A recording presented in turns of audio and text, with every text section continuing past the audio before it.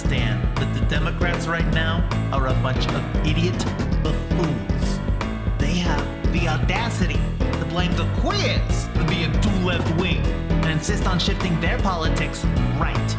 Now, I ain't saying they's all bad. Cause that Mamdani guy, he's pretty slick. And AOC even endorsed his ass. I know what a wise guy like you can do. Get out there and protest them fascist dingrods. No kings, no problem, am I right?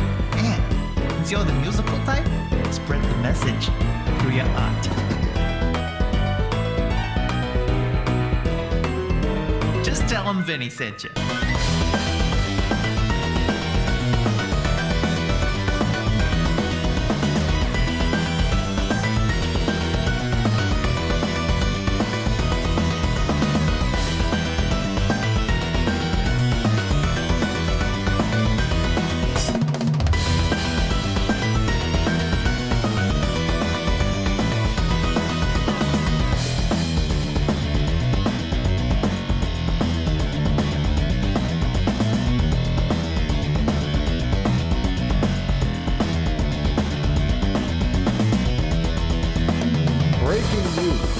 New York City Democratic mayoral candidate and Muslim Zohran Mamdani has gone over 24 hours since last condemning Hamas, therefore implicating him as a terrorist against Jews.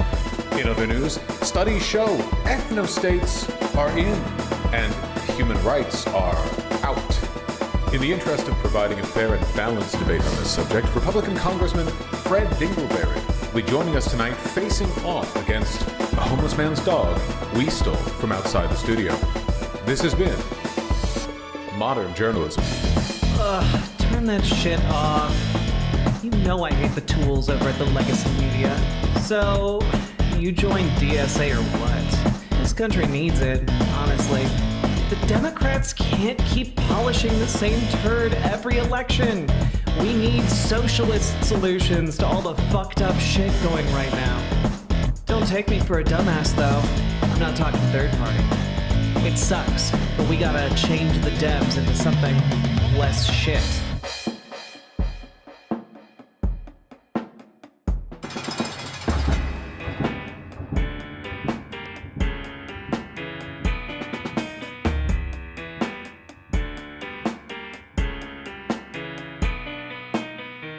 I had hoped that the white moderate would understand that law and order exists for the purpose of establishing justice, and that when they fail in this purpose, they become the dangerously structured dams that block the flow of social progress.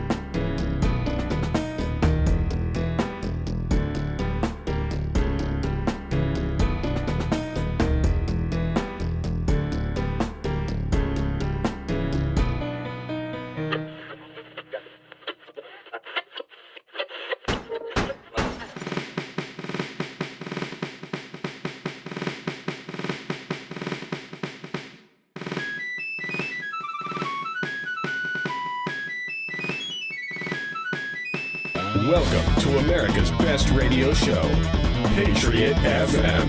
The only show on air that gives you the truth.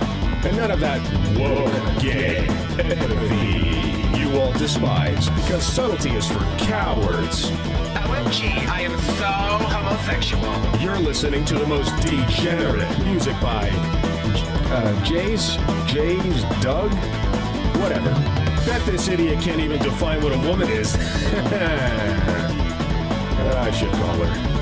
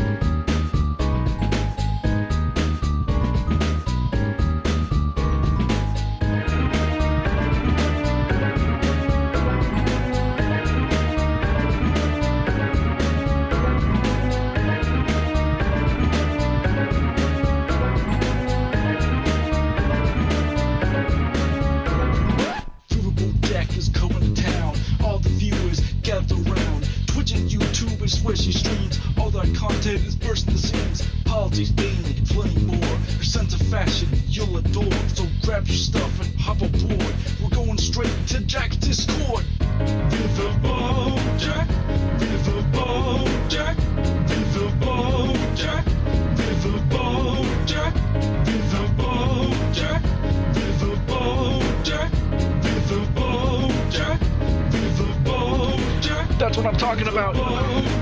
First time singing the songs from Riverboat Jack. Shout out. I don't know what I'm doing really, but I got passion. And that's what it's about. It's all about passion.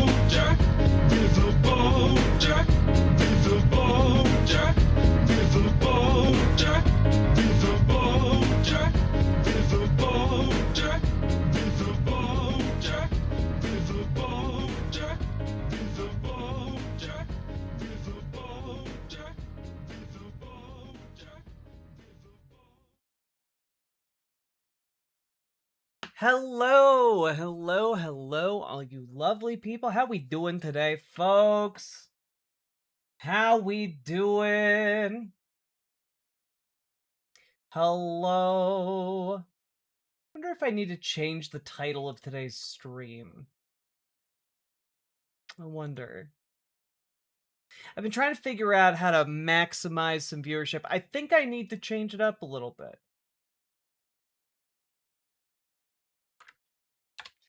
You know what? Let's do it.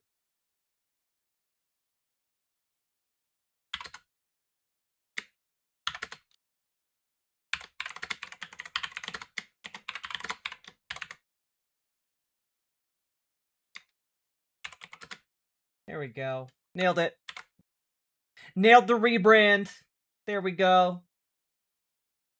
Let's fix it in real time. Fuck it, we're doing it live. How we all doing, folks? There we go. There we go. Cool. Nailed it.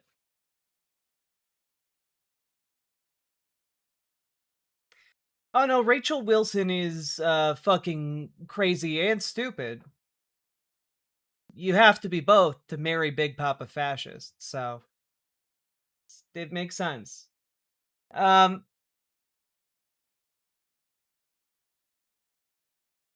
Making pony NPCs for a zombie My Little Pony campaign and having a lot of fun with it? Hell yeah. Hello, Vox Boxman. Hello, the Quiet Kitsune. Hello, Odd Spectre. Hello, Jenny Ah.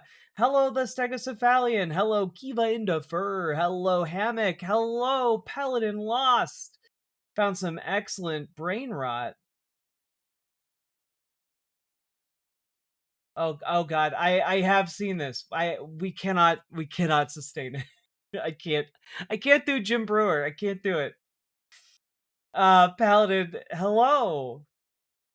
You know what? Maybe I will, if you can get me the original clip for that Jim Brewer segment, and we get 200 subs, I will consider it. Forlorn79, hello! Webmage101, hello, Quinn Decker, hello to you, hello, Cute Dark Arts, hello! Ninja Not 9000, hello, Nocturnal 8999, hello, Weenifer. Hello, Brass Man. Hello, Nimbleline. Hello, Crochet Whimsy. Hello, Red Bomber. Hello, Amador. Hello, Blake Gunnels. Hello, Jose Marino. Hello, Comrade Girl 2018. Yes, somebody did indeed marry him. Hello, B. Parker. Hello, Gas Station Boner Pills. Hello, Fixer at Home. Hello, Sonnet. Hello, Latzia. Hello, a raccoon named Spanky. Hello, Heckin' Stuff. Hello, Rob Adler. Hello. How we doing? Ashley J. Curtis. Thank you for helping to invent the internet. Hello, the Rust Bard. Hello, Dreaming of Kadath. Hello. Howdy, howdy, howdy, folks. Hello, How to Be Epic. Hello, Maliki. Hello, Red Dawn. Hello, Travis T. Hello, Punky Gal. Hello, Firecrafted Gaming. Hello, Fox of Fate. Hello, Shootbang. Hello, Hammock. Hello, Sweet Blasphemy. Hello, Not Smirt, and thank you for being the first person to support stream today with a $15 dono. Very much appreciated. Hello, Werix. Hello. All right, what is this? All right. Okay, I got the Jim Brewer clip queued up. If you guys get 200 subs, I will cover it. I will bite the bullet. I will be the trailblazer. I will be the pathfinder. We will make it through this together. Of course. And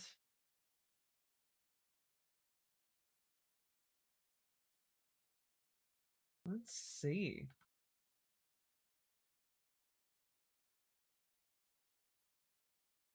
Hello, everyone. Hello, Peace Earth.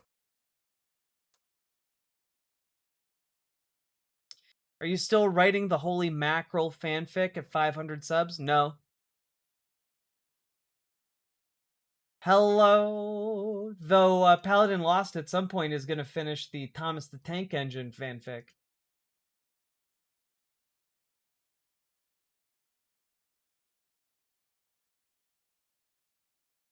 I think you should do a comprehensive review of the entire Bruniverse for like 2,000 subs. What is the Bruniverse?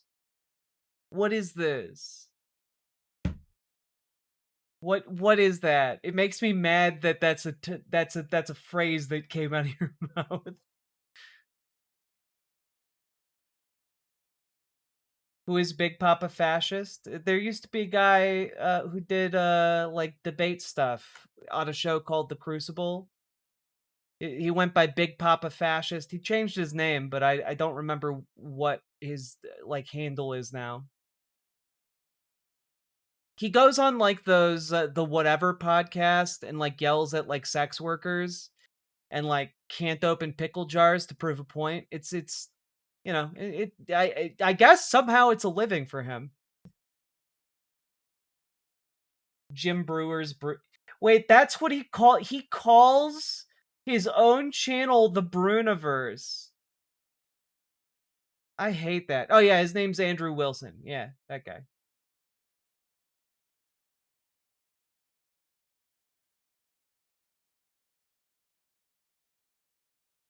How's the pyramid stream yesterday? It was pretty good. I enjoyed it. I had silly good times. Are you guys ready?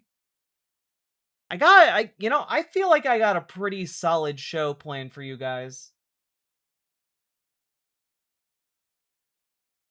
Also, update on the experiment for vertical chat. I'm not sold on this whole vertical stream situation we got going on here. I don't know that enough people actually give a shit about the vertical world.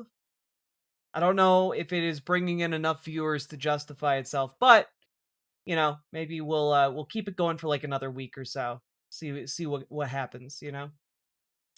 You attended your labor meeting? Hell yeah, Red Dawn.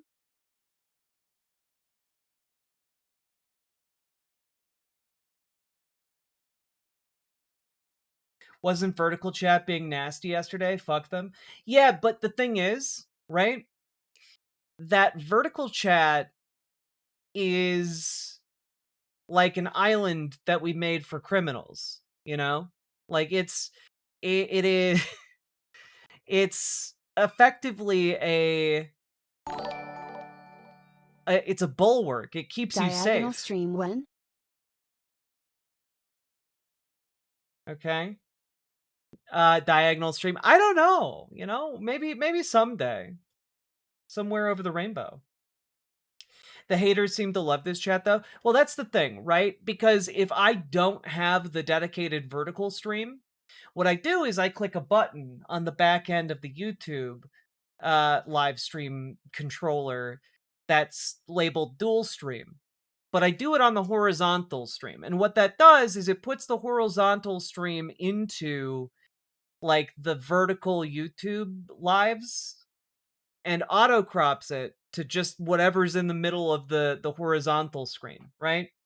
Which is fine, but then it does mean that all those crazy people get thrown in with you guys in the horizontal chat.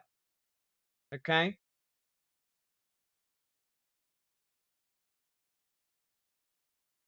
So I guess you gotta pick your poison here, chat. Except you don't get to pick it. I get to pick Hate it. you. Latzia, thank you for being a member for 6 months. How has it been 6 months already? That's crazy. That's chill. We keep them in line. Really, it will the analytics and like the views will determine whether or not I just remash vertical and horizontal back together. Unaware of what the different chat types are, that's fine. You don't need to know what the different chat types are. You can live in blissful ignorance your entire life.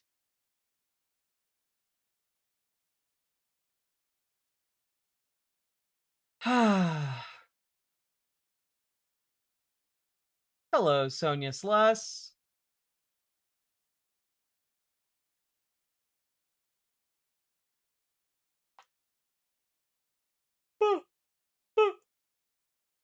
Okay. I'm sleepy, but we're going to jump into the show. We have a great show today, and I'm just going to list off at the top what we're going to be talking about.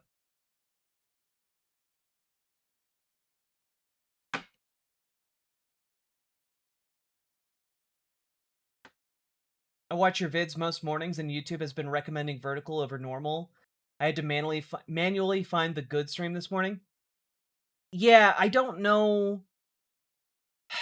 I think what's frustrating and what should be the case, right, is that for a single instance of a stream, I should be able to choose the vertical output instead of being subject to the YouTube horizontal auto crop.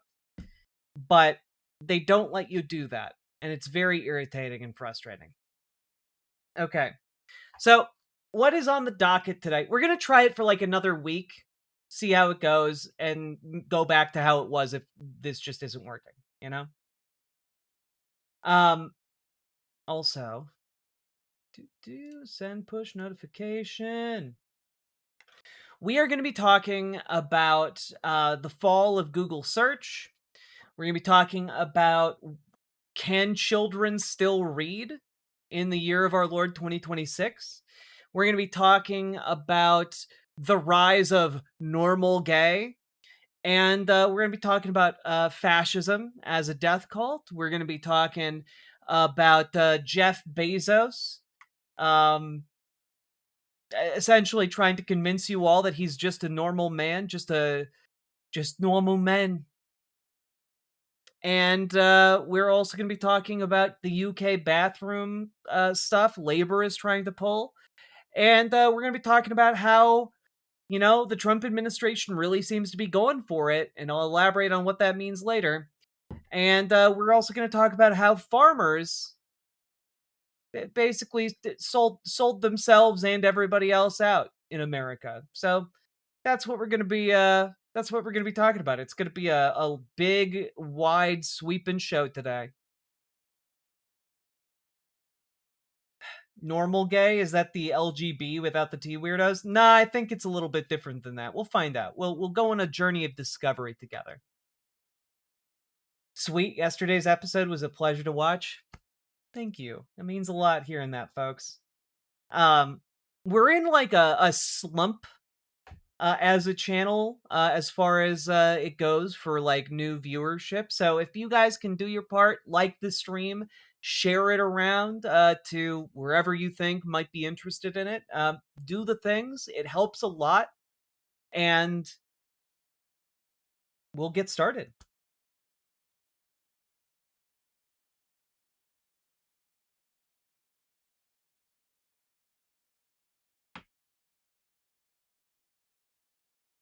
Oh yeah, also, click the goddamn button. Yeah, I don't know how to prevent you guys from, or how to make sure you guys get notifications other than click the bell icon. Click the button. Click the button. Click the button. Click the goddamn button. Click the button. Click the button. Click the button. Click the goddamn button. Click the button. Click the button. Click the button. Click the goddamn button. Click the button. Click the button. Click the button. Click the goddamn button. Click the button. Click the button. Click the button. Click the goddamn button. Click the button. Click the button. Click the button. Click the goddamn button. Click the button. Click the button. Click the button. Click the goddamn button. Click button. Click button. Click button. Click button. Click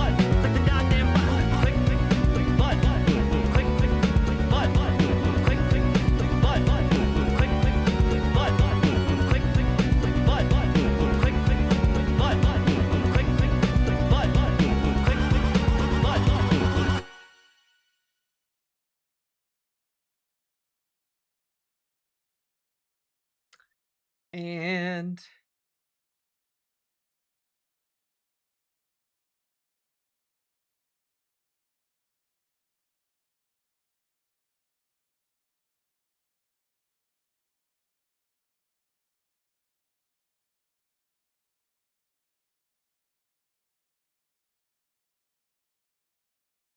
YouTube and riverboat.gg. There we go. Nailed it. There we go. You know what? I'm going to amend the title of the stream one more time. There we go. There we go.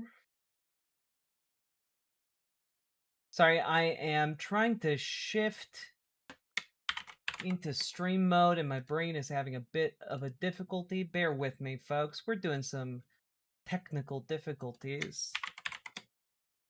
There we go. Cool.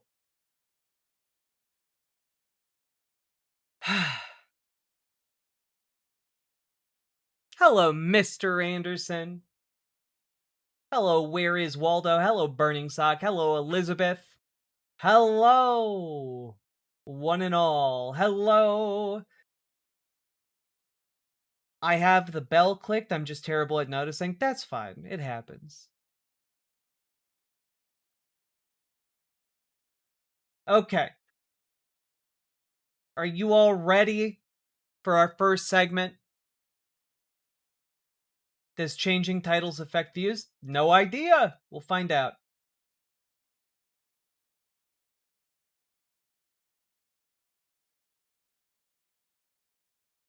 Let's get ready for horrors! Alright. Let's do this thing. So, folks, I wanted to talk about the fact that Google is in the process of killing its golden goose.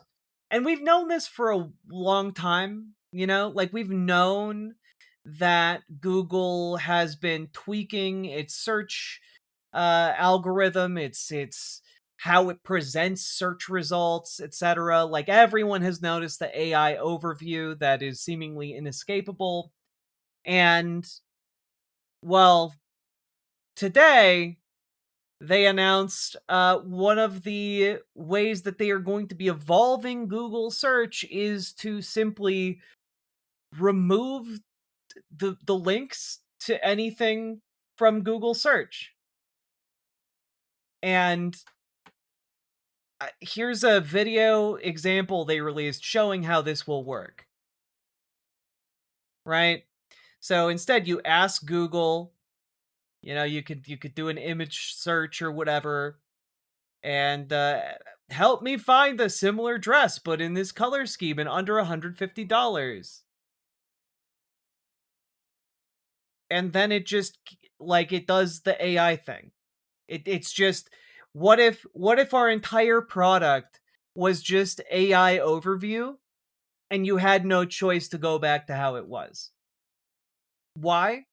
Because they think that a major selling point of their new search engine is going to be that it's conversational. They're billing it as conversational search. So instead of having like typing in a search parameter or anything like that, instead you can have a conversation with an AI agent and the agent will fetch your search results. And it's genuinely maybe one of the worst ideas I've ever seen in my life. Time to invest into DuckDuckGo. Unironically, time to switch over your shit to other search engines, because you might have a lot of your stuff on Google or Google related services, but it might be time to start migrating some of that stuff, because we're going to get into some of the longer term effects of something like this, but just in the short term, AI overview frequently gives incorrect information. The AI agents that are going to be employed here aren't going to be doing a good job of getting you accurate information, which is the entire point. The entire point of Google search wasn't it tells you anything on a whim. The point was that it gives you the most relevant websites that might fit your search parameter. And from there, you take that and you run with it. You do the vetting. You figure out, with your critical thinking skills, with the information that you're able to compile from other websites and cross-reference, you figure that out using your own human brain, right?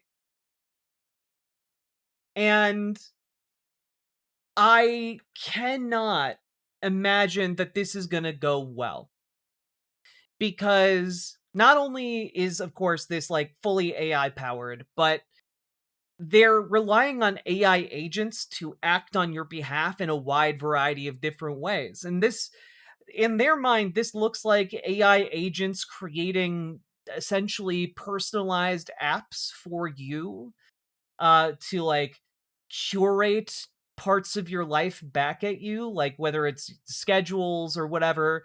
And none of this seems useful or helpful.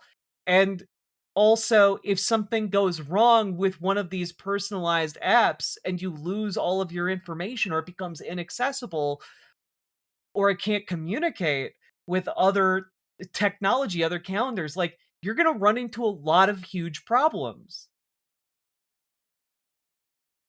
And like I I cannot stress enough that not only is this bad for you guys, like the actual user experience is terrible and fraught with inaccuracies, but also it is going to destroy the internet as we know it.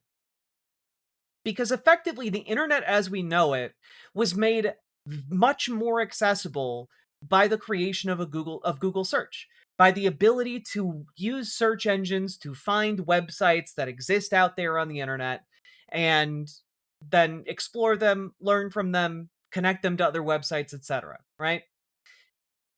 But what happens when the main driver of traffic to different websites suddenly stops driving traffic to those websites? Because instead of people going to the website and like the website then getting like ad revenue, right, from like Google Sense or whatever, instead, this just completely cuts out payments to these websites, right? And this in turn is going to mean that a whole host of websites that are dependent on advertising revenue are going to stop making any amount of money if people continue to use this. Like, this is something that is going to have immense negative consequences. I want to read this quote from a TechCrunch article here. Search can build custom experiences just for your individual questions, from dynamic layouts, interactive visuals, to persistent and stateful project spaces that you can return to again and again. One of the ways Google is integrating these new capabilities is with generative UI, user interface, where it builds custom widgets and visualizations on the fly in answer to users' search questions. And it's just like, I don't want that. I don't want this like hokey garbage. I want accurate information. The whole point of using Google search results is not so that like an app gets built for you. It's so that you can find accurate information. And what this does is it is going to strangle like any kind of publishing platform, any kind of like content creation platform that people don't already know exists, right?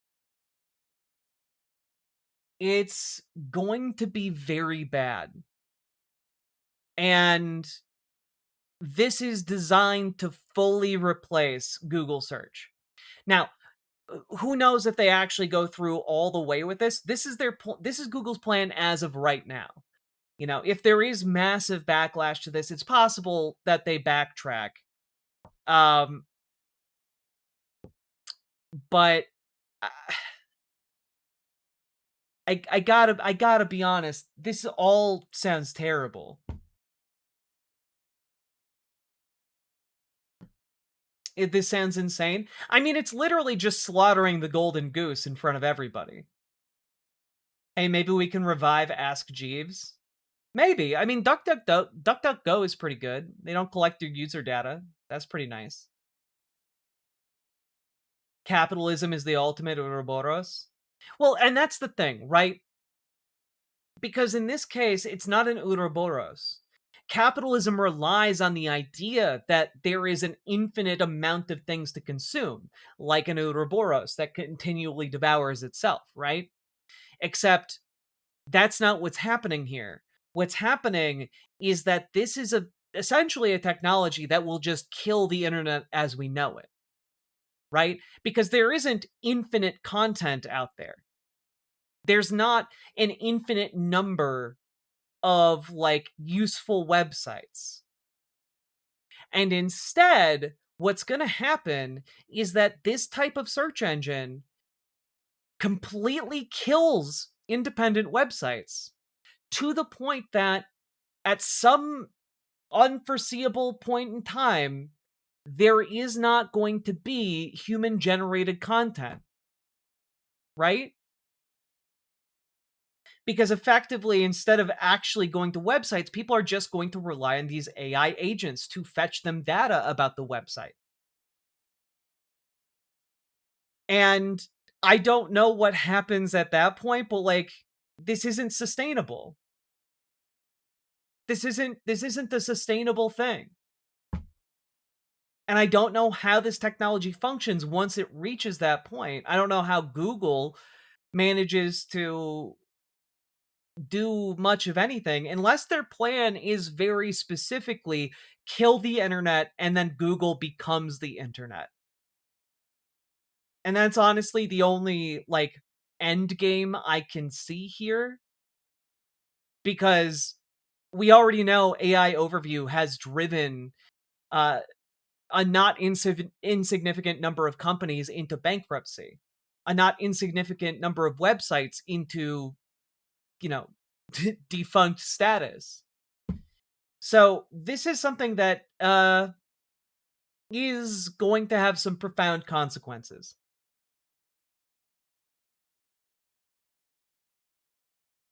How are we supposed to Google debunk without Google? The Google debunk was in your heart all along, friend. It was in your heart the entire time. It never stopped. And you need to remember, never stop not stopping, okay? You guys can do this. I believe in you.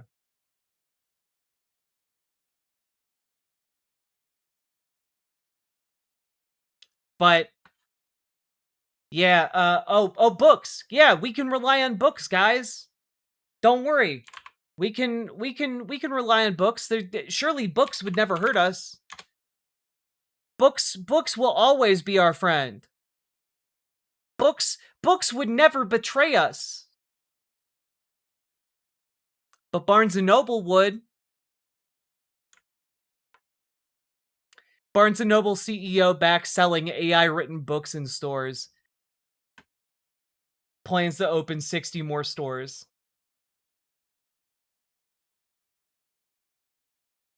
Cool. So if you want to get some firewood, Barnes & Noble is apparently selling that now to keep yourselves warm during the wintertime.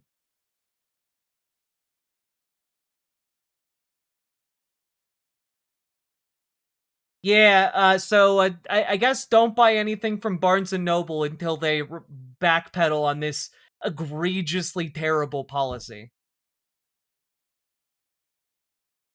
Isn't there a single Kindle Direct author publishing something like 30,000 books per month? Probably. Wouldn't surprise me.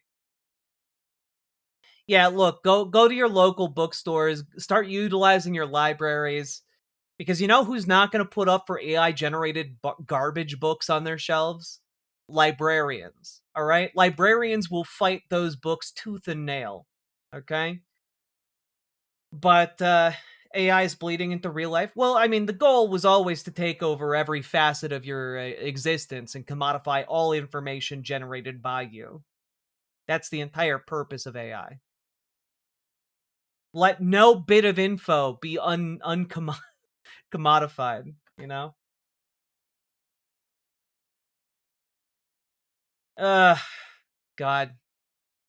Anyway, I just can't wrap my head around the idea that someone at Google was just like, hey, what if we killed Google? And everyone around them stood up and clapped. Like it was the brilliantest idea to ever come out of anybody. But that's what happened at Google, and that's what's happening right now. And it has profound implications for all of us and the content you are watching at this very moment. So It's scary. You should be aware of it, and start moving to DuckDuckGo, folks. If you're tech savvy, Cirx is something that plenty of other tech savvy people have been using as well. I will look into that, Balls Deep 6969, and thank you for the $5 super chat. Very, very grateful to you. Is this an AI Jack? Never. Never. I would say over my dead body, but I know that they've been puppeteering people's dead bodies with AI, and I don't want to jinx that and invite that into my life. I've been, unrelated to anything, I've been kind of cooking up a horror short story based upon AI, and yeah, like not using AI, but like based upon the concept of how AI is being used in our world right now. And yeah, I think that honestly AI as it exists right now really lends itself to horror, and I think we all need to start getting on board that train and understanding that's the direction this is all headed, Puppeteering dead bodies. Yeah, look, they've been using AI to, like, convince people that their dead relatives are still alive or are speaking to them via, spirit science. It's a whole thing, and it sucks, and it's legitimately one of the most perverse things I've ever seen in my life. That is absolutely gross. Yeah, look, I did a video on this a while ago.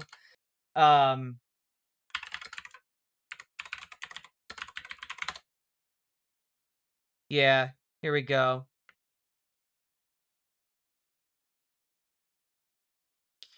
This is from 1 year ago.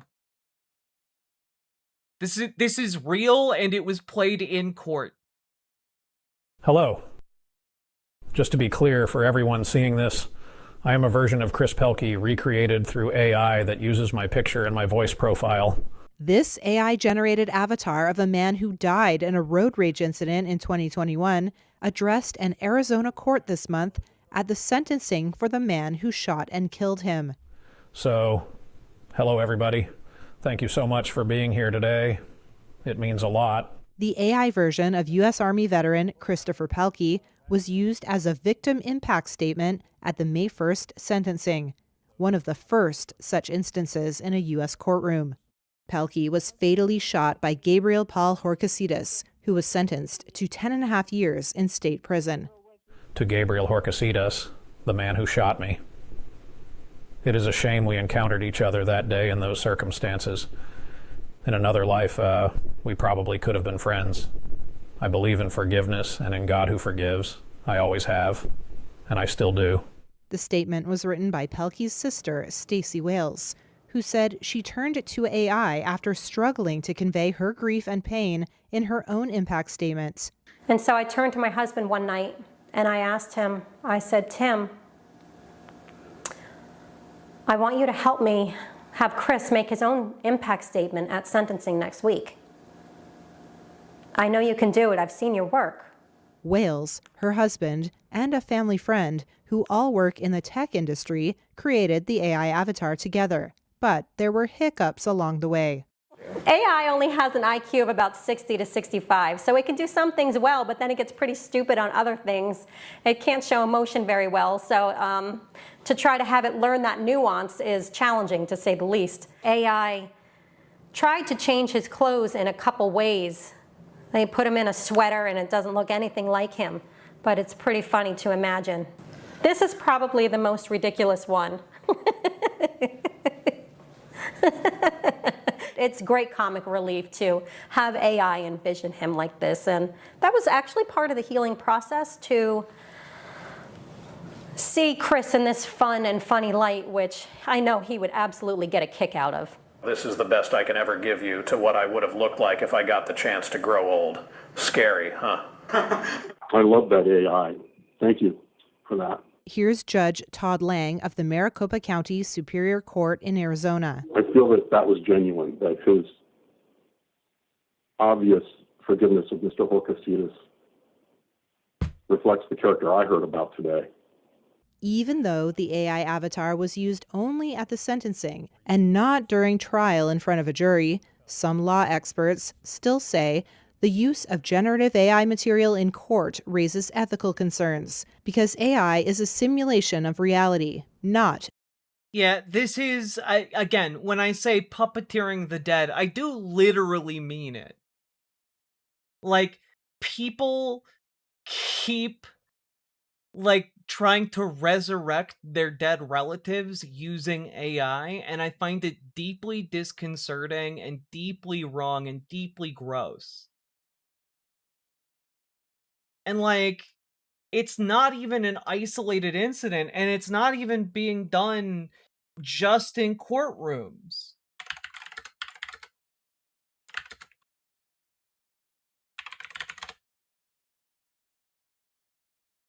This is a piece from the South China Morning Post. All right, this is from April, about a month ago.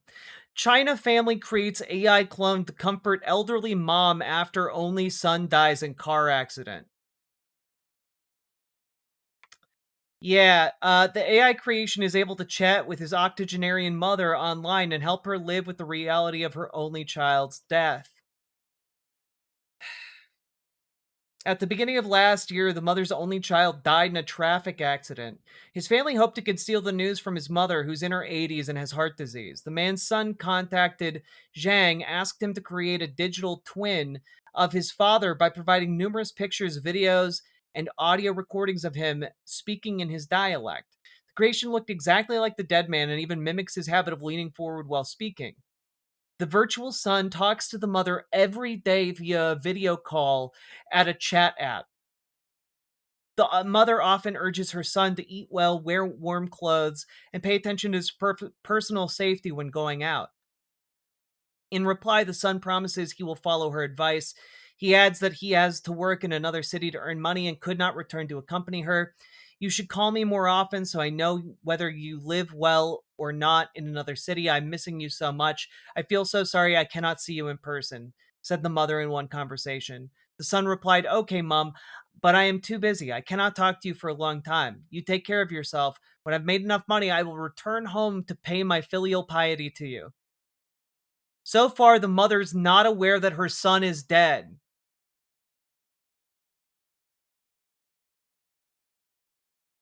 It's grotesque. It is genuinely grotesque. My hot take, I think digital necromancy should be, like, outlawed.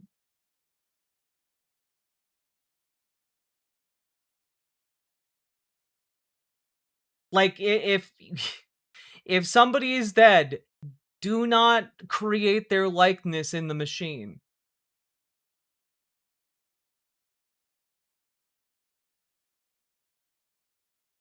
It's truly monstrous.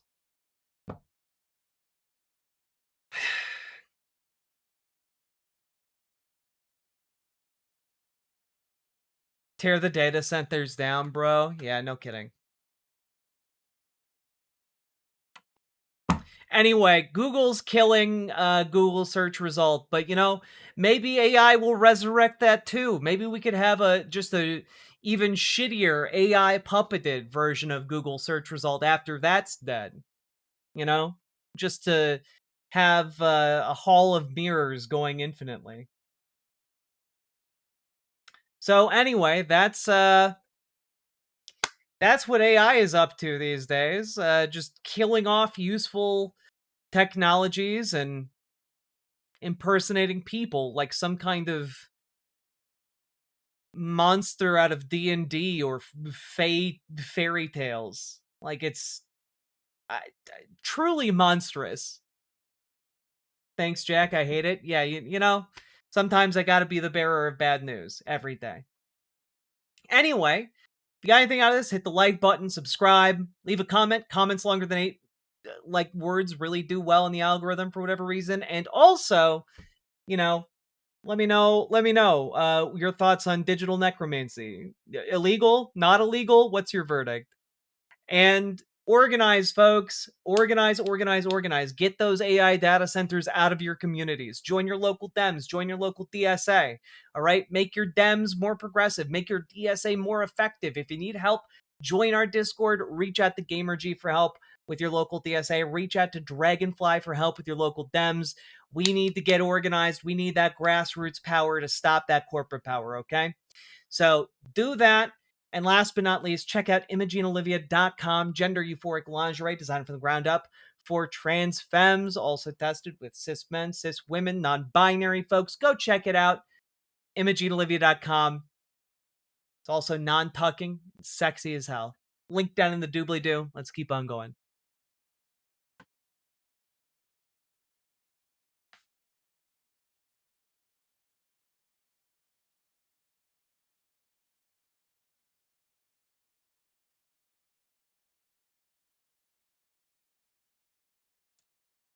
Let's see here.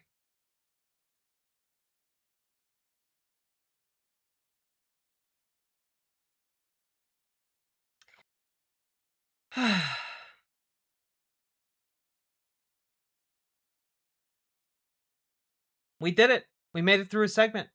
We finished one whole seggy.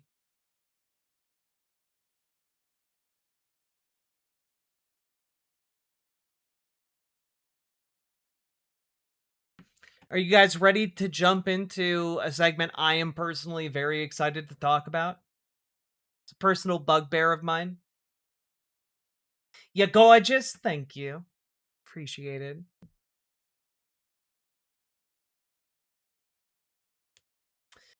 I'm scared even for a non-US American like me. It's fair. We live in scary times. Not horrors. I mean, it is horrors, but maybe not exactly in the way you might be thinking. All right? Do.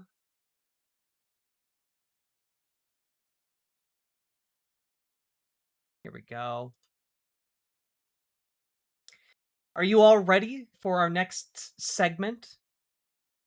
Yes?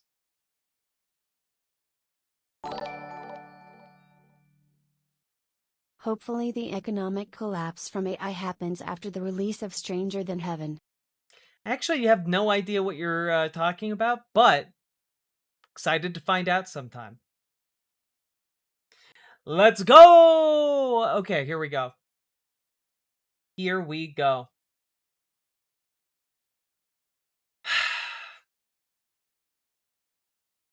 So, folks.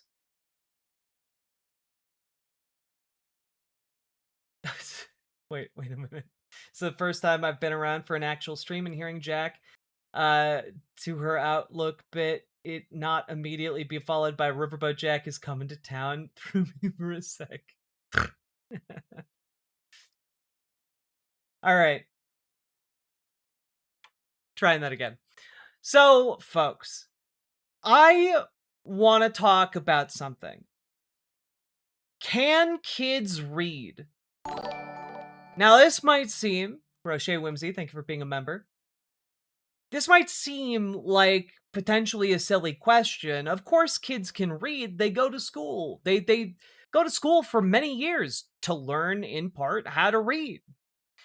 I know how to read. I went to school. I learned how to read. Case closed, right? But a lot of people, specifically a lot of conservatives, have been going through a bit of a panic about whether or not kids can read. And this has been going on for a while now, but it got turbocharged by a series of clips uploaded to TikTok by a student at I think a private school who went around filming his classmates asking them to read certain passages, right? We're going to take a look at one of those right now, okay? Read the end discourse for me.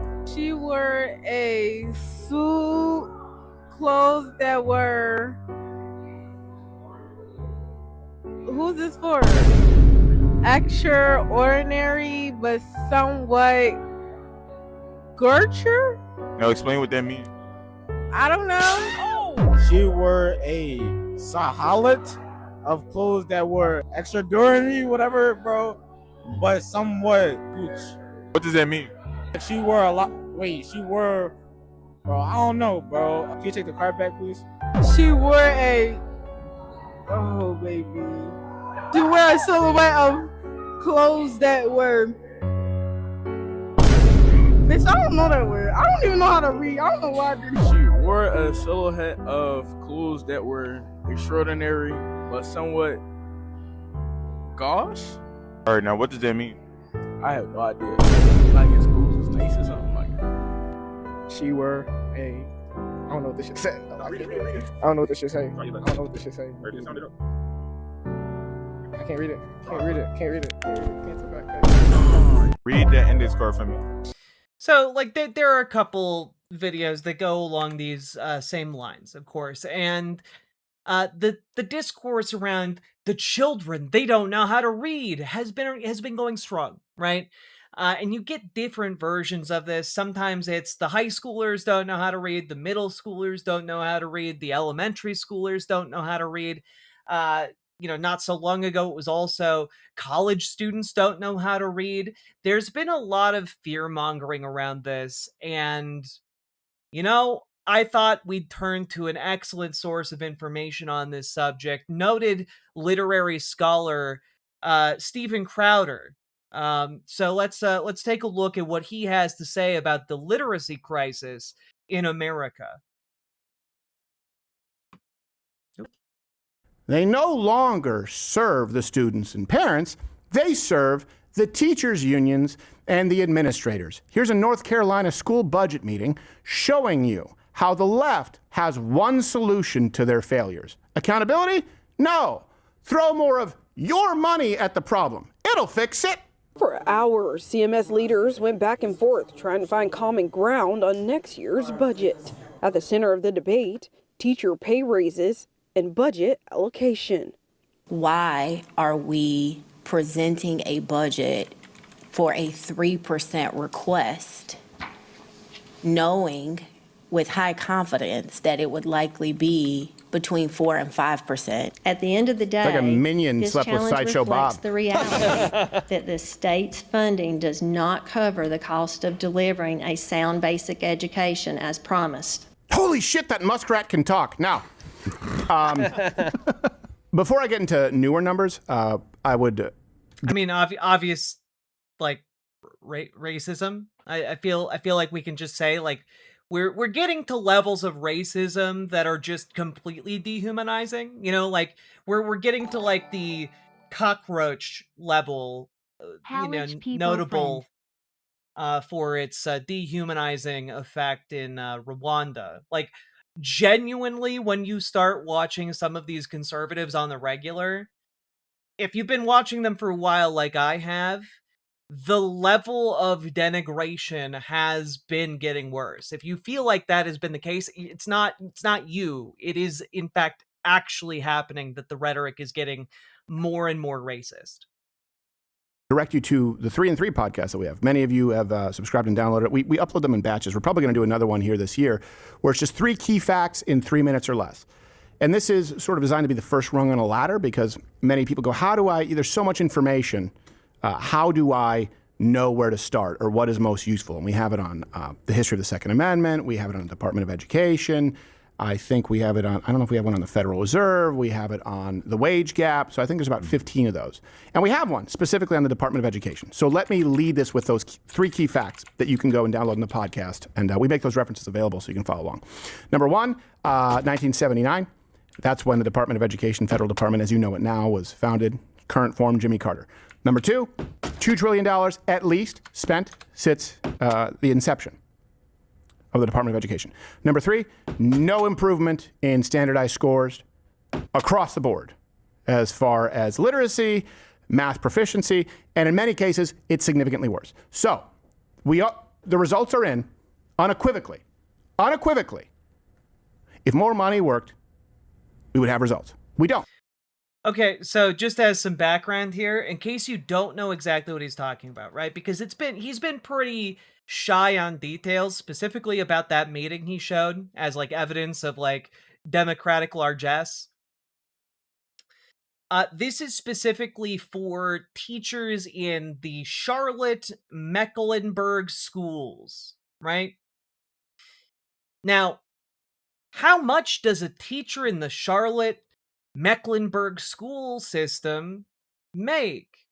Well, they make about $50,000 per year, which notably is about 9% below the national average. So these teachers are actually working for about 10% less than teachers on the national level. And Steven Crowder here is like, "Oh, you just want to throw more money at them. Oh, all these teachers on living large off the public dime." And it's like, no, these teachers are specifically underpaid.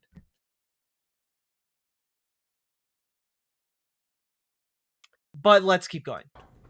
So it is incumbent upon those demanding more money to tell us what. Yeah, also inflation is around 3% per year. And for this particular meeting, the pay raise was only going to be directly alongside inflation at around 3%. So the reason teachers were asking for more money is so that they can become not even at the same rate as teachers from elsewhere in the country, but so that they can be like both keeping up with inflation and making slightly more than they had previously, but still under the national average.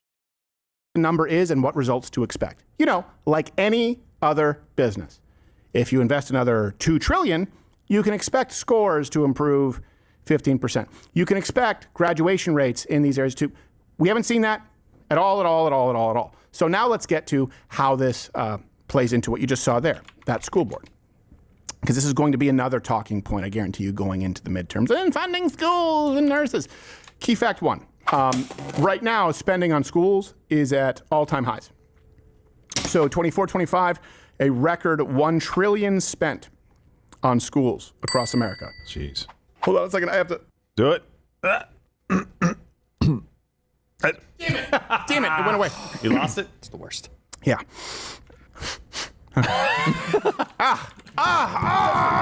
It is. I hate it. I hate it. That's where I'm going to light myself on fire. I'm like, I missed another sneeze. Don't self-immolate. That's record a bad way to go. Record $1 trillion. All right. Since 1960, inflation-adjusted spending per pupil, it's increased 4.5 times. And the reason that matters, and again, check the references, link in the description. We give them every single show.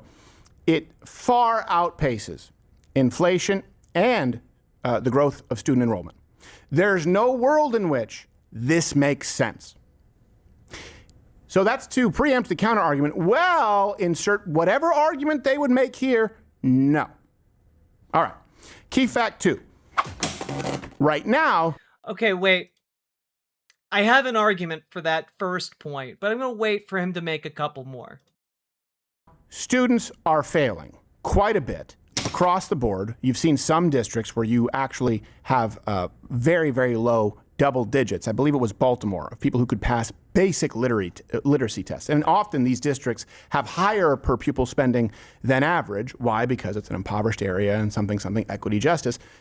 Scores are worse. So right now, students are failing. All this money, the money is outpacing inflation. It's outpacing enrollment, and students are doing worse. Here is anecdotal proof, a coach asking teen students, and I asked you this early on in the show. You think this is a trick question? How many dimes would there be in $15? So I was told to ask my kids some of the questions that I post online. I asked 4 of them. These are their results. Ask. If you have $15, how many dimes are in $15? Pause. How many dimes? I said anecdotal, but just you can keep it up there. 24 to 25 student performance in math, specifically 78% of 12th graders are not proficient. That's so sad, dude. Yeah. 45% scored below basic math skills. Jeez. So in case you say anyone can take this, like the whole jaywalking thing, no. Keep playing. Is that $15? Yes. Dimes are 5 cents, right? Dimes are 5 cents? No. Right? No? That's a nickel. Dime is 10. Dimes are 10 cents, yeah. That's 11. 11 times 15 is... So it's 11 dimes. 11 dimes times 15. 11 dimes times 15. And that's 165 dimes. 165 dimes. Yeah. Okay. What? Cool. You got $15. All right. You got that? Yeah. All right. If you have $15, how many dimes are in $15? 3. It's 3 dimes and $15? 3 dime bags. Yeah, 3. 3 dimes and $15. That's still a nickelback, but... Appreciate you. All right. All right, student number 3. You have $15. All right. How many dimes are in $15? 150. 150? Yeah. Okay. 150. All right. That's right. Cool. That's right, isn't it? No, just give me an answer. You said 150, right? Yeah. Okay, cool. That's right, you're right. Poor kid. Okay, so you have... All right, so I think this is replaying it? $15. Give it on a loop. Right. No, there's another one. How many dimes? He's doing it again? 11 times 15 is 165. I gotta get it. Just do it right now. 10. 10? It's 10 dimes and $15? And 15. It's 10 dimes and $15? Hold on. I can use a nickel. Okay, go ahead. Why? I can make it more complicated and also be wrong. Wait, what? 10, 5, 10, 20, 10, 15. Yeah, 1. Now, I'm being very quiet throughout all of this, specifically because I want you guys to, like, absorb what is being said here. Absorb the examples Steven Crowder is giving, and I'm going to explain why this is happening. Why students are struggling like this, why student literacy is struggling. We're going to talk about it. We're going to go more in depth, but I want you to understand how this is being framed by the far right. Right? It is important to understand the framing of what is happening with this issue before I can go deeper into what is going on. Because I could just add a 5. So we can add 5? Yeah. Cool. Appreciate you. Not cool, and I don't appreciate you. Because even retarded people can count better. Because I have $6.25. That's all you have? Yeah, because I didn't get my whole check because I had to go to the parent and teacher meeting this week. There's a lot to be said for self-awareness. At least you know. Get his buddy counting toothpicks. You won't believe it. Now, empirically... Man, that joke was not funny enough for that level of laughter. Empirically... Come on, Steve. No, I'm sorry. Empirically, so reading. So I just gave you the numbers on math. 65% of 12th graders are not proficient in reading. And 32% scored below basic reading skills. Think about that. Basic reading skills. Now we know they're bad at math. They can't read the problems. Yeah. Well, that's actually probably... It describes. The chicken or the egg. Yeah, it probably has a big... Yeah. Is it the... Huh. Yeah, it's almost like maybe certain issues related to academic performance might be related. Keep a pin in that one, chat. We're going to be circling back to it in a bit. The dime bag or the trigonometry? I don't know. So, keep that in mind. Again. I see already people in chat are asking some really good questions. Proficient by what standard? Indeed. Excellent question. Hold on to that as well. $1 trillion since 1979. We just went through math. Awful results. Literacy. The most basic skill that you would need to function in society, AI or not. Here's the anecdotal. Read the end discourse for me. She wore a suit clothes that were. Who's this for? Yeah, we already covered this one, so we're gonna skip through it. When we talk about American culture, when we talk about the nuclear family, which Black Lives Matter and feminists have written in their charter to destroy, right? Oh shit! Wait, all feminists share a charter? Wait a minute, did I miss out on the Global Feminist Convention where we collectively decided on a charter? Where like all the world's feminists called into like a Zoom call and like decided on what the feminist platform would be? Oh, that's crazy. It must be destroyed. We're talking about mommy and daddy and the white picket fence all sitting around for dinner and story time. That's part of it. That's part of it.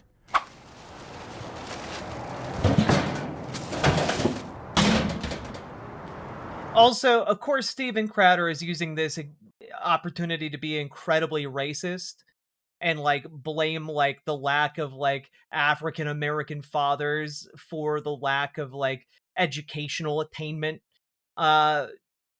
which is, I also want to add, bullshit, but we're gonna get back to that.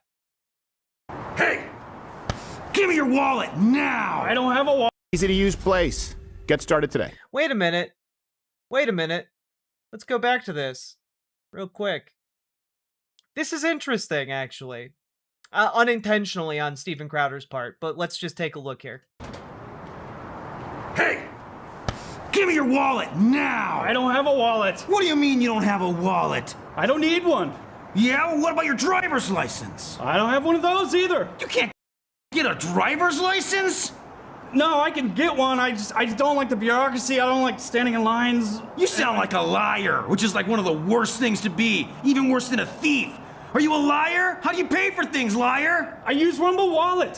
What's Rumble Wallet? Some kind of vibrating sack of cash? No, it's a place where I can manage my crypto in one spot. It's as easy as money. Well, then give me that. I can't. It's encrypted. Yeah? Well, how about I stab you until you give me the encryption, huh? Go to wallet. Huh, that's really interesting. An ad about a guy who doesn't have a traditional wallet and just pays for things electronically instead of using cash money. You know, the legal US tender, instead of using that, he uses crypto or uses digital payment methods. Huh, I feel like that might be relevant to something that Steven Crowder was just railing about a few minutes ago. We'll circle back around to that. I learned my ABCs in the back of Hooper Humperdinck. There was a roller coaster. Now, the whole book was about all the people invited to this party, with the exception of Hooper Humperdinck. He was a social outcast who, by the way, to the best of my recollection, didn't do anything wrong. They just treated him like shit. I don't know why. I felt horrible for him. And so it'd be like, Alvin, Abe, and then it'd be like, Bradford, Brian, and then but fuck Hooper Humperdinck. That was the whole book. That's true. We read it. And then there was an alphabet in the back of it where you had to follow this roller coaster. I remember where I was when my dad really helped teach me that. And I remember learning it in French. I actually learned French as far as words, I believe, before English. But I remember my parents there doing it. That's a big part of Western Anglo-Saxon American culture. That is something. Oh yeah, the classic Anglo-Saxon of it all. Yeah, the true whites. No other ethnic white group is truly white. It's only the Anglo-Saxons. Something that we want to preserve. And by the way, that's a much more important safeguard against crime, against social decay, than public schools. Teachers are not heroes. Not all, just like not all parents. By and large, the numbers show us public school teachers are failures. They are failures. Anglo-Saxons learning French first in Canada. Yeah, what are we talking about, Normans? God. And they are one of, if not the biggest contributor to destroying American society. Take that. How about that? Not teachers, destroyers of America. because that brings me to key fact number 3. I'd also like to add Okay, so teachers are destroying America because they're asking for modest pay raises that would bring their wages in line with that of other teachers in the country. Okay. Well, let me get through. I do want to go, but yes, not heroes. Why is he dissing teachers? Okay, an important thing to understand about American conservatism is that they fucking hate teachers. They don't want children to be educated. And to the extent they want children to be educated, they want children to, like, be educated, but not enough to be free thinkers. Not enough to actually be able to critically engage with the world, right? Like, part of the issue that conservatives have with educators is that educators give students the tools to come to conclusions that are deeply inconvenient to the conservative worldview. Whatsoever, villains. Because I don't want anyone else to be on the hook for this. That's my opinion. Teachers unions collect hundreds of millions of dollars. And what do they spend it on? Bravo 250, you're only a racist if you assert the supremacy of Anglo-Saxon ethnicity. So, I don't know, maybe you are, but I can't ascertain that from anything you've said in chat so far. What do they spend it on? 9% or is only spent on representing teachers. 2024, the largest teachers union, the NEA, the National Education Association, they collected over $430 million. 91% of the $431 million was spent on things like administration, bureaucracy, and political contributions. Also, teachers unions' political contributions go to what? Low end 98, high end 99.9% Democrats on. This is also why conservatives hate teachers, because teachers are part of teachers' unions, and the unions support Democrats, right? So part of the issue here, it's political. The other part is related to the fact that conservatives want indoctrinated drones, not people who are fully capable of, thinking. And the other part of it is that, again, Steven Crowder is mad here about people using their own money that they made as they want, as independent people in America. He's complaining that teachers choose to pay their dues to unions who then will represent them and help them organize in order to get higher and better wages and working conditions. Steven Crowder's upset about that. He is upset about the use of individual agency to form collective bargaining units. And, inherently that is anti-freedom. It is against the freedom of the average American to say, no, you shouldn't be able to organize with other like-minded folks for your mutual benefit. And that's, I don't know, I find that deeply un-American. In any given year. That's rude that you would assume that I'm racist. That's not what I said. I said I have no idea whether you're racist or not.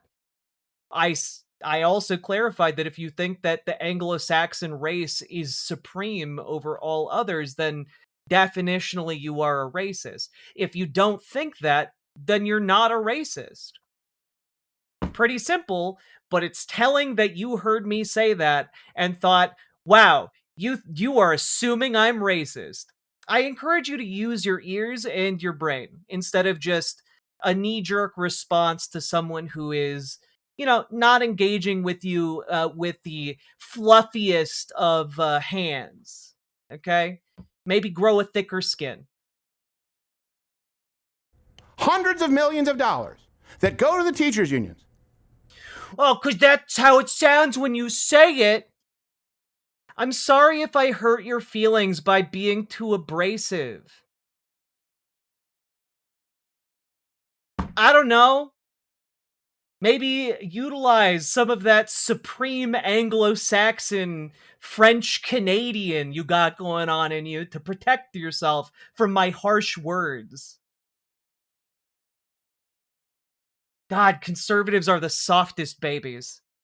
Go to fund the Democrat machine to demand more money for public schools, where you have a third of 12th graders in the United States not just proficient, below basic reading skills. 65% of them not proficient. 78% not proficient in math. Half below basic math skills. $2 trillion, decades since 1979, worst scores. But you know what? The good news is you have fewer families, you have fewer dads in the house, you have strong boss babes, and you have dumber, fatter, sicker kids who are dying younger. Yeah, he literally blames the fathers aren't there. Girl bosses are bad, and children are fatter than ever, and that's why kids aren't learning anymore. Like, this worldview is sick and deranged and not based on any facts. So I'm about to supply those. Teachers, public school teachers, fuck you. That's my stance. Go ahead. All right. I think we've seen about enough of this. So, like, what actually is going on? Because there is a real problem when it comes to literacy in schools. And this has been much discussed, much talked about in education circles for years. How do people become better teachers? How is this information conveyed in the most effective way possible? How do we teach reading? Because initially, many of you might remember the idea of being hooked on phonics. That was kind of the main way children were taught to read for quite a long time, right? The idea that you break down words into individual sounds and then you string those sounds together to create words, and that in turn builds reading understanding, And that model in like the 70s and 80s got slowly phased out in favor of what was called whole language learning. And a lot of people who are now adults today learned whole language, the whole language model, right? And that model really tries to take on this idea of, you are trying to engage in critical thought. You are given time to read. You are the underlying thought being that if you are giving children the tools to read and some basic nudges in the right direction, children will basically teach themselves how to read, because reading is just intuitively grasped by the human mind. That has not turned out to be great as far as a model goes, right? And yeah, the whole language reading is not the direction teaching literacy should have gone. And now we have there was also like some like readers and writers workshop models of teaching literacy, and now we have like a science of reading, right? Like there is like a progression here. So we have different approaches to teaching children how to read. And the question is, what accounts for the fact that nationally in the United States, reading scores have declined? Now, there are a whole slew of theories about this, right? And a lot of fear-mongering. And, well, let's take a look. Here is a Fox affiliate channel reporting, hey, do America's kids really not know how to read? Viral social media videos claiming America's school children are illiterate are fueling growing concern about the state of education in the U.S. Let's see. According to the National Assessment of Educational Progress, often referred to as the nation's report card, roughly 64% of fourth graders are not reading at a proficient level. Only about 1/3 of fourth graders meet proficiency standards in reading. What does reading proficiency actually mean? And this is the part that Steven Crowder never actually gets to in his video. Okay? Researchers say there's a major difference between basic literacy and reading proficiency. Basic literacy generally means someone can read simple words or sentences. Reading proficiency, however, refers to a student's ability to fully understand, analyze, explain, and retain what they read. Education specialists say a proficient reader should be able to comprehend grade-level material, use context clues, draw conclusions from text, retain and explain information, analyze meaning and themes. In other words, a child may technically be able to read words aloud while still struggling to fully understand the material. Experts say several factors may be contributing to declining reading scores nationwide, including pandemic learning loss, teacher shortages, increased screen time, classroom disruptions, changes in reading instruction methods. Okay? So, what exactly does all of this boil down to? Well, I would also point out here that there are different ways of measuring literacy, right? Because the method and model I just read out to you, right, is predicated on, again, the National Assessment of Education Progress, the NAEP. But there are other methods of measuring literacy. And for example, by the UN's standard for literacy, something like 99% of US adults do not qualify under their definition of illiterate. So there are different definitions of what it means to have basic mastery, proficiency, and then advanced skills when it comes to reading, right? So that's its own thing under the NAEP. But as far as basic reading ability, most children are coming out of the United States education system being able to read at a basic level. It doesn't mean they are capable of reading a Jane Austen novel and fully understanding all of it, but it does mean that they are able to read and navigate society. If you put a book in front of them, they would be able to read it, though perhaps not extract all of the meaning out of it you might desire from them.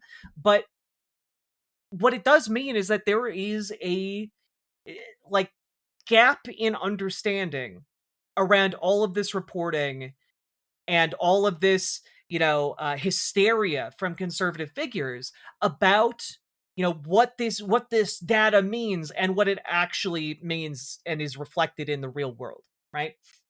People keep saying, oh, well, in the future, we're going to have a literacy bomb and people aren't going to be able to function. Society will cease to be. And that's just not the case. So I want to kind of put that idea to rest a little bit so we can have a more nuanced conversation. Because something else Steven Crowder talked about is true, but Steven attributes it to teachers' unions. The idea that school systems are spending too much money on teachers. But that's not exactly what's happening here either. And I want to explain that by pointing at an organization that if you Google or search, literacy statistics in the United States, you're going to come up with this organization in a lot of different results and referenced in a lot of different results, right? And it's called the National Literacy Institute. Right? You go to this website and it's talking about all kinds of things. But you'll notice here, you go over to their fact website, fact portion of the website, and you get there's someone on Dr. Phil. Okay. You go down here, there's a crisis in teachers, literacy statistics 2024 to 2025, where we are now. And you get to this part, which lists a bunch of statistics. 79% of adults nationwide are literate. 21% of adults in the US are illiterate. 54% of adults have a literacy below a 6th grade level. But one of the really interesting things here is that there's no source given for any of this. And you would be forgiven for thinking that, well, it's the National Literacy Institute. Clearly, they did their own research and came to these conclusions, except that the National Literacy Institute is not a research initiative. It is not a nonprofit. It is not a school or an educational conglomeration. Instead, you can go to its About page. And if you start reading and look at it closely, which I know they claim a lot of people have a problem doing, but let's take a quick gander here.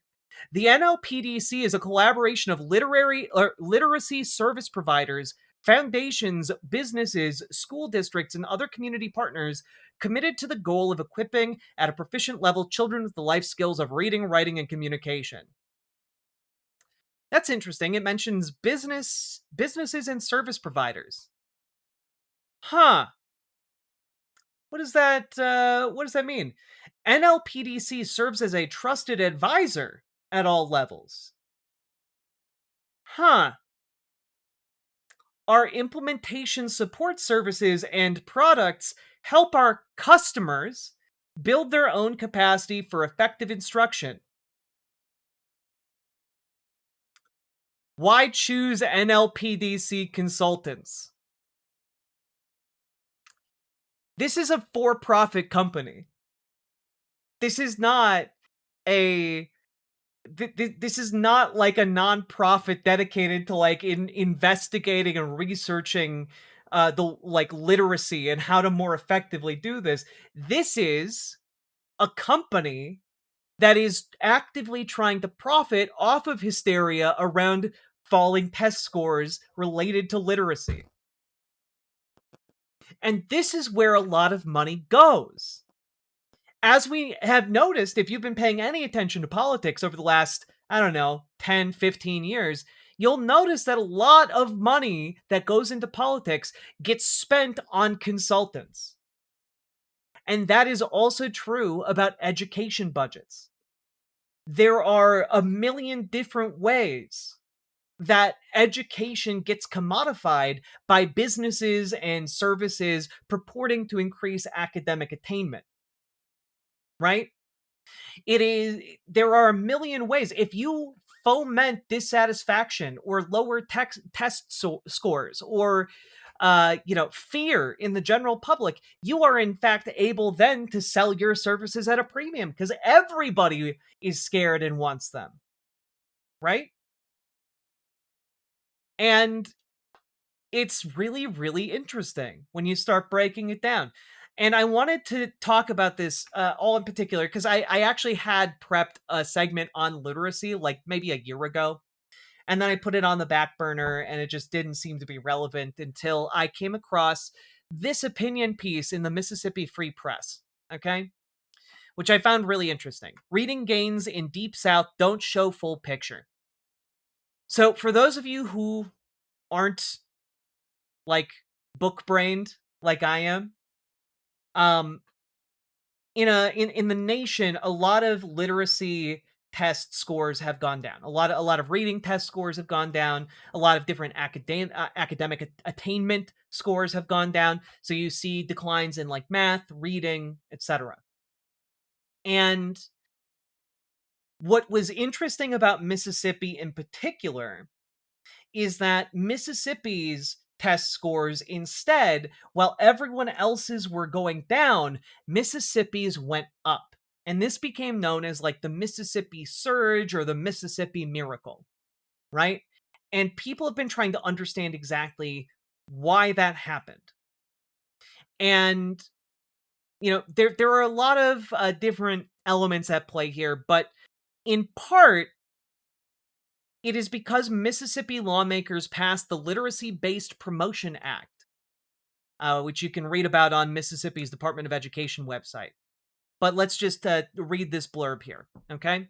The Office of Curriculum and Instruction is responsible for supporting and training K through 3rd grade teachers, curriculum specialists, and other educators by providing research-based instructional strategies on literacy and guidance on the implementation of the Literacy-Based Promotion Act.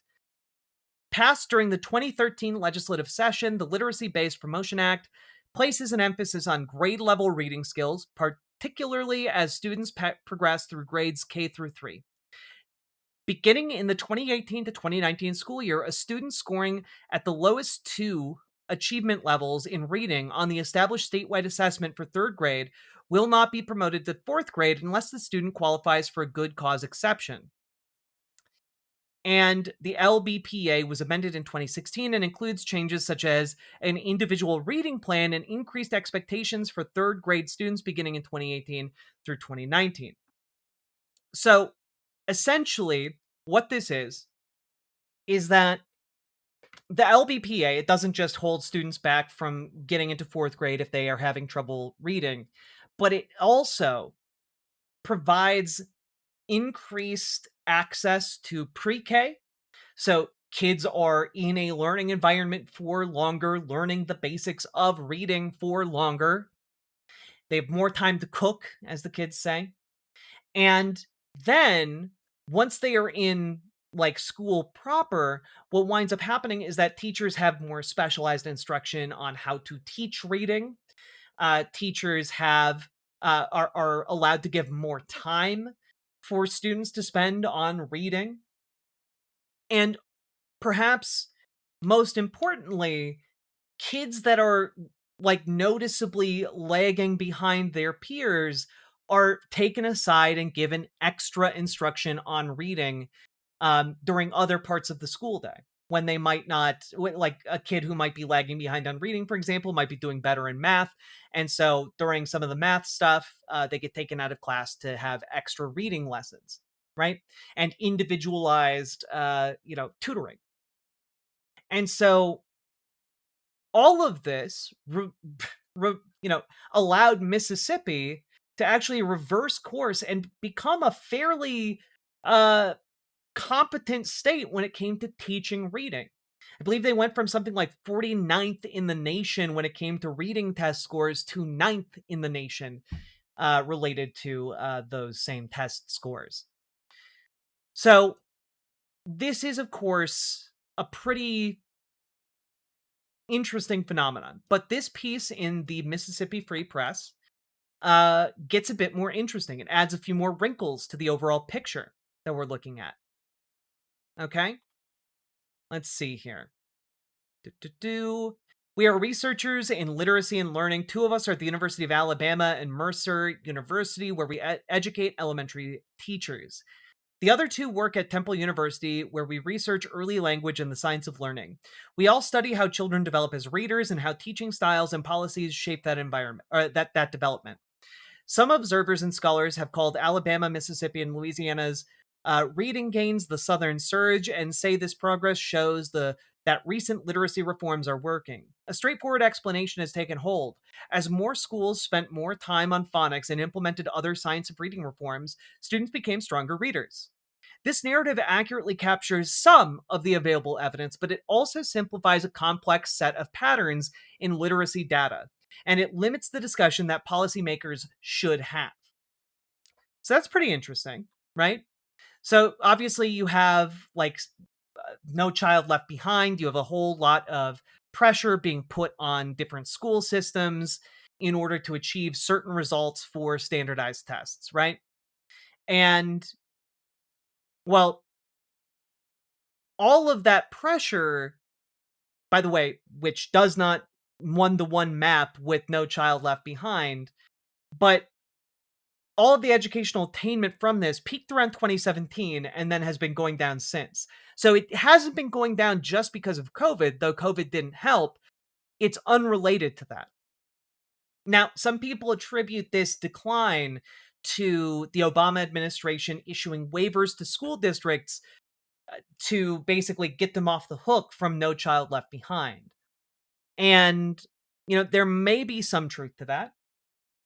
And also, it is interesting to say the least here. Let's take a quick look at understanding the reading gains in the South. Okay. So Mississippi showed the strongest gains. Yeah, went from 49th to 9th in the rankings for 4th grade reading. And yeah, Mississippi progress predates the recent national attention to the science of reading, meaning the body of research on reading suggesting its gains cannot be attributed solely to the current wave of related reforms, which is very interesting. And you see all of these gains on the 4th grade level, but, and this is a pretty big but, at the middle school level, however, the pattern in Mississippi looks different. Improving 4th grade reading has not translated into similar gains for 8th grade reading. And that leaves a huge number of questions. Why does embracing better educational policies and better educational methods to get 4th graders to be more proficient readers, why is there then a gap between 4th grade and 8th grade? And that's a fascinating problem, right? And it could be in part that the same support structures that the Literacy-Based Promotion Act in Mississippi do not continue into 5th, 6th, and 7th grade, leading to 8th graders being, 4 years out from having all of the same support systems that helped when they were falling behind in the past, right? And additionally, there are some other issues, right? Which is that, in fact, as most things are in life, it's more complicated than just pass one piece of legislation that gives kids more time to spend on learning reading. And let's take a look. Mississippi's gains, for example, came alongside coaching, professional development, and early intervention. Louisiana's reading recovery unfolded alongside a 34% increase in education funding over the past decade.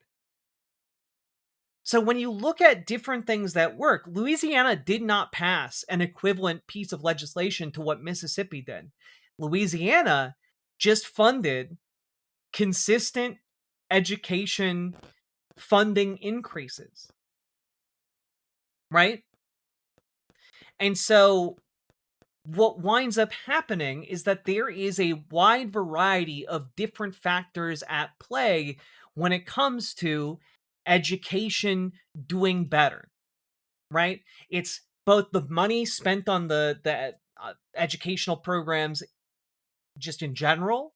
It is also a focus on providing support for people who are lagging behind when it comes to reading.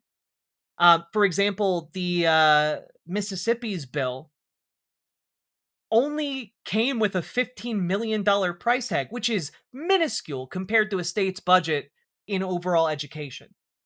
It was $15 million more dollars for the entire state to massively boost educational attainment for, K through 4th graders. Okay? So you have more resources for teaching, you have more resources for teachers, and you have a very core resource for children made available: time. Because oftentimes, when children are sent outside of the school to do reading and what have you, they are surrounded by constant distractions. They are surrounded by, the demands of the world, the demands of their family, the demands of their friends. And it turns out that, a lot of kids, they just stop reading when they're outside of the educational environment. And so we have a whole host of different issues here. And Liberal Dan Radio, thank you for the 5 gifted memberships over on YouTube. Very much appreciated. And the question then becomes, what are some of the other factors? And I found this article, which was pretty interesting here. Southern states boost early reading, but gains stall in middle school. And this is from HetchingerReport.org, right? It's about literacy. Let's take a quick look. Researchers and literacy advocates point to a common answer: early reading reforms focused on phonics, which helps students decode words, But decoding alone is not enough for proficient middle school reading, where the words are longer and the sentences are more complicated. Timothy Shanahan, a veteran reading researcher and professor emeritus at the University of Illinois at Chicago, said reading instruction must continue after students learn to read. Quote, "It's not phonics exactly," unquote, he said. Teachers need to break down multisyllabic words, teach word roots and odd spellings, and find time to read extensively to build fluency with complex text. Shanahan thinks schools should teach students how to read grade-level texts, even if they are challenging, and provide guidance on vocabulary, syntax, and sentence structure. The research evidence is sometimes murky on exactly how to help older students with reading comprehension. There's widespread agreement that background knowledge, vocabulary, and comprehension strategies are all important, but experts and advocates disagree about their relative importance and how much time to spend on them. And what's really interesting here, well, the demands of their family should be to learn how to read, sure, but tell that to a family where both parents have to work late, you know? Tell that to a family that does not have like the social time to spend educating their children after school. You know, like, yeah, a family's priority should be the best possible education for their children. But let's be realistic. There's a reason we have mandated education in this country, and it's because in the past, families focused on immediate material benefit over long-term investment in education in quite a lot of circumstances, right? But all of that being said here, you have three additional things when it comes to whether or not children are able to understand and be considered proficient or advanced readers, right? Background knowledge, vocabulary, and comprehension. What Shanahan is talking about here is effectively a combination of like vocabulary and comprehension. Teaching kids how to break down words to achieve comprehension and to expand their vocabulary, right? But there's this third element, background. And that I think is really, really, really interesting. And I went down a research rabbit hole on this because when you start looking into it, the picture that emerges is pretty straightforward, which is that kids that know more about the world are able to understand text much better.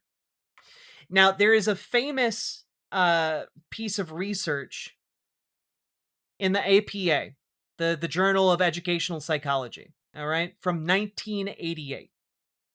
Now, it's called The Effective Prior Knowledge on Good and Poor Readers' Memory of Text. And in this, the researchers created an experiment where they took kids who were very high-level readers who knew nothing about sports, and kids who were not very good readers who knew a lot about sports. And then they gave those kids the same text to read about sports. And the kids who were poor readers but knew a lot about sports were able to understand more of the text than the children who had scored higher reading proficiencies. And what this goes as an example, right, is that in order for kids to achieve better reading results, they need to have a well-rounded education that includes more than just reading and being able to understand words abstractly. It includes things like being taught history, being taught science, being taught mathematics, being taught a bunch of these different things. And in fact, the picture that is emerging is that a lot of these are interconnected, where if you are cutting kids off from experiencing art, experiencing history, geography, etc., a wide variety of these different elements, what winds up happening is that their mental model of the world is insufficient to support an understanding of more complicated works, right? Like, if you don't teach children background on, the Middle Ages and what was going on around the time of Shakespeare, then what winds up happening is they have a much harder time understanding Shakespeare, right? It becomes denser. It becomes more difficult. It becomes harder for them to understand. But if you provide the bedrock foundation of, here's the historical time period, here's what was going on, here are the different things an audience of that time would have been familiar with, here is what this kind of language flourish means, here is what this means, in turn, it gets kids more invested in the text, it gets them more interested in the text, and they then have a mental framework that can support an understanding of the text, right? And all of this is to say, and that applies to anything, another common example of this would be like War and Peace. War and Peace is a lot harder to understand, to get into, if you don't know nothing about like Russian history or Napoleon. Like, there are different elements here that become harder for kids to understand if they don't have the historical background.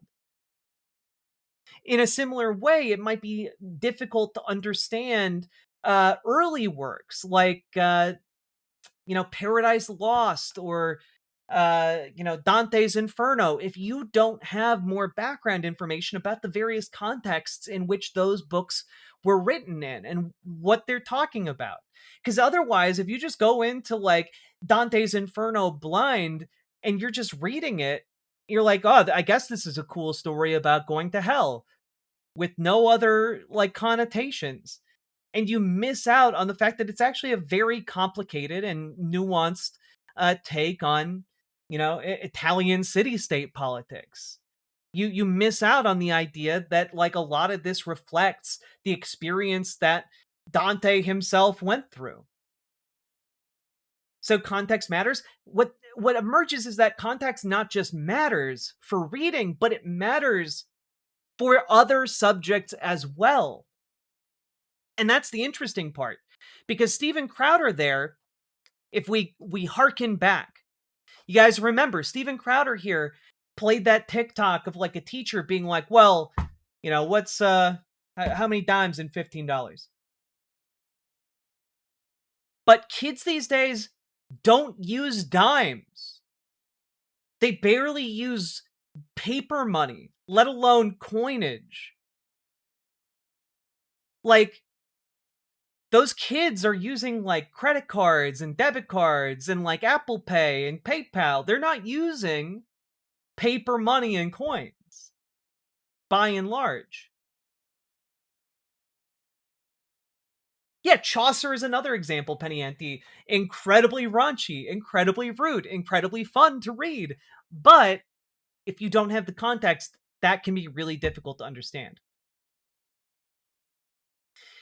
And so what we're getting at here is that these like kids are coming out of a different context of the world, a different context with history. The curriculum has for a long time bent towards, essentially like sacrificing different subjects in favor of more advanced. You're very literary president here. War and Peace is my favorite novel. I love the part where the handsome man with natural hair starts the war, and then negotiates the peace to an adoring public. Well, thank you, very adored literary president, for the $10 dono. Very much appreciated. But, those kids aren't stupid. And I am going, like, as pointed out even by Steven Crowder's own co-hosts there, like, well, they're probably just using Apple Pay. Yeah, because they don't have the same context as, like, people who grew up without the internet. On top of that, you have the the issue when it comes to like literacy and like reading different words, etc., right? Which is that not let me backtrack. I babbled a little bit too fast. That brings us to when people become better readers, that also helps them become better at science and math because they now have a larger schema to draw from and a greater ability to critically think about the information provided to them. You know, it makes thinking more elastic. And I want to bring your attention to this very interesting study here. Time to transfer. Long-term effects of a sustained and spiraled content literacy intervention in the elementary grades. This is from 2024, okay? Published in Developmental Psychology. Let's take a quick look at the discussion portion at the end here. Essentially, what this study did is it introduced a type of curriculum that they refer to as a spiral curriculum, specifically the more spiral curriculum. And what this curriculum did is it tapped into a greater array of information provided to some classes and not to others. And then wanted to see what the results were, right? Pretty simple, pretty straightforward. And let's just first look at the beginning, I suppose.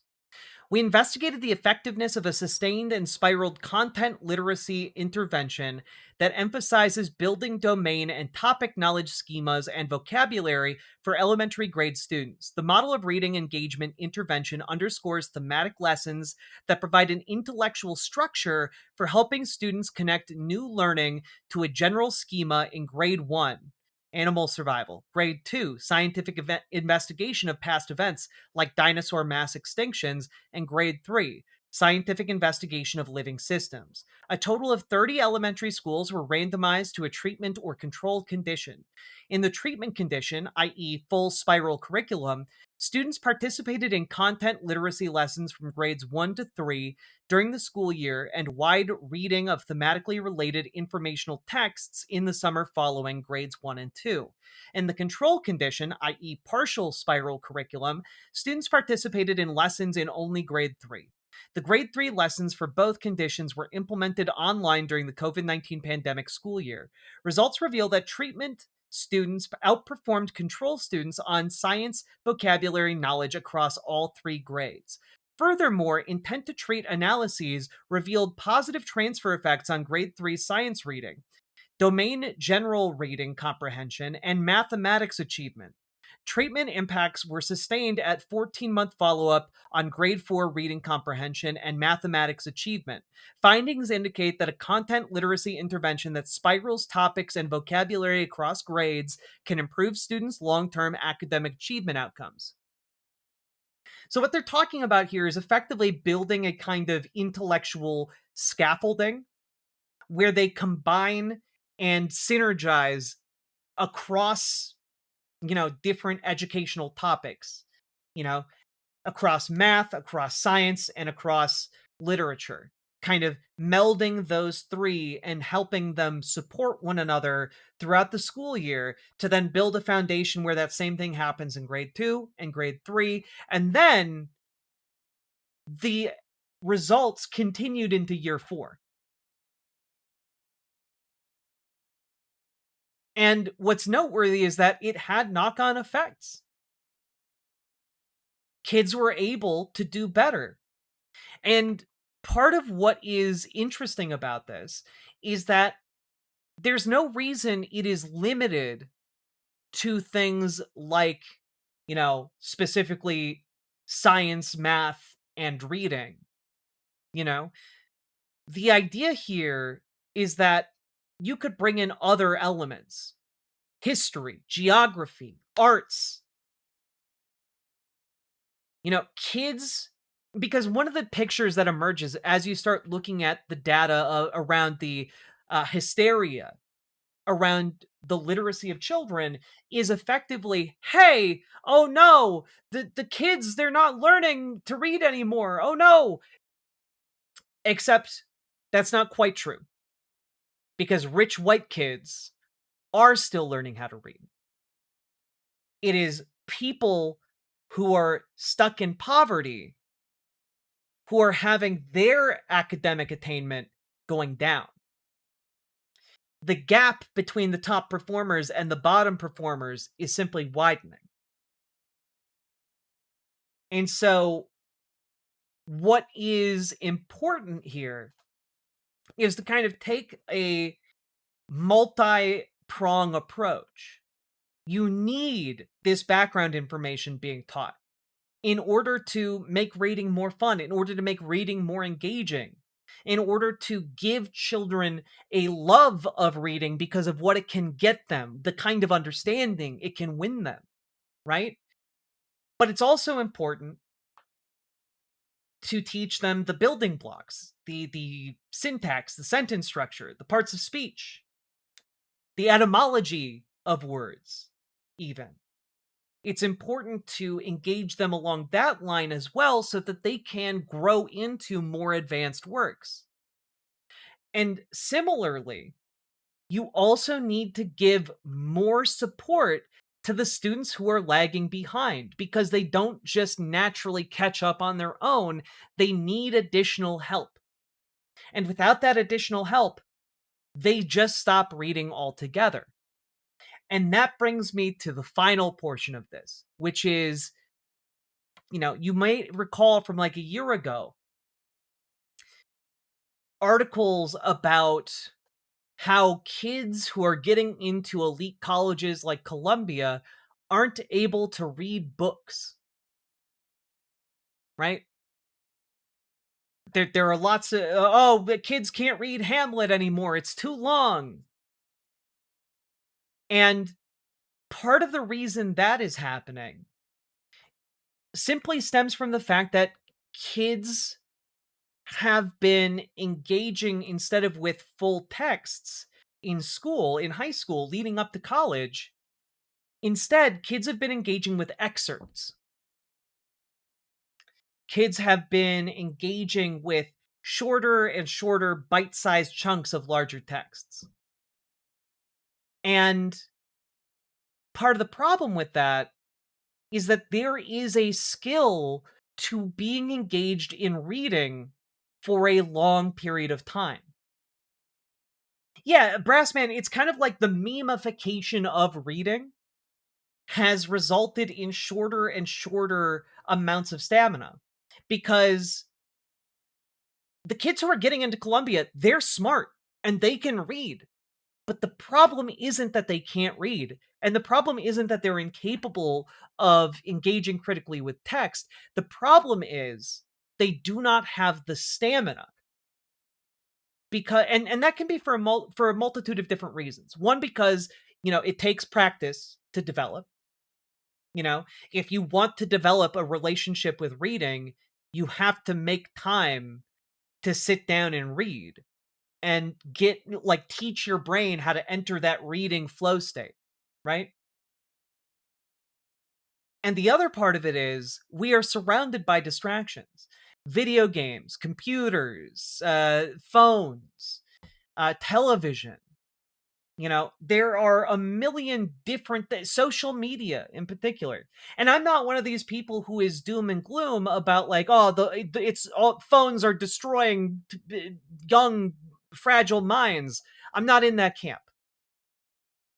But it is undeniable that what winds up happening is that if kids have not developed the reading stamina and the reading best practices, what winds up happening is a kid gets, or a young adult gets distracted by their phone, or even, and this is a bit of a secret, a fully fledged adult might even get distracted by these things. Right? You start hearing the bleep bloops. You start seeing the notifications go off. You have an instinctive desire to check them. And the important thing to realize here is kids and young people are reading all of the time. It's just what kids and young people are reading is fundamentally very different from books. You know, if you are scrolling through social media, oftentimes you are seeing text. I'm reading a shit ton of text right now from you guys, right? But this is not reading a book. Reading chat is not like reading a book. Reading your Twitter feed or your Blue Sky feed, it's not like reading a book. But you are doing a lot of reading. You are engaging with a lot of text. And even if you were doing like TikTok or something, the TikTok videos have like burned in like captions and shit. And so I'm not saying that like this is a replacement for books, but what I am saying is that it is a different kind of reading engagement when you read social media. It is a different kind of communication happening. And part of what I think needs to happen when it comes to teaching kids how to read and teaching the fundamental skills around reading is also a focus on reading stamina. Okay? And that can really only be achieved by ensuring that people are turning off their phones and engaging with the text. You know? Like, and it's not even turning off the phones. It's like, I'm guilty of this too. If I need to focus on reading a book, if I want to finish a book I'm actually reading, I need to like put my phone in a different room. I need to like turn it all the way off. Otherwise, I will get distracted. So, I just wanted to say, we are not dealing with a crisis in literacy where an entire generation of people raised on iPads are just not going to be able to read text anymore. That's not the problem. The problem is underfunded education that is being parasitically siphoned by various corporate entities. A poisoned social media ecosystem that is spreading fear around this problem rather than understanding of it. And also, like, overworked teachers who are underpaid and fundamentally a flawed understanding of how we achieve literacy. And I think that we need to just be a bit more aware of this problem and not be so easily suckered into the hysteria of the moment that may or may not be getting spread by, you know, a corporation looking to sell, you know, curriculum and lesson plan consulting to different school districts.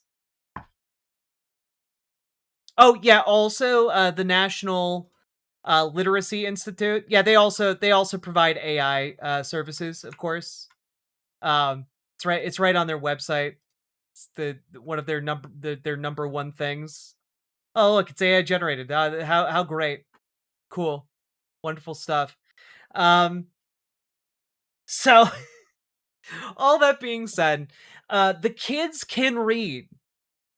Children are learning how to read. It's not the national crisis that conservatives are trying to sell to you. It's not because of greedy teachers unions. It is because, in fact, of education budgets that have been slashed to the bone in order to give out bigger and bigger contracts to corporations and bigger tax cuts to billionaires. And it is also the result of a flawed understanding of how to teach kids how to read. It's not, you know, it is not, hey, just it's just not as simple and straightforward as learn phonics, five head. You have to learn the context around why a book is interesting so that children can understand why it's interesting, why it's important. Because if they never learn it, if they never learn the why, they are never going to care enough to develop those skills. Simple as. All that being said, if you got anything out of this, hit the like button, hit the subscribe button, leave a comment. Comments longer than 8 words really help in the algorithm. Maybe tell me what book was pivotal to you learning how to read or loving to read even. I love stories about that. And also, folks, join your local Dems, join your local DSA. We need people making their Democrats more effective, making their DSA more effective, because, folks, Democrats need to be focusing on education too. Like, it's not enough to just say, oh, Republicans keep cutting education, and that's the problem. We need so much more focus on improving education beyond just throwing money at the problem, because the problem runs deeper than bank accounts.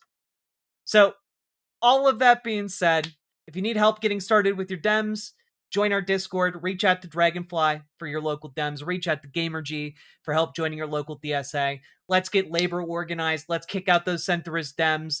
Let's take over the Democratic Party. Let's make a grassroots movement we can be proud of. And last but not least, check out ImogeneOlivia.com. Gender euphoric lingerie designed from the ground up for trans femmes, also tested with cis men, cis women, non-binary folks. Check it out, ImogeneOlivia.com. It is comfortable, sexy, non-tucking lingerie. A link down in the doobly-doo. Let's keep on going.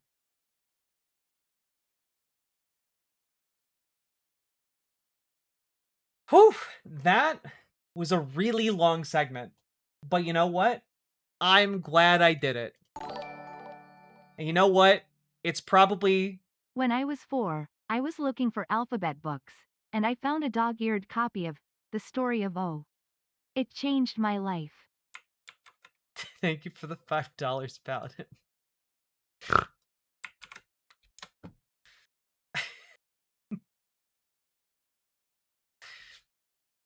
I bet it changed your life.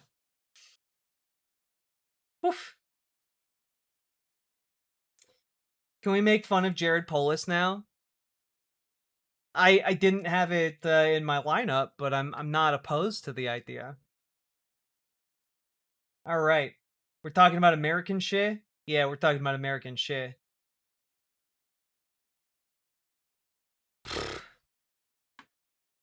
All right, folks. Hopefully using Steven Crowder will make more people care about a section dedicated to the literacy issue in America, because God knows a lot of people aren't going to click on me just talking about literacy. Let's see here.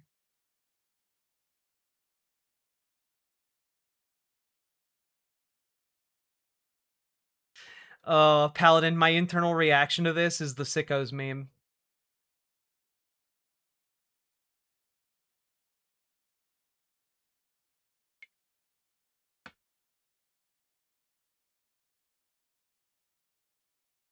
I duped you into learning.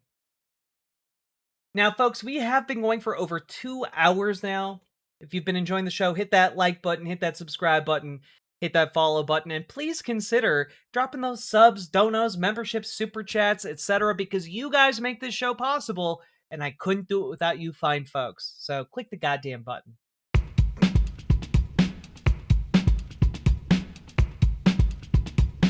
Hell yeah, Dragonfly. Thank you for your work. Click the button. Click the button. Click the goddamn button. Click the button. Click the button.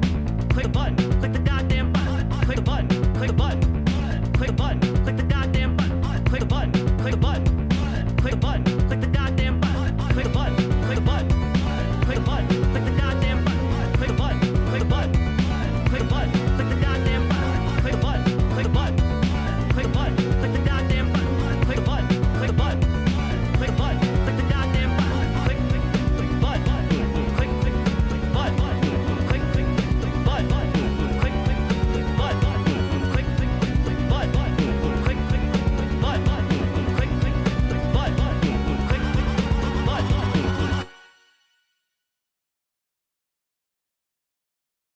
Whew.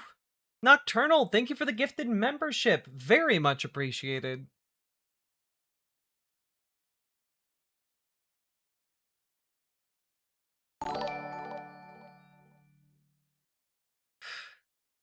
Oh man, I'm reading through this thread and it's genuinely great. I want to think of how I can fit this into a wider event.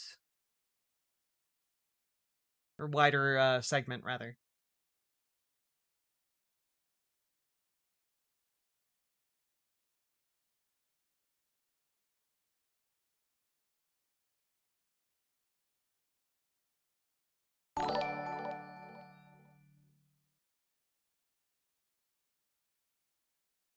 Sophie Uwu, thank you for being a member. Oh, sorry, stop the stupidity. Thank you for the 10 gifted memberships. I'm sorry, I was reading this thread about Jared Polis being clowned on. Are you supposed to be trans? Are you supposed to be rude?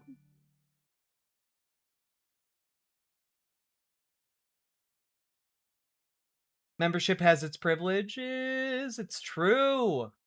Stop the stupidity. Thank you so much for supporting the show. Are you sure you're supposed to be trans? Are you sure you're supposed to be cis? Who can say? The Pixel Catcher, thank you for subscribing with Prime. Are you supposed to be around children?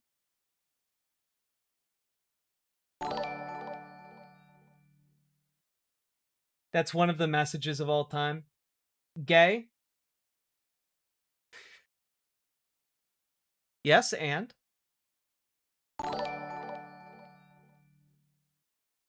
More, please. Guys, what are we supposed to do? About what? About to gay? All right.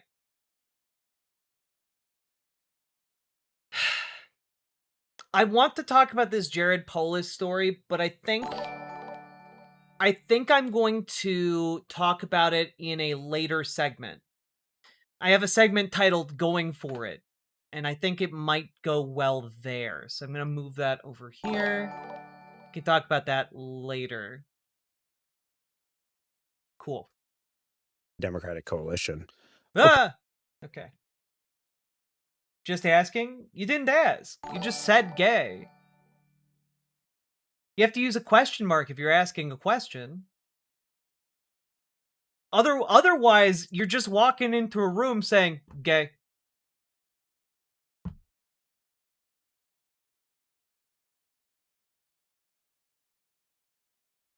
No one, by the way, to be very clear, no one here is offended by being called gay.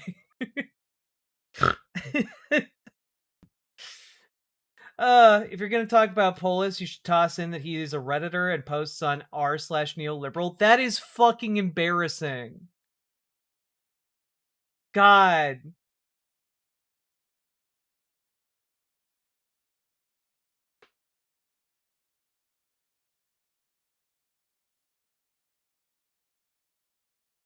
We like grammar and punctuation here. I cannot begin to describe to you how upsetting it was to go to the Mississippi Board of Education's website and not see an Oxford comma. I didn't mention it in the segment, but you can bet your goddamn bootstraps that I noticed it immediately, and I was very upset about it. And I will remain upset about it until the day I die.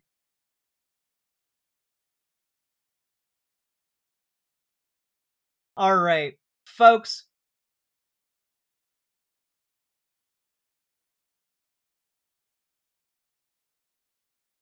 Let's eat grandma. Well, okay. I'm going to try out some new content with you guys today. All right? Speaking of gay. So, folks, speaking of gay, have we learned anything about the rise of normal gay? That's right.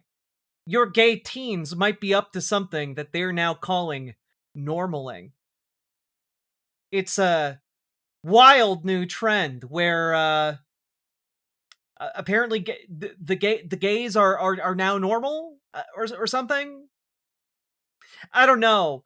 But I have never covered a video by this particular content creator before, and we're diving into it. This is a video by Amir Odom titled "Why Normal Gay People Are on the Rise." And my question is, does that make them tops? We need to get to the bottom of this situation. Let's dive in. Hate when people push their lifestyle. I don't like to be around other gays. Normal gays is on the rise, and it's honestly refreshing to see. The type of gay that's low-key, minds their business, just existing as a regular person in society. Because for the longest time, being gay meant that you were loud, dramatic, very feminine, but that's not the case anymore, and that's exactly what we'll be talking about in this video. And let this be a reminder, gay, straight, doesn't matter, that you're not alone for thinking the way that you do. So if you like this kind of raw, real, honest, transparent type of commentary, be sure to subscribe, and let's dive right in this video. A lot of people don't understand the difference between normal gay and the LGBT. There's normal a difference. Oh god. Okay. All right. We got the normals and we got the LGBT, okay? The normals, guys. The normals, they just want to live their life. You know, the normal lesbians, they just want to wear their Birkenstocks and their ill-fitting shorts and drive their Subarus with their golden retrievers to the supermarket and live a normal life, where then they go home and they fuck their wife and, you know, then go to sleep, maybe have an argument. And that's the life of a normal gay. Now, what's really imperative that you understand about all of this is that that's still LGBTQ. There's no difference. You're still gay. People are typically conservatives and typically don't want the government involved in their sex lives. On that note, I feel like that's the most common reason why a lot of the normal gays. That's right. I forgot. We are adding an N to the LGBTQ. It's the LGBTQIAN plus now. The N stands for normal. End up being more on the like center right side of the aisle because they just want to be left alone. They want smaller government. They want the government out of their business, out of their lives, and to keep it pushing. That's all that I feel like a conservative gay really wants, is just not a lot of government and to be left alone. Like that. But that's not what a conservative gay wants, right? Because plenty of leftist gays, plenty of, you know, liberal gays, plenty of, you know, gays all across the spectrum want to be left alone. You know, I'm a socialist. I want the government to leave me alone. I'm a socialist gay. Please leave me alone, US government. I just want to drive my Outback, pet my tiny dog, wear my cargo shorts, drink chai latte. As a bisexual, I just want to eat hot chip and lie without the government intervening. Is that too much to ask? Their whole identity. As a matter of fact, when you speak with them, you probably wouldn't even know. And that's just because there are so many things that make up a human being that is not just their sexuality. Exactly. Being. Yeah. You know, there are so many things that make up a human being outside of just their sexuality. You know? So many things. Like, for example, fashion. You know, people communicate and express themselves using fashion. And sometimes the thing that they want to communicate is, I'm just a small town heterosexual. Please don't notice me. And for a lot of gays who dress this way, that's called being in the closet. There are also people who want to express themselves and communicate who they are to other people at a glance. And that's called flamboyance in our society. Like, what is being described here isn't oh, I'm just normal. No, it just you just lack taste. You're just spiceless, right? Like that, and there's nothing wrong with being spiceless. There's nothing wrong with choosing to have a boring sense of fashion and like a, you know, social life that doesn't include talking about your romantic partners. There's nothing wrong with that. That's fine. But positioning that as normal when it's very clearly just closeted behavior is, I don't know, like I think that's weird, actually. It's the opposite of normal. Gay is like the only thing that's gay about me is what I do behind a closed door. Obviously, you can throw some characteristics on me. I love Beyonce. I have a list. My hands be flying everywhere. But for the most part, I'm just Obviously, you can throw some things on me, like Roll's list of several different things that obviously might raise somebody's eyebrows. But what's interesting to me here is by creating this comparison, oh, I'm the normal one. You guys are the abnormal ones. That's a weird distinction to make, right? Because most gay people just want to be left alone to live their lives as they see fit. That's the normal behavior. And when you actually start talking to LGBTQ people of all stripes, like, they are, at the end of the day, people. And I feel like what this conversation is doing, just right off the bat, is trying to take or denigrate the personhood of LGBTQ people who express themselves flamboyantly while putting up on a pedestal the personhood of people, of LGBTQ people who, you know, don't rock the boat too much. Yeah, I mean, in a sense, it's talking about passing privileges. Exactly. a regular schmegular dude minding his business, living his life as an entrepreneur, and I have a husband, and we have a dog, and we be chilling. That's it. And just because I'm gay doesn't mean I have to be locked into this ideological box and be a characteristic of what a gay person is supposed to be, whether that be loud, feminine, dramatic, over the top. The list goes on. My sexuality. What you're describing here are stereotypes. Stereotypes are not universal rules. They are often ill-informed assumptions based upon pop culture. Like, no one is assuming that because you're gay, you have to have a certain set of political beliefs. But there are some basic assumptions one could make about somebody who is LGBTQ, right? Like, for example, most people would assume LGBTQ people want to, for example, defend the right of LGBTQ people to get married. And now there's nothing inherent to that position that, like, queer people all universally want to defend the right to get married in the eyes of the state. Clearly, you could probably find some outliers who don't support that, but there are certain assumptions that are going to be statistically true. Your flamboyance with hand gestures or lisps or love of Beyonce, those aren't the same thing.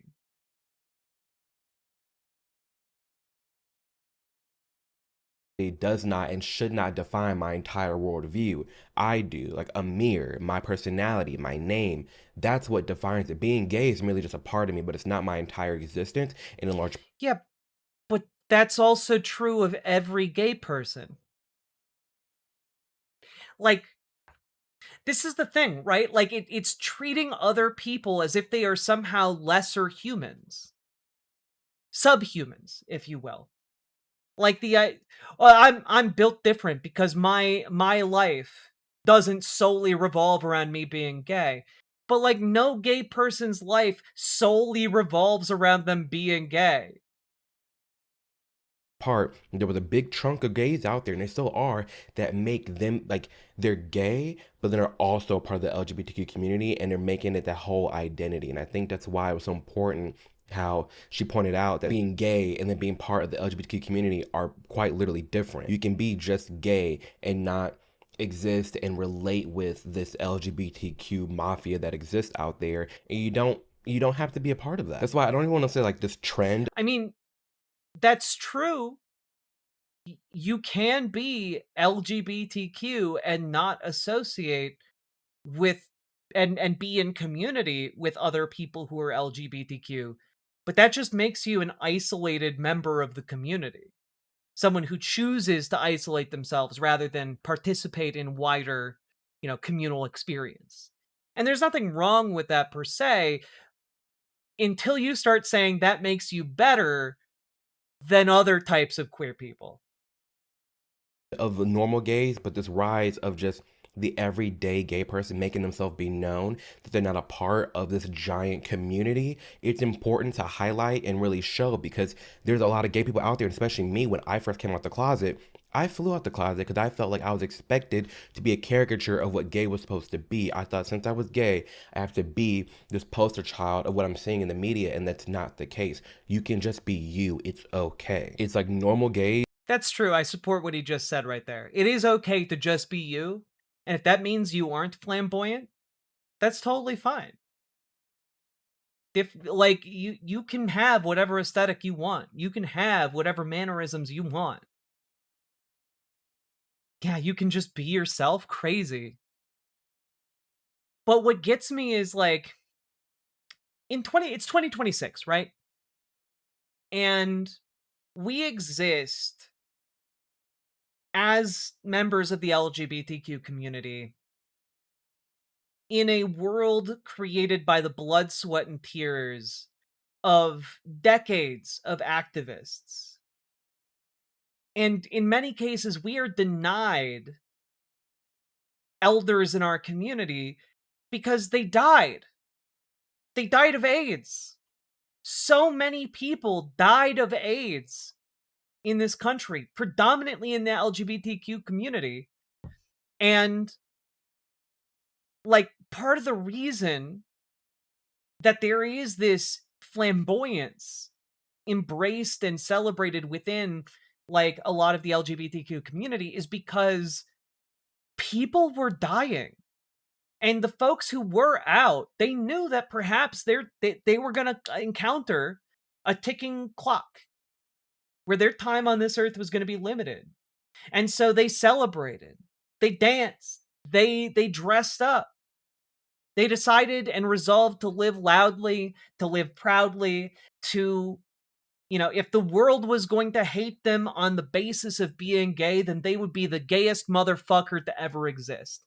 It is an attitude and flamboyance built on rage, on suffering, on the, alienation brought upon people because of homophobia, because of bigotry, right? And so understanding the history of LGBTQ folks is vitally important in order to understand the LGBTQ community of today.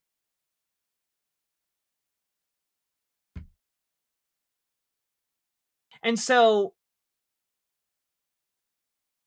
I say this because at no point is the LGBTQ community going like, oh yeah, you dress in those drab shirts. You got okay, yeah, all right. You can't be gay. Sorry. That was a deep. It shows an intense disrespect and or lack of knowledge. And I want to assume lack of knowledge from this man. These are just gay. Like the only thing gay about them is what they do behind a closed door, but they're regular dudes, regular women, whatever it may be. And then the LGBTQ community, that's a whole another umbrella. It's never ending. All the colors, all the theatrics, all the clubs. It's just, it gets to a point where it does start to be extra. I feel like everything always, especially being like a gay dude, I feel like everything's constantly changing when it comes to this damn community. Every other week, there's new labels, new rules, new letters, new acronyms, the whole nine. And if you don't keep up with it, if you call it out, if you don't agree with it, you're the problem. It's exhausting. And that's not even coming from a place of hate, it's just coming from a place of irritation. Like, can anything stay the same for at least 5 minutes, please? And hell, I'm sure you probably feel this way too. I'm starting to feel this way about AI as well. One day it's useful, then the next it's not. It's filtered differently, it's restricted, changing how it responds, and we're all expected to just go with the flow and like be fine with it. That's exactly why I've been trying to sponsor today's video, Venice AI, because they do. Oh my god. Of course this guy pushes AI. Oh god. Like, of course. I love how someone in the vertical chat is like, let him speak. He already breaks down the crumbs you're targeting, maybe. And it's just like he immediately goes into an AI sales pitch. It's crazy. For Christians who are taught to love, they're extraordinary hateful. Attack on Pony Productions, thank you for the $20 super chat. Very much appreciated. But like, the issue I have, beyond like a lack of understanding, is that this man isn't going to come up with a substantial criticism. And we saw that right there when he started talking about how, well, everything's always changing in the LGBTQ community. Always new labels, new things to learn. Ugh, can't you stay the same for 5 minutes? And it's just like, no one's asking you to keep up with all of the language, Grandpa. Like, you can just be out of touch with what the kids are saying. The reason new labels are being created, the reason new ideas are proliferating is because a lot of the LGBTQ community is young. They're trying new stuff out. They're trying out what makes them comfortable, what makes them, feel great about themselves, potentially for the first time in their lives. And that's a really big deal. It's a really formative experience. They're trying new things. They're experimenting. And that can be a beautiful thing. And it can also sometimes be irritating. But that's not a substantial critique of the LGBTQ community. That's just a critique of the old, that is levied by the olds against the young. I don't know how old Amir Odom is, but like he comes across like old man yelling at cloud. Things a little bit different. The whole idea for Venice is that you can use AI anonymously. And at that, it utilizes all the models out there that we all know and some. I don't care, and fuck you for trying to get me to use this. Off a pro plan. If you were one of the gays who says things like, I don't like to be around other gays, or I don't like to be in gay spaces, or I don't like rainbows, I don't like pride, that is such a fucking character flaw for me, and I don't trust you. You have so much internalized like phobia, not just homophobia, not just transphobia. It's literally probably riddled with some anti-blackness, some misogynoir. Like, it has you, because how do you not like to be in community with your own people? Because my sexuality doesn't define my entire personality. It's clear as day. The same way you being. Okay, I do want to point out something though, which is that you're saying my sexuality doesn't determine my entire identity, right? Or define my entire personality. His words. However, you are using other people's identities, or other people's sexualities rather, to define their identities. Right? To define their personalities. And I find that interesting, right? I find that to be a very unique form of it's almost like a rubber glue situation. Anything you say bounces off of me and sticks to you. Like, it's very childish.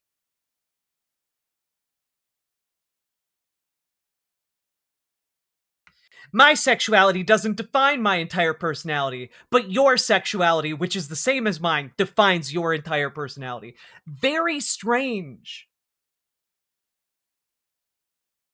Very strange, especially because, I don't know, maybe this guy doesn't live in a big city. I don't know much about Amir Odom, okay?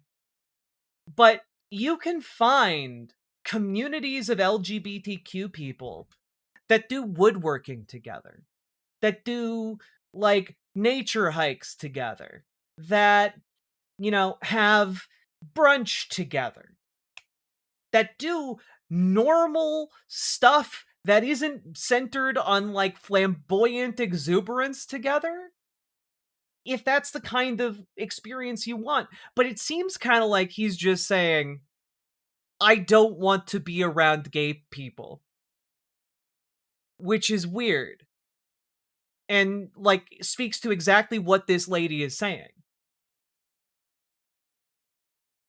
Woodworking, okay, but lesbians do love woodworking. Lesbians and the gays, a lot of the lesbians and gays like woodworking. Bisexuals just want to eat hot chip and lie, but, like, you know, we'll eat hot chip and lie that we're having a good time watching you guys do woodworking. It's fine. Or maybe we'll eat hot chip and lie that we're having a bad time watching you guys do woodworking, depending on how good you are at woodworking. It's clear as day. The same way you being black shouldn't explain and describe your entire personality. Those are just characteristics of you. I have black. Oh, interesting comment. I'll admit it took me years to stop disliking gay people after my aunt, who was a sergeant in the army, came out. With age, I realized people who are who they are they any less human? Exactly! Like, also, props to you for, like, recognizing you had, like, this internalized bias, and you worked beyond it. You grew, and, like, that is impressive. Many people never realize that about themselves and never grow beyond it. Like, good on you for doing the work. Skin, I'm a black American, I am gay, I'm a gay man, but that doesn't mean you automatically know, and you automatically know everything about me, and I'm automatically going to agree with and be like other gays or other black people out there. That's not always the case. Obviously, yes. Yeah, obviously it's not always the case. And people shouldn't assume that's the case about individuals they meet and interact with. I do have some things in common with other gay people. I do have some things in common with other black people. And being gay, like, we do have shared enemies, and that there are people out there that hate me no matter what just because I'm gay. However, that doesn't mean I need to be a part of said community and embrace it and love it and be, like, within it. That I don't need to. Just because I'm black doesn't mean I need to put myself in this box and do everything the average black person does, and if I don't, I hate them. No. So just because I'm gay and I don't like all the rainbows, all the frou-frou stuff, and all the go-go parties and the drag clubs and RuPaul's Drag Race, doesn't mean I hate myself or have internalized homophobia. No. It's just that I understand and I can recognize and I can separate my sexuality from my personality. That's it. Yeah, and that's fine. It's fine to be able to recognize that. It's fine to realize that you don't fit in a box that society wants to put you in. That's okay. That's actually good. I appreciate that. Where I'm going to differ here is that I don't appreciate then gravitating towards a political ideology that very specifically is predicated. The main platform, one of the main platforms of the political ideology you've shifted and gravitated towards, specifically is aligned against LGBTQ people and disenfranchising people like yourself on the basis of sexuality, on the basis of race, right? Like, that's the problem. The problem isn't you buck the stereotypes and trends that other LGBTQ people might fall into. The problem isn't that you buck the trends that, like, other black people might fall into, you know? The problem isn't that. The problem is that you are conservative and your political ideas are bad. They're bad and wrong. Like, That's the problem. And then you dehumanize other LGBTQ people because they aren't supporting your political ideology that runs counter to their best interests and their ability to live freely without oppression. Yeah, exactly, Conjure Prairie Dogs. Like, folks like this happy to benefit from the activism, but will not just not participate in the activism to further the rights of others in the community, but will actively oppose additional activism or even oppose activism in the sense of like trying to make LGBTQ people more free, secure their rights in perpetuity, and will oppose those efforts up to and including supporting candidates that would remove their own rights that have been won in the past by activists. Like, and then their excuses and their reasoning just be so dumb. Like, oh, well, I don't like the party scene. If being gay to you is just a gay bar, then babe, I got some news for you. Okay, if you're acknowledging that being gay is more than just a bar, then why are you saying people who don't like going to the bar suffer from internalized homophobia and they... Is that what this person said? Here.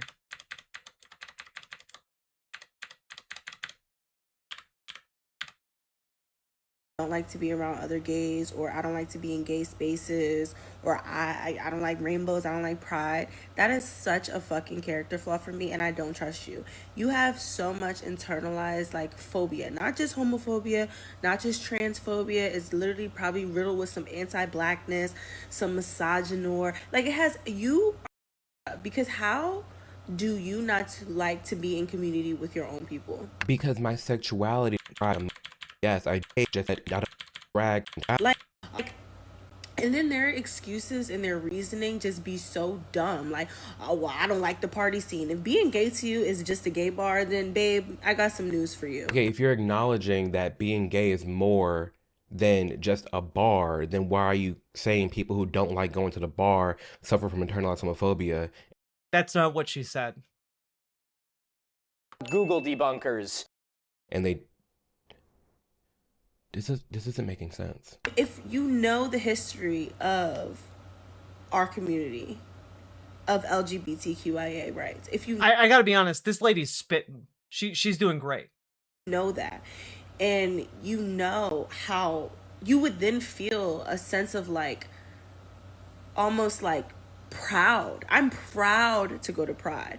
I'm happy to be in spaces with my community. Back in the day, I can see this perspective. Because mind you, gays having the right to be married across all the states just happened like 10 years ago. So I can get behind the OG Pride, the OG being like more so. Yeah, and the narrative is, of course, for this guy that, you know, LGBTQ people got the right to get married, and that was the end of the gay rights movement. Everyone lived happily ever after. There was, of course, no additional consternation whatsoever, no additional attacks on LGBTQ rights. It all ended. It all ended with the Supreme Court allowing gay people to get married. And ever since, Pride has been pointless. So glad to be accepted in society, proud in owning who I am, not letting society and the world judge me, yes. But that's completely changed. And the proof in that it changed is quite literally from when I was in high school, when I was growing up, you know, the 90s, the 2000s, that was the LGBT community, and it had a basic rainbow flag. Now we have the LGBTQIAS plus acronyms and an entire new flag, ropes in trans people, indigenous people, two-spirited, black and brown people. They're literally different communities.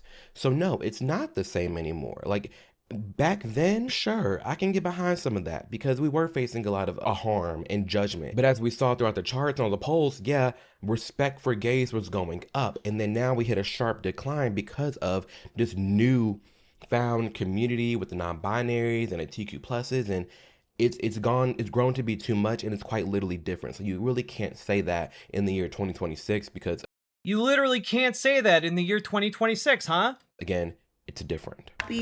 It's all different now, right? We grew beyond it. We don't need pride anymore. There's no such thing as discrimination against LGBTQ people anymore. Nah. It's fine. Hey, you know what? Let's take a look at the UCLA School of Law to see what they have to say about this. Oh, as of April of 2020, LGBT people in the US not protected by state non-discrimination statutes. Let's take a look here. 13 million people ages 13 and older in the US identify as LGBT. The non-discrimination statutes in most states do not explicitly include sexual orientation and gender identity as protected characteristics. Nearly half of all LGBT people lack protections from discrimination in employment, education, housing, public accommodations, and credit. I thought it was all different now. I thought we had solved all the problems. What? What's that? 3.9 million LGBTQ people live in states that lack statutes prohibiting discrimination against LGBTQ people? Wow, that's crazy.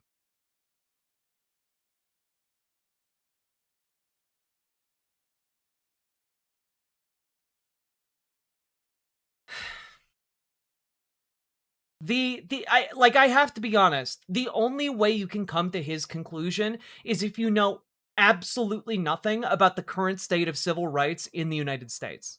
That is the only way you can come to his conclusions.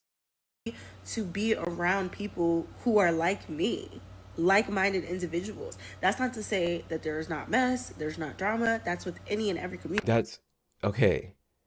I want to be around like-minded individuals. Why does who I have sex with automatically mean you are a like-minded individual and we agree on everything else? No, that's a touch point. That's a characteristic we have in common. And I do find that sense of, relatability in that if we're talking about a gay issue, for sure. It's nice meeting other gay people and talking about the unique challenges that we face or judgments, sure. For context, when did he post this? This was posted 3 weeks ago. But just because I'm talking to someone else that's gay doesn't mean we are on the same mindset and we have the same personality, same hobby, same trait. Yeah, but that's not what she's saying. What it does mean, if you're talking to another gay person, is that we live in a society that has a shared trait as it relates to LGBTQ people, a shared experience of living in this society as it relates to LGBTQ people. And the society we live in is still very homophobic. It's still very transphobic. It's still very bigoted. And we, as a community, on the basis of that sexuality, on the basis of that gender identity, experience that bigotry. That is the commonality that she's talking about here. Now, do we all experience it the same way? Not necessarily, but we all have our own experiences with this system treating us the way it does. And no, that is one touch point that we both have sex with the same people. And to say that is also to say that just because you're a straight man, straight woman, whatever you may be, that automatically means you're in this bucket and you agree with anybody else that also is straight. No, we know that not to be the case. So why is that? Why do straight people have all this freedom in existing and being different and diverse? But gay people, you're shouting that they're diverse. You're shouting that there's equality, diversity, and they're different people, but you're not. You're locking yourself up in this ideological box. And if people are outside of that, oh, they're suffering from internalized homophobia. Oh, because the box that LGBTQ people have been traditionally put in is one constructed out of bigotry, homophobia, transphobia, etc., right? And in order to go outside of that box as an LGBTQ person often means to participate in that same bigotry against others who are the targets of said bigotry. It is to perpetuate the system that oppresses others in your community. oh, they hate gays, oh, this and that, when straight people are allowed to just exist. They're just straight and everything else is personality. But if you're gay, you automatically have to, be a part of this group. That's never. You don't have to. In fact, she's specifically talking about how you don't have to be that. And you're not seeming to understand it because you put words in her mouth. You put the words that like, you don't have to go to the gay bar. But you talked about having to go to gay parties. You don't have to go to gay parties. There are a very wide diversity of LGBTQ spaces.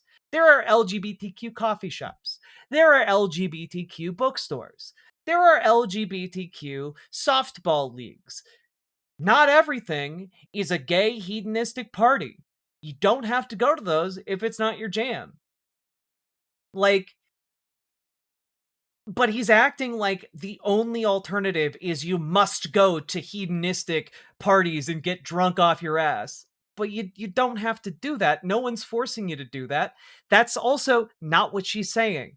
She's saying be wary of people, LGBTQ people who don't want to go to any kind of LGBTQ event. Because that refusal indicates something about them. And that something is not very flattering. Never made sense to me. But you cannot tell me you're a good person and you're gay and you feel that way. I've never heard an adequate reason for a gay person to say that out their mouth. It's weird. You're a weirdo, actually. And put on the assless chaps, Shinji. Thanks. I feel like people who say that pander to straight people because it's like, oh yeah, I'm not like these degenerate gays. I'm one of the good guys. I'm not. Like you. Dude, he's unironically doing the thing. He's oh, this guy sucks. Ain't shit, actually. At the end of the day, if anything, I'm just highlighting and I'm letting it be known. I'm not. I'm built different. I'm not like those degenerate gays, which is everyone who's not a normal gay like me. That no, I'm not like this clone and this groupthink ideological mentality of the modern day LGBTQ community and all the things that they stand for and that they push for. No. Like what? Basic rights, worker protections, the right to not be discriminated against by your boss. What things? What things are the LGBTQ community pushing for right now? Are those things in the room with you right now? I am completely against a lot of the things that they're pushing, specifically the TQ side of stuff. Everything related to the trans stuff, non-binary, they, them, hate speech. No, we don't need, I'm completely removed from that. Non-binary, okay, hate speech. So you're pro-hate speech? I'm genuinely baffled by this guy. Like, obviously, yeah, he's obviously like a LGB without the T kind of gay, but him being pro-hate speech is really sending me right now. I am, because this is the same community that's telling me LGBTQ plus community is all in one, but then also LGB is sexuality and TQ plus is identity. So if they're literally different, why, as my gay being my sexuality, the hell does that have to do with some trans person? And again, as I said at the beginning of covering this, understanding the history of the LGBTQ civil rights movement is pretty key here, specifically because it emerges out of an alliance between several different groups targeted for their sexuality and gender identities, right? So if you go back and look at the history of LGBTQ people in America, what you find is crackdowns. You find laws passed on the basis of what type of clothing people are allowed to wear. There were clothing laws. If you were wearing 3 types of clothing that were associated with like the other sex, you could be arrested for that.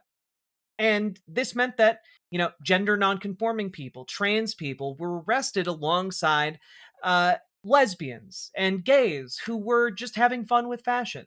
And so, like, that in turn created a coalition because the places that they were then allowed to hang out and how people were allowed to express themselves when it came to, like, for example, kink, leather daddies, for example, um, are individuals who would have been targeted by the same types of crackdowns on LGBTQ people, which is why Pride includes people marching along in like leather daddy garb.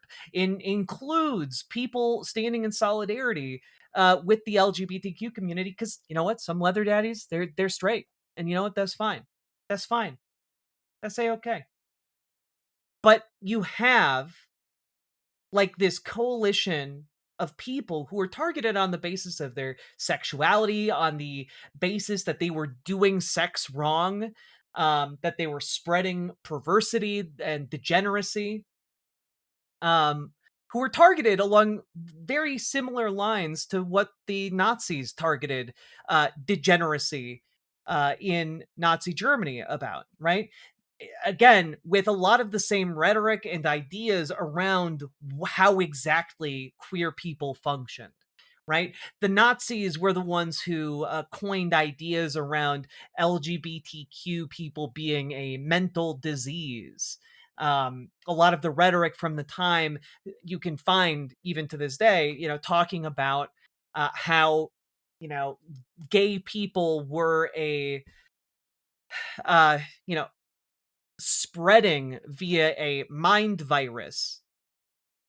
And maybe if you've been paying attention to conservative rhetoric for a while, that might sound a little bit familiar. Because the Nazis meant it literally, as in a mental disease that was transmittable by contact.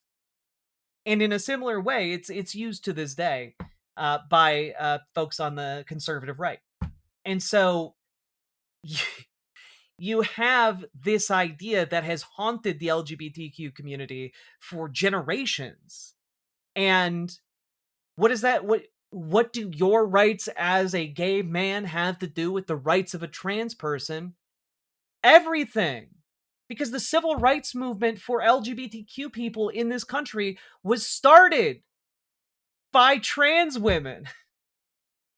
Was started by people of a diverse set of genders and sexualities coming together to stand up to unjust institutional power, to stand up to the violent crackdowns they were being subjected to stand up to the people who were using the law to hunt them for sport, and do something about it. And you stand here in 2026 profiting off of the last, 60, 70 years of their labor, acting like you're above it. Acting like you have nothing to do with it. As you stand in a superior form of rights as a result of their hard work. As a result of their bricks, as a result of the risk they took standing up to cops that would sooner beat them to death than have a conversation with them.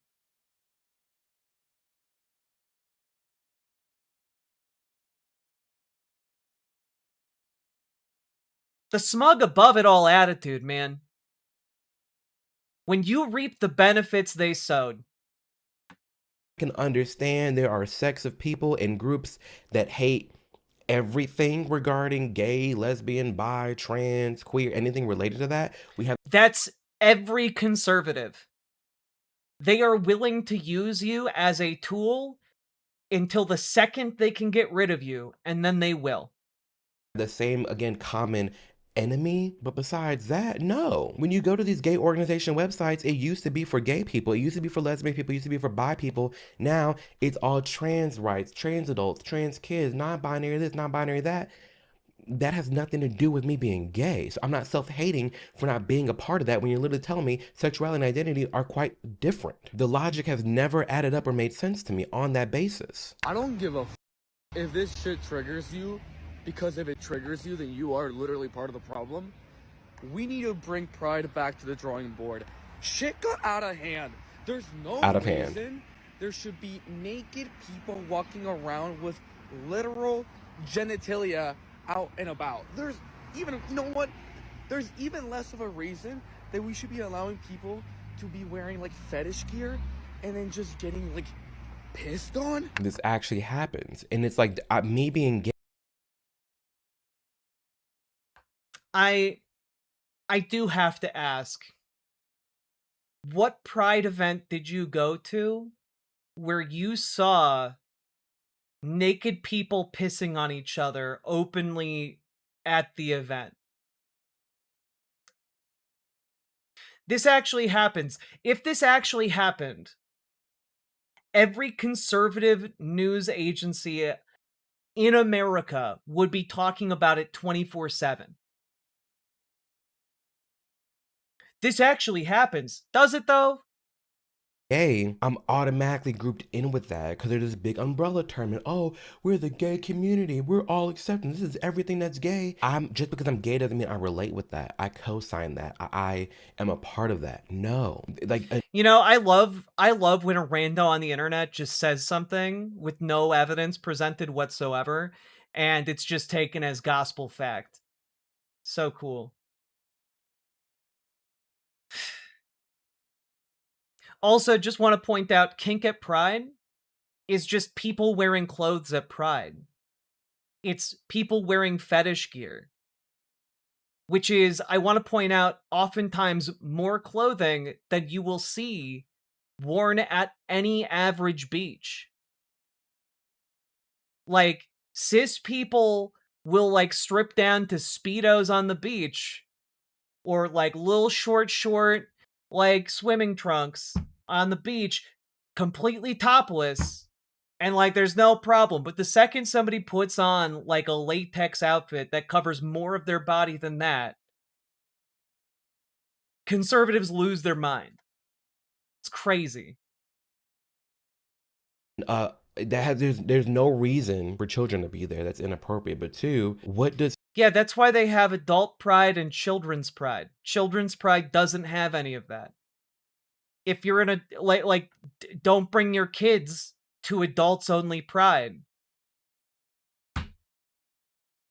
Pissing on somebody in the middle of the street have to do with me being gay? If anything, it's just a sex... It doesn't. And you haven't proved that that happened. Sex conference of which straight people, like, you know, there's those gay cruises and they all be doing type of wild stuff. Straight people have swinger cruises. Straight people have swinger festivals. Straight people have sex festivals. They keep it low key. Okay, this is actually an excellent point, right? Straight people have swinger cruises. Straight people have sex cruises, but they're low key about it. My question is, who then is doing the extra legwork of associating gay sex cruises with the entirety of the LGBTQ community? Because I'll tell you something, it's not gay people doing that work. It's not LGBTQ people saying, yes, this gay sex cruise represents all of us. That's homophobic bigots saying that. Also, yes, they literally advertise straight swinger cruises. Straight people being sexual deviants, they keep it on the low. Gays... Not true, library. You've seen naked LGBTQ people peeing on each other in a library? I very much doubt that. I think, you know, I'm not an expert on internet bullshit, but I'm pretty close, and I think you might be making that up. Are just loud in your face. We're doing this, we're doing that. Oh my gosh, yay, yay, yay. You wonder why people look at you sideways. Because as freaky as the gay community can be, straights are freaky as hell too, but they know how to keep that shit on the low and in behind. No, they don't. They literally don't. If you've ever been to a straight club, guys will literally just come up and grab your genitals or your ass. The straights know how to keep it on the down low. No, they don't. That guy running around your community who's known for flashing his dick, that guy is straight.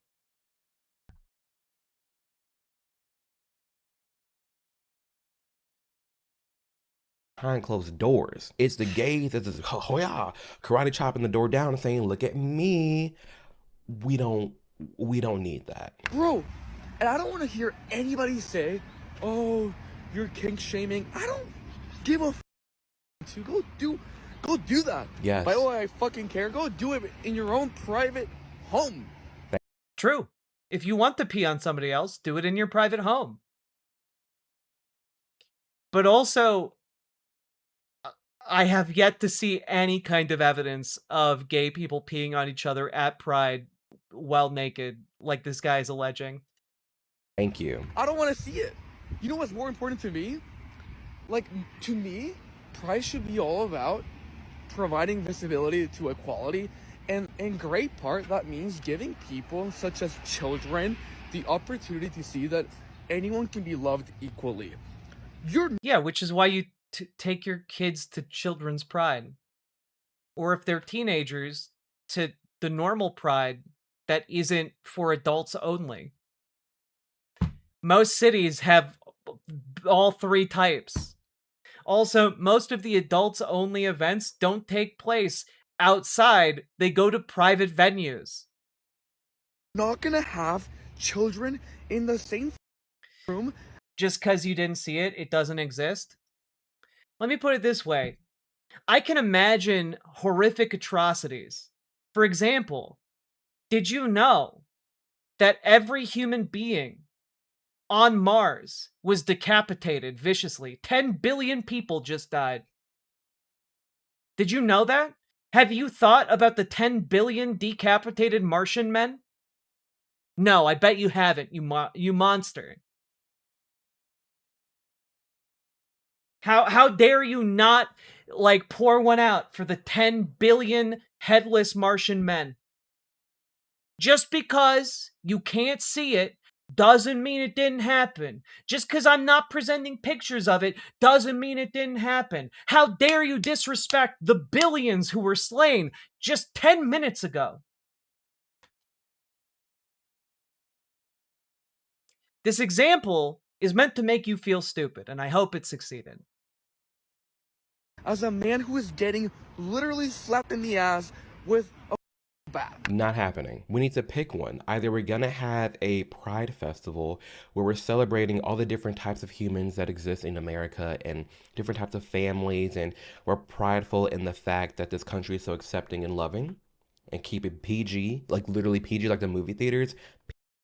We have that. It's called Children's Pride.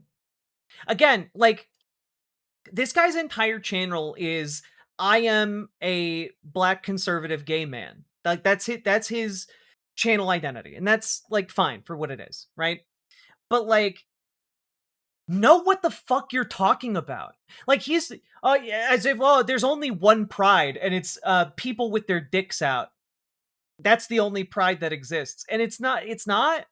Like, I've been to Pride. I've gone, by the way, to, like, the NSFW Pride events. So I know how this works. There are children's Pride events that take place in very welcoming, lovely parks that are worked by wonderful volunteers. And then there is, like, the mainstream Pride event that is, you know, more oriented towards, you know, adults and, you know, young adults. And that is kept very largely like PG-13. You know, you might hear some fuck words. You might see some people dressed a little provocatively, but not more provocatively than one might see in a Sports Illustrated magazine. And then you have the NSFW events, and those take place behind closed doors that you need an ID to get into. And even there, people are generally clothed. There's a lot less clothes. There's a lot more glitter. It's a lot sweatier. People be dancing on some poles. But you know what? It is still not open to children. You act like there's never something out of sort. No, but like trying to say that because one person got decapitated in the United States last year, that means that is a frequent occurrence in the United States. There's a problem with that. And if you're claiming that there was an event that took place at Pride where people were naked and pissing on each other, and it was sanctioned by the Pride organizers and not just humans behaving badly as humans often do, then I have a problem with that, because that is a pretty extreme claim and it's going to require some evidence rather than just, I'm going to imagine it's true. That was my point. My point was, if your argument could equally be used to validate believing that 10 billion Martians were just decapitated, then maybe it's a bad argument and you should abandon it. My point was to illustrate your faulty thinking here, and the faulty thinking of someone like Amir Odom. PG at that, or we're going to agree that, hey, this Pride Festival is 18 up and it's a giant who wears the least parade, kinks. It doesn't make sense to me. It literally needs to go back to the drawing board, and Pride has gotten out of hand, and this is why you have more normal. Pride is a protest. It's not meant to make you comfortable. I mean, I can also see both sides of it. I think that there is value in Pride becoming a vastly more accepted and mainstream event that all kinds of people go to. But I also understand, like, it should retain, like, a lot of its roots. It should not abandon its core message. And as such, it is always going to be somewhat of an outsider event. That being said, right, I think that it's fine for it to become a kind of revolutionary party, right? Because what revolution is complete without dancing? Normal gays expressing this concern, saying, hey, this shit don't line up with me. I don't agree with this. I don't like this. Because it quite literally doesn't make sense. And you're not a hateful gay person. You're not homophobic. Also, welcome, Raptor Blue Raiders. Come on in. Make yourselves cozy. Transphobic for calling that out for what it is and saying that out loud. Nothing pisses me off more when a gay won't be accepted if it's mean. I mean, counterpoint is that Pride was started by people literally throwing bricks and starting fires. So, I mean, eventually Pride has become accepted despite, you know, having a mean edge to it, right? But I also think that, like, you know, there's a time to riot, there's a time to party. Sometimes it's a little bit of both. But the fight and the struggle for civil rights and for equal protection under the law never ends. It is a constant and it's a constantly unfolding project that we must pursue at all speed. A guy says, why can't we just be normal gay men? Like, why can't we just be normal gays? Like, I'm not all for that gay shit. Like, oh, I don't want to wear a fucking rainbow. I'm the same way. Sometimes, like, I'm not gonna wear a fucking rainbow. Okay. But there's nothing fucking normal about gay people and, like, being, like, a normal gay. I think that's when you're taking it extremely too literal and you're not highlighting the nuance in that. You did a little bit when you said that I'm not like that either, I'm not going to wear a rainbow. It's not that deep. That's all we mean. Where are the normal gay dudes at? Where are just... If all you mean by being a normal gay is that you're not going to wear a rainbow, like... That's not a really interesting. It's not a really interesting stance. You're just saying you don't want to wear a rainbow, and, like, if you've ever been to Pride, you will also see that there are plenty of LGBTQ people who go to Pride who also aren't wearing rainbows. Like the average guys, average and normal, pretty much same word. There's no problem in. Well, to be very clear, Grandy's Garden, MLK was not peaceful, right? MLK was specifically and very notably not peaceful. MLK was non-violent, right? And there's a difference between that, because MLK and the civil rights movement deliberately planned to have scenes of chaos, to have scenes of unrest happen as a result of their protests.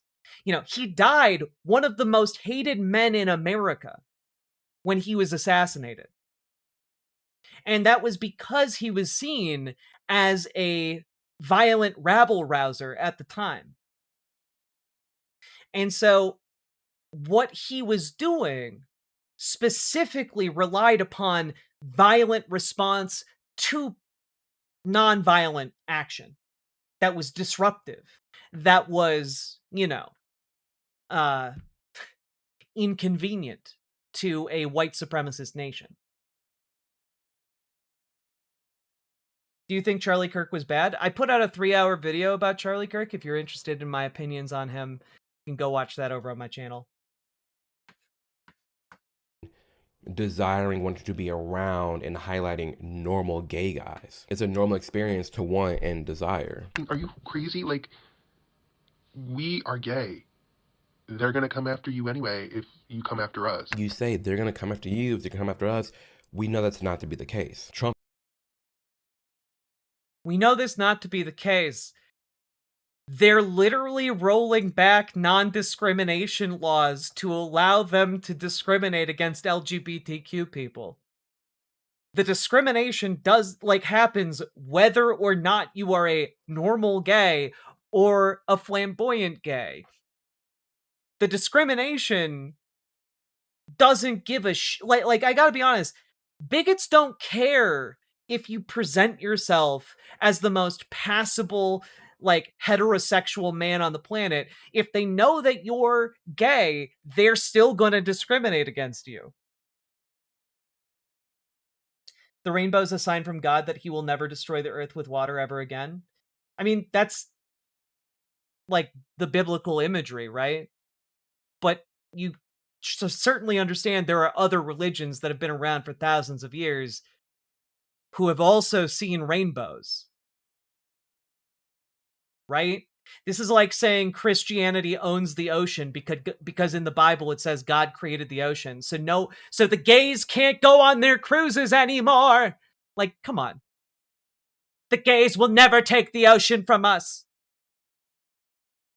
Has already been president. It's silly. It's silly, man. Stop it.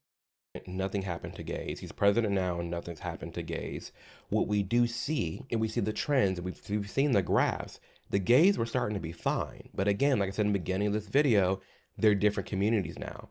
They advocate for different things. They're pushing different things. So yeah, you're gonna see the decline. Danny Boy of Light, this is live. Because it's not like the community stayed the same. Yes, there is a common enemy, so you want to say, but there's also a growing amount of people that are like, hey, I'm cool with gay people. I'm cool with you living and existing, but don't flaunt it and show it in my face, going so far as the super flamboyant, the super over the top, the rainbows, the glitter, the super femme. There was no rain before the flood? As somebody who literally taught the Bible for years, that is not accurate. That is not accurate to the biblical text. I mean, that part, no. When we're talking about the stereotypical LGBTQ community, no part of that. But there's a large amount of people in the United States, especially straight people, even some religious people, they're like, hey, I ain't got no problem with a chill gay dude. But it's when you are over the top. The earth was watered by mist before the flood? I have to be honest, I am thrilled and delighted by this absolutely wild new turn in biblical literalism. I was not expecting to encounter this here.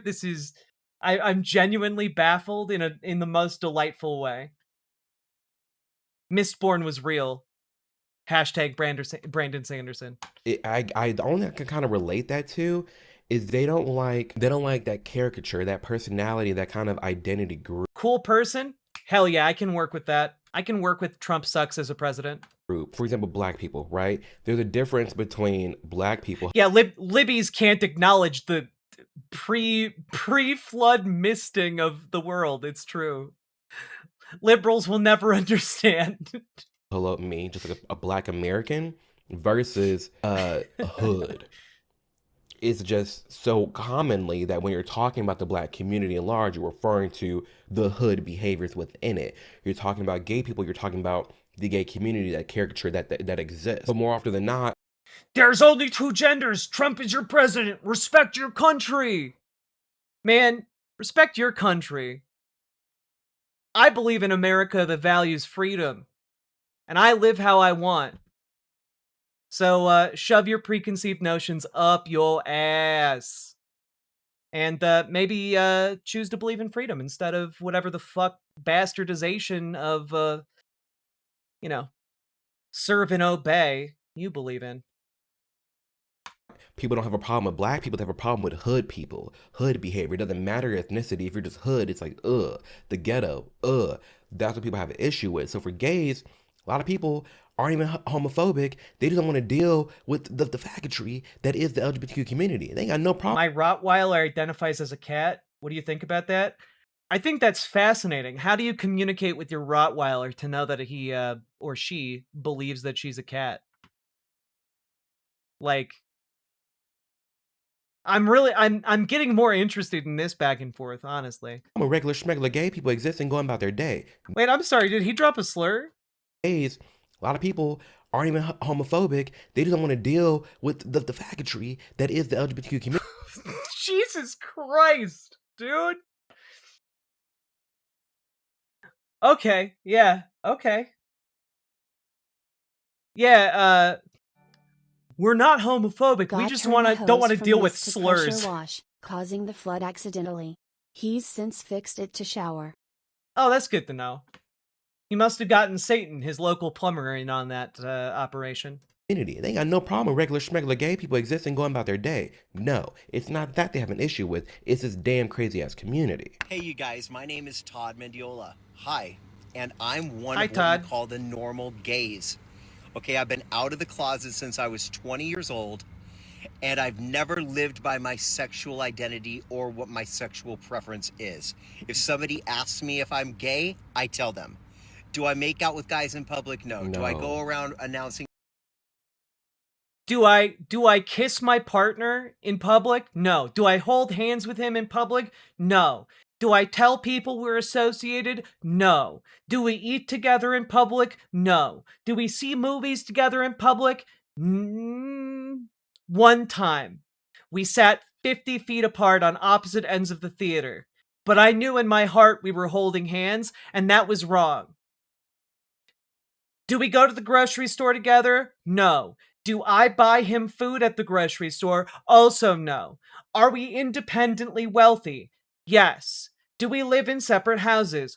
Also yes. Have we ever had sex? No. Is he real? I'll never tell. To everybody that I'm gay and that, you need to accept me? No, because I had already accepted myself as gay, and I knew that the people that surrounded themselves around me knew I was gay, and everybody accepted me. That's what it should boil down to. It's weird when you're expecting other people to automatically accept you and be okay with you. No. The more obviously, I'd love for the projections to go away, the stereotypes to go away. I would love that. But at the end of the day, when you focus on yourself and you focus on your growth, your individuality, your own life, and your crew around you, they're going to love and accept you for who you are, and then you go about your day. When you're out here being this demanding, this loud, this aggressive, people are not going to respect that if you're acting crazy. If you are flaunting around in the streets and you're in Speedos and you're making out and like you're doing all the very deranged stuff, no one wants to see that, straight or gay. For me. Now, what's interesting about this is that straight men in Speedos do make out with their partners in public. Or kiss their partners and like walk around in skimpy little outfits. And that's fine. Holding hands? That's how babies are made. Preg incoming. God.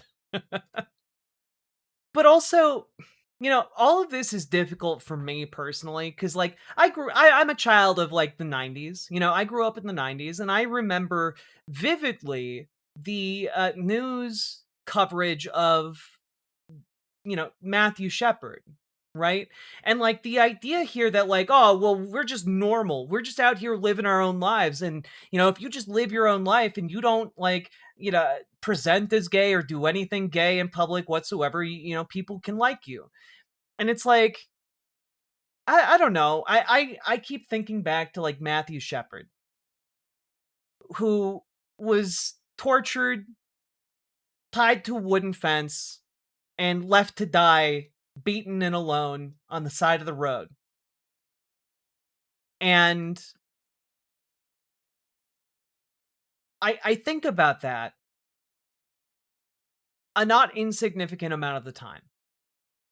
That this, 21-year-old kid was going through, some stuff, met these two guys, thought like went with them, and then these guys betrayed that trust and murdered him horribly, horrifically, in a way that people have called a crucifixion. Also, if you're wearing I'm gonna mute that one. Bad timing on that. And I think about that, and then that happened, right? Not that long ago. It happened in 1998. And the idea that because it's 2026 now, we're just so far removed from that. Matthew Shepard was just trying to live his life too.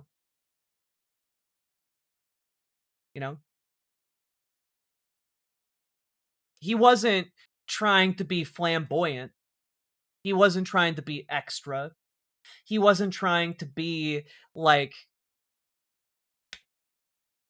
degenerate, in Amir Odom's words. And that didn't save him. He was still beaten to death and left to die on the side of the road.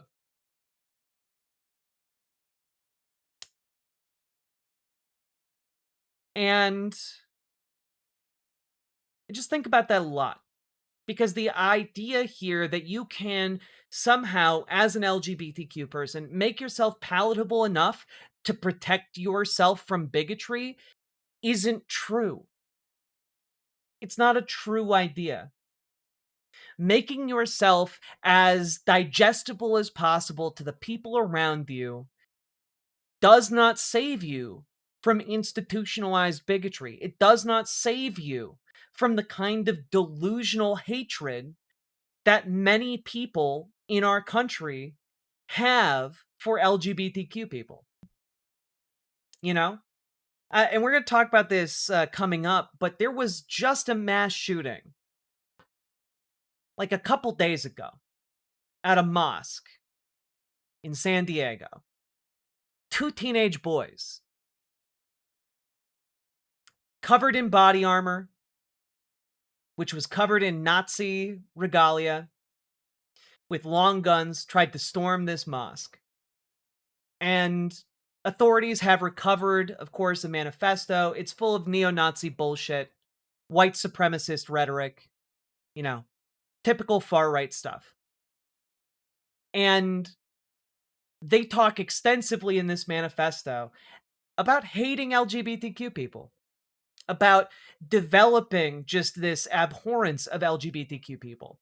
And to people like that, and there are unfortunately more of them than you might think in this country who hate LGBTQ people that much, there is no amount of respectability that will save you.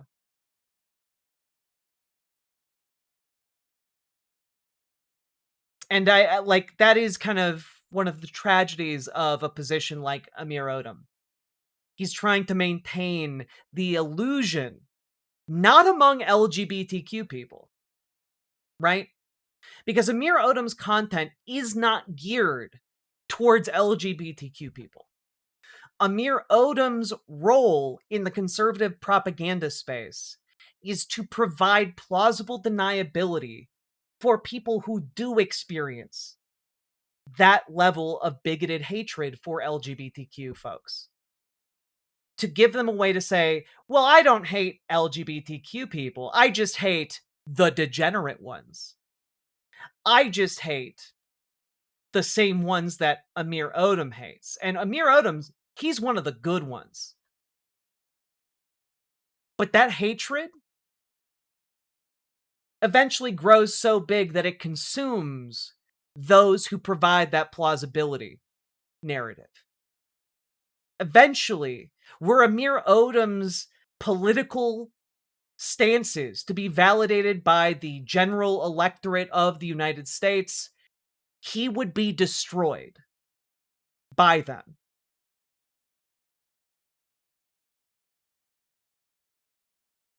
mean, I don't like PDA. It makes me uncomfortable. Straight gay doesn't matter. It's like we're in public. That's just me, but again. Yeah, it makes me so uncomfortable to hold my partner's hand in public. That kind of PDA, it's gross. Like, man, just sad. Impoverished. What, PDA makes you uncomfortable in public? Like, if you're getting a romantic dinner with your husband, you're not gonna, like, give him a smooch? During your candlelight dinner? That's sad. The way you police yourself in ways that straight people would never police themselves, it's sad. It cheapens your life and your experience. Again, not all gays are like this, and I'm glad we got an OG normal gay out here that's explaining this. All these other letters after the LGB are identity crisis. They're people that I don't understand what it's about. It has nothing to do with me liking guys. Trans is a completely other topic, and all these other, they, this, thems. It's all different. I'm just one of the normal gays that lives my life privately. If you ask me if I'm gay, I'll tell you. I've been in the fitness industry. By the way, there are also trans people who are like this, who try and say, like, I'm a normal trans person, so, like, don't be bigoted towards me. You want to be bigoted towards, like, the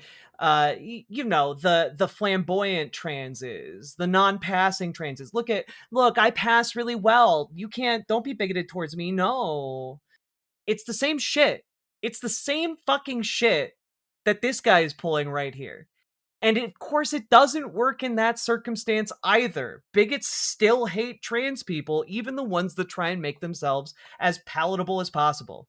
Industry for 35 years, successfully went from Seattle to Hollywood trainer to New York. No one wants to watch people make out? Then don't stare at other people on a romantic, like having a romantic dinner. Stop being a freak who's staring at other people. For SoulCycle Berry's boot camp for 14 years as a full-time instructor in New York City. Fundraised, but I never lived my life by my sexual identity. No, and no one should. Your life shouldn't be dictated by your identity. Coder Joe, thank you very much for the 2 tier 1 subs. I love Adam Tots. I love Adam Tots. Yes, it is. It is this comic in particular. We finally did it. We finally outlawed all the trans people and drag queens. Thanks for your help. Happy to be of service. So, who are we going after next? I said, who's next? Who?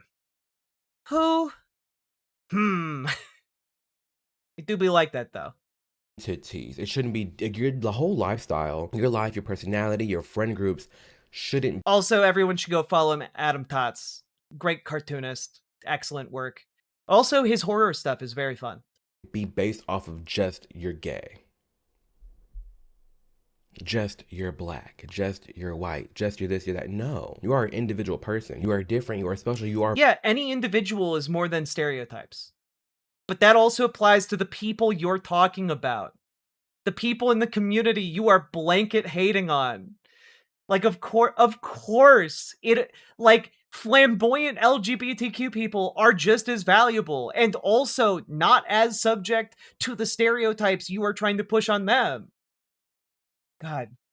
More than these little characteristics that are about you. No one's next, says somebody who never studied history in their life. You're more than that. You have more substance than that. And your life shouldn't be limited to just whether you're gay or you're black, whatever it may be. That's not what it should be. Be proud of who you are. Accept who you are. If someone asks you, yeah, I'm gay, what's up? What's good? What about it? But you don't have to make it your entire identity. Your life doesn't have to revolve around it. That's what we're referring to when it comes to this whole normal gay conversation. Yeah, no LGBTQ person's life revolves entirely around them being gay. That's not the case for any queer person. But again, and I said this earlier, I'll say it again, the reason LGBTQ people come together as a community is because of the shared experience of being oppressed by societal bigotry towards LGBTQ people. That's the reason the community forms. And part of the reason the community doesn't have that many elders, that many old people, is because the Reagan administration allowed AIDS to ravage the LGBTQ community before doing anything to act on it. Right? And so a whole generation of people in the LGBTQ community was wiped out.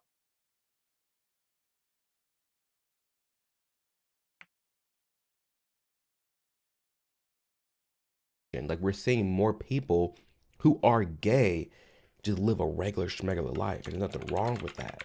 Nothing wrong with that. There's a rise of gay people not identifying with the LGBTQ community, and that's okay. You can just be you. That's not true. 300,000 LGBTQ people died of AIDS during the AIDS epidemic. Please learn more about what you're talking about before you say that. You don't have to be a part of this caricature that is the LGBTQ community. You don't have to. And for so many gays out there, they fall into that trap that they have to, that they should. I know way more about history than you do. I studied history in college, and I minored in it. So I have a pretty definitive level of expertise compared to most average Joes. Community's all I got. They have my back. Everyone else hates me. This, that. Oh my gosh, it's so hard being gay in America. No, you can just live your life. You can find your friends that are gonna love you and accept you for who you are. It's like, oh, it's okay. Do I have gay friends? Of course. Do I have straight friends? Yes. Like, I just have good friends around me, and that's all you need. And I already knew people were... Get over yourself? Get over yourself. You just denied the deaths of 300,000 people. I know way more about history than that guy, and I say you're correct. Thank also, you. I donated to say it, so I'm objectively more correct. True, Jobert. True. Thank you for the prime. Appreciate it. Proud of me, so I didn't need to go march on top of these floats either and prove to everybody that I was just as good as them, because I already knew I was. Period. So, and I like to, you know, I'm not a Speedo, I'm a board short guy. Same. And anyway, I just wanted to let you know that there are some of us out there, and I know some of you The board short community is devastated, I'm sure, at the association with this clan. watching that are gay know exactly what I'm talking about. Preach. I know there are people out there that know exactly what I'm talking about. They're relating to what I'm saying, what this guy is saying. Are you talking about HIV? Yeah, I'm talking about the generation of LGBTQ people who died to HIV, you ding-dong. You're not alone. You're not And HIV becomes AIDS. crazy for thinking the way that you do. You don't have to be lumped into this huge community. You can just chill. There are plenty of elder gays. What are you talking about? There are 300,000 fewer elder gays because they died from AIDS. Like, I don't understand how bad conservatives could possibly be at math. And yet every day when I do one of these streams, you guys manage to push it to new lows. When you take a community of people and you subtract 300,000 from said community, the community becomes smaller. There are fewer of those people in that age demographic. I don't know how much more straightforward I can make this. And be you. I know some of the most manliest gays out there. Ranchers, plumbers, electricians. Yeah, because gay men can be masculine and also still part of the LGBTQ community. Like, you wouldn't even think that they're gay. AIDS isn't our fault, bro. Okay, so I guess we do need to talk about the history of AIDS. I assumed people would know more about this.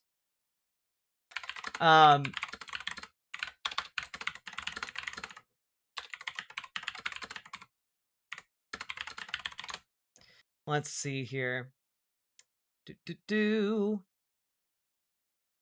know what? Let's just take a look here at the San Francisco AIDS Foundation website. All right. Let's take a look. Also, Sake Tanuki, thank you for the 5 tier 1 subs. Promoted from when you hit LVL 20 as a gay and wanted to promote. That's true. You do have to hit level 20, but you also have to make sure when you hit level 20, you're holding the correct emblem. If you aren't holding the right emblem, you will class into a potentially suboptimal evolution. Let's just take a look here. Reagan's legacy. No look back at the nation's 40th president would be complete without remembering I've his been getting inattention to attacked the on AIDS TikTok epidemic. for the last month for pointing out that being pro-censorship of media that they don't like will only hurt the LGBT plus community. This vid has that energy. Yeah. Why are you mad at me about it? I'm mad at you because you denied that it happened. It's like coming into my chat and denying the Holocaust. I'm gonna get mad at you about that. I'm gonna get mad when you, like, come in and you say something unspeakably stupid from a place of ignorance. So I'm giving you the benefit of the doubt and trying to educate you on this topic, as opposed to attributing to you malevolence, which is, I think, particularly generous on my part. No look back at the nation's 40th president would be complete without remembering his inattention to the AIDS epidemic, which arose on his watch. Let's take a look here. This month's National Remembrance of Ronald Reagan's 100th birthday. Fun fact for the guy in the video: you want masked gays? The original gay men's clubs were leather/motorcycle/military clubs. That's true. 100th birthday is focusing largely on his accomplishments, but no look back at the nation's 40th president would be complete without remembering his inattention to the AIDS epidemic which arose on his watch.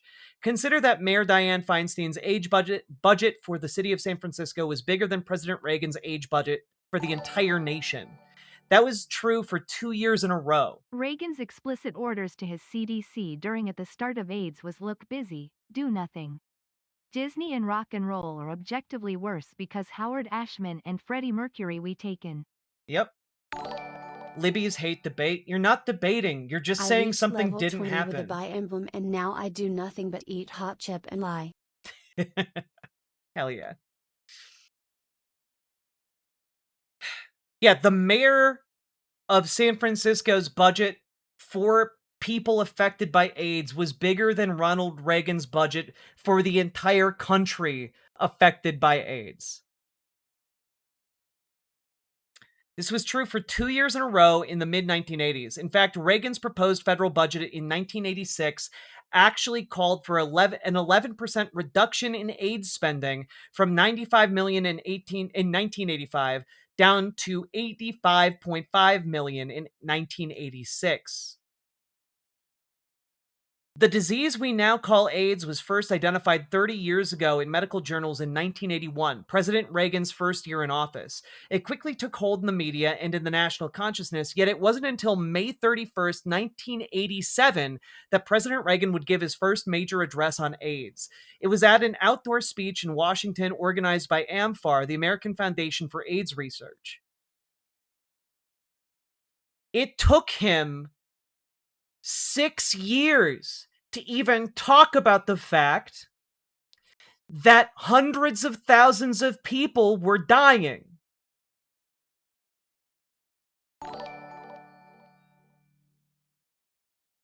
Imagine being married to the throat goat, and both of you hating ******. Inconceivable. Inconceivable indeed. It's worth noting, by the way, that 300,000 is such a large number that it begins to get close to the number of soldiers who were killed in the US military during World War II. So, I don't know, seems like a pretty big oversight to not talk about it when you're president of the US. For us, but sad. Also peanut butter. Peanut butter is good too. I agree. You think Ohio had a problem? Ohio did have a problem. It was a national illness. It wasn't located just in San Francisco.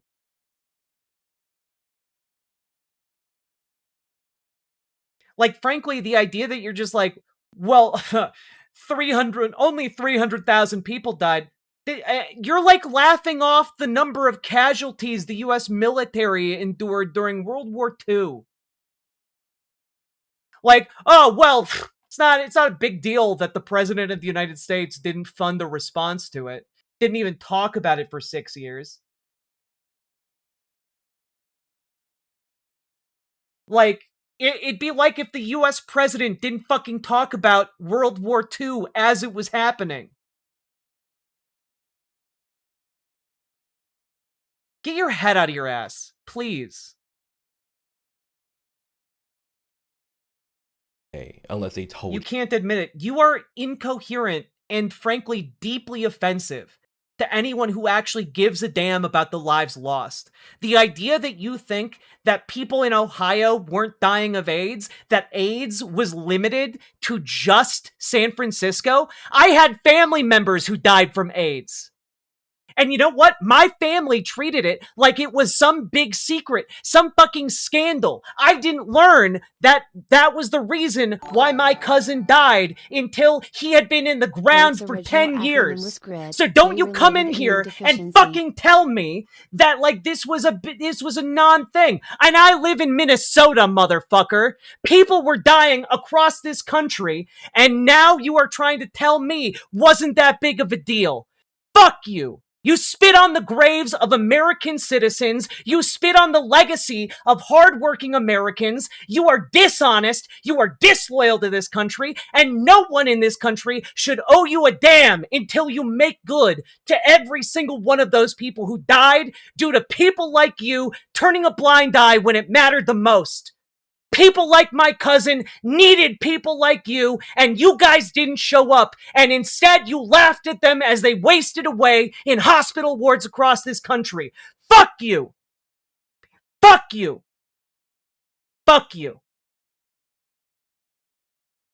Oh, why are you so excited? 'Cause people in my family died.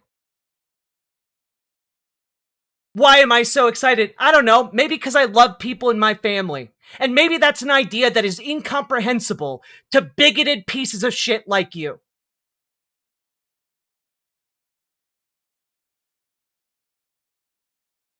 But I'm done with that. But this is the kind of thing, right? That people like Amir Odom exist to launder. People like Amir Odom exist to launder the opinions of that person I just banned from my chat. People like Amir Odom exist to provide plausible deniability.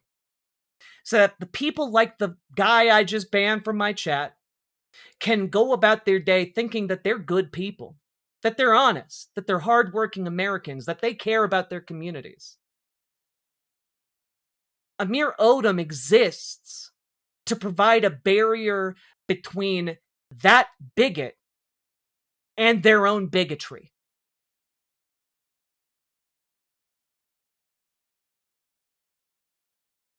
And I have a limited amount of patience for that shit.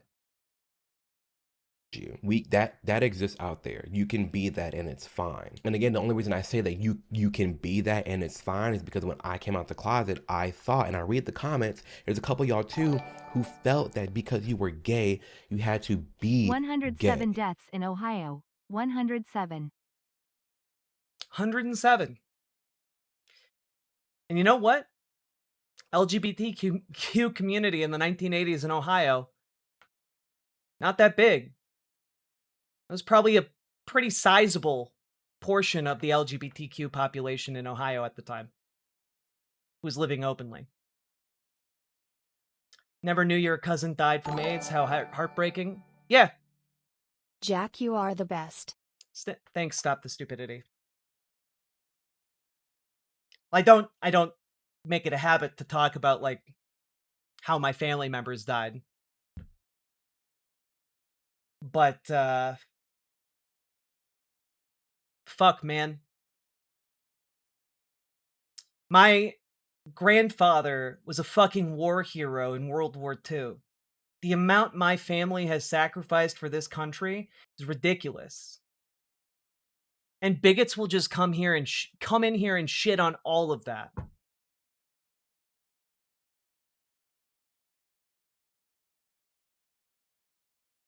We had a president who turned his back on LGBTQ people suffering an epidemic that killed hundreds of thousands of them, and he sat back, did nothing, and pretended it wasn't happening. until finally it started affecting straight people.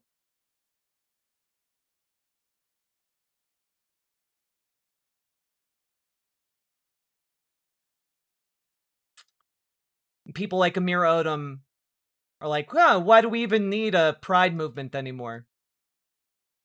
We need a pride movement because there is a sizable portion of the American population, of American politicians, of people with power who would see each and every one of us dead if they could manage it. You don't have to. You can just be you. It's okay. I'm going to try to address this concept with as much nuance and grace that I think that it deserves. I'm going to give a few different examples of what I mean, but I hate when people push their lifestyle or their opinions on other people. Your journey is not everyone's journey, right? It's part of the reason why I don't really care about Pride Month, and I don't take offense if people don't support Pride Month, because it's a little pushy. It's a little noxious to an extent, in my opinion. It is. It's very obnoxious. It's very in your face. It's very aggressive. Accept me, love me, embrace me. Yo, do that for yourself. And if your friend groups around you support you, your family and friends, and you're chilling. We all got the same rights and protections of the United States. The hell you doing all this for? It's not necessary. Don't take people's lack of support for Pride Month as a lack of support for me, or me being a normal gay in a monogamous relationship being able to get married. That is what is going to win people over if that is the goal. It's just you. No, there is no amount of making yourself palatable that will win over these people. There's no amount. Can't do it. Because bigotry is not rational. Bigotry is not a rational response to the world.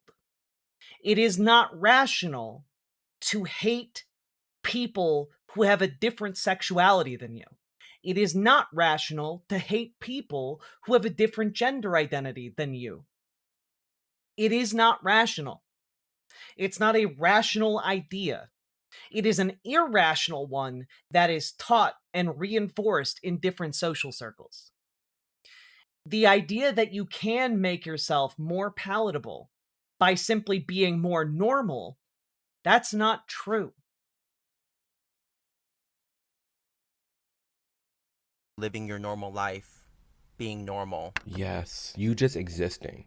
And highlighting and showing that, hey, there are gay people like this that exist. I've come across people on this channel, and I get the DMs on Instagram and the comments where there's been some, people admit it. Yo, I thought I was homophobic. I thought I hated gays, but I don't hate gay people. Yeah, I don't hate gay people. I just hate the degenerate gay people. You're one of the good ones.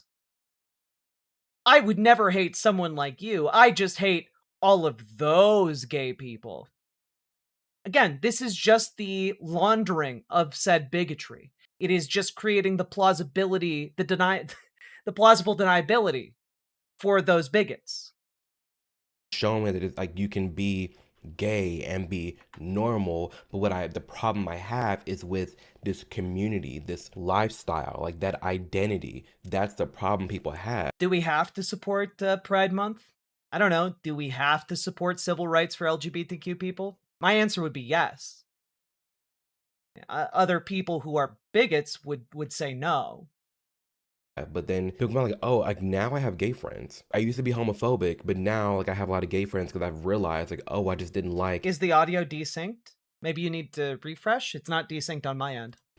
That and that not liking that doesn't make you homophobic, especially when you have gay friends and you support them and you love them and you embrace their relationships and their marriages and their kids and all that. What that's shown me personally is that there is a separation between gay and LGBTQ. There is a separation between a normal gay and this idea or this, again, caricature of what a gay man's supposed to be. The more this is highlighted, that hey, we're just Bert and Ernie. Again, we're just two dudes chilling, dog, working hard, pouring into the country with our dual income, no kids. And then eventually you get kids. We're just minding our business. We're chilling. Yeah, bigots hate the idea of gay people having kids. All you have to do is look up the entire controversy around Dave Rubin having kids and his relationship with the Blaze as a result. He literally got called in by Glenn Beck for Glenn Beck to try and scold him out of having children after suddenly a whole swath of the Blaze's audience realized Dave Rubin was gay. Because he posted a picture of him and his husband with children. The more you do that, the more you highlight that we're just out here existing, the more respect we'll gain, like we were gaining throughout the 2010s, that, hey, actually gay people are chill. They good. They chilling. Great parents, pouring into their kids, pouring into their families. Look, there's nothing wrong if you just want to be a Will and Grace gay. There's nothing wrong with that. But there is something wrong with looking down your nose at other types of LGBTQ people. While I was growing up, AIDS, and by extension sex, was expressed to me as a literal death sentence. Maybe that's why it took me 40 years to understand I was trans. Yeah, exactly. People tried to use this, and by people I mean Christians in particular. And I know this because I grew up a fundamentalist Christian. Tried to use AIDS as reason for why abstinence was the only way. Because if you weren't abstaining, you could get AIDS and die. It was literally something that was like taught to like teenagers in Sunday school. Yeah, it was also part of like that whole purity culture, which was deeply, deeply weird. The purity balls, man. Super fucking weird. Doing what they need to do. Are there bad apples? Yes. Are there straight bad apples? Yes. If we just focus on being a good human, focus on good families, good communities, we'll be chilling. I always find it interesting when queer women that are not lesbians are like, I'm not gay enough. This is what I'm talking about. I have no relation to this. I don't understand this. It like based off of what we know language. I'm sorry, wait. Are like, I'm not gay enough. This is what I'm talking about. I have no relation to this. I don't understand this. It like based off of what we know language to be and definitions to be, this doesn't make sense to me. A queer woman that's not a lesbian. So you're a straight woman? Live your life. Yeah, because there are only two ways a woman might be gay. That's either straight or lesbian.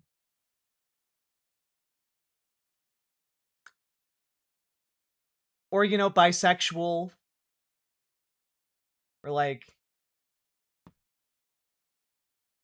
maybe biromantic. Like, I don't know. Like, there are other types of like sexualities that might have a broader broader spectrum of attraction. Yeah, pansexual, asexual, biromantic. Yeah, like, there are a whole host of ways this could manifest. Purity culture always confounded me. When do we ever praise an experience? How do you get so good at sex? I was homeschooled. I mean, I wish it confounded me, but the reality... First of all, Saki Tanuki, thank you for the 5 tier 1 subs. Very much appreciated. Thank you for supporting the show. And Anime Sidekick Al, also thank you for the $10 super chat. But it doesn't confuse me because effectively the rhetoric I got growing up was if you have sex, you become like used gum and no one wants to chew used gum. You can't unchew gum. And so that idea got taught to a lot of guys. And a lot of guys internalized it. And when they grew up to be 30, 40, 50-year-old men, a lot of them put on a pedestal this idea of sex with somebody who's never had sex before.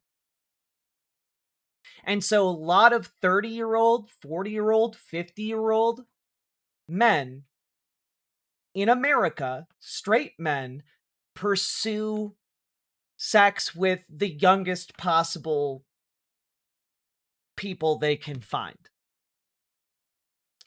So that's why you get like how an entire show like How I Met Your Mother has a character whose entire thing is being like a 30 to 40-year-old man having sex with 18-year-olds. It's how you get like one of the most popular boards on Reddit being r/jailbait for like 15 years.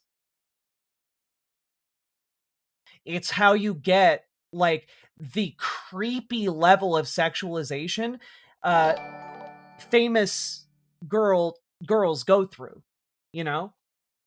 Like I'm old enough to remember the Olsen twins having an online countdown to the day and hour and minute they turned 18 years old. And it was like one of the most trafficked websites on the internet.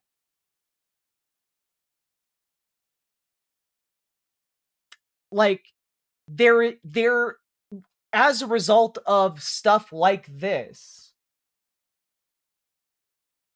there was like this hyperfixation on getting on virginity, on like adult men wanting to have sex with virgin girls.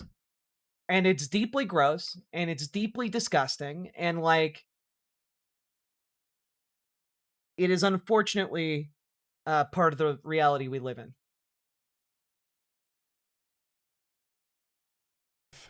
Do what you want to do, but we are not one and the same. I do not relate with this. I do not relate with the jump scare Lilitinos of the world. I don't relate with the they thems. I don't relate with any of that. But that's fine. You don't have to relate. You just have to accept. You just have to accept that they exist and deserve respect. I don't. You don't have to. It's not for you. Presumably you're not non-binary. Are there some correlations between, you know, the LGBTQ community? Sure, there are some similarities, some of the same, you know, hobbies, whatever it may be. But because it's been lumped in together so much, and early on, we did have the same common enemy, had to fight through the same different things, I feel like that's since changed. You know, I feel like that's since changed. We got ours. Bye. It's genuinely like a, we got ours, fuck y'all. And it has gotten to the point where there are certain sects of the TQ plus community that's completely gone off the rails and makes, like, if I'm a gay man looking at this like this is crazy, what the hell you think straight people are doing? If I'm a gay man... I mean, I know straight people, and the straight people who aren't bigots just go, oh, you're non-binary. Cool. Hey, mate, they're really cool. You gotta meet them. There is such a thing as an ally who's straight, you know? Like, what do you think the straights are doing? I don't know, being cool and chill if they're not bigots. Calling out all these different things, whether it be the trans kids, the drag queens dancing in front of children, the pride parades in elementary schools. If I'm a gay man calling that out and saying this is wrong, what do you think straight people are doing and how are they feeling? Okay, question.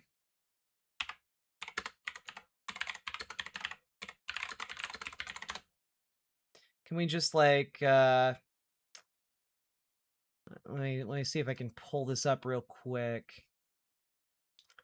Yeah, here we go.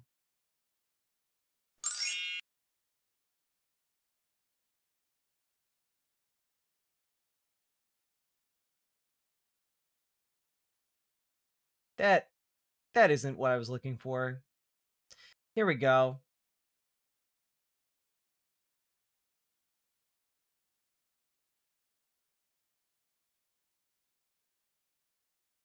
Perfect.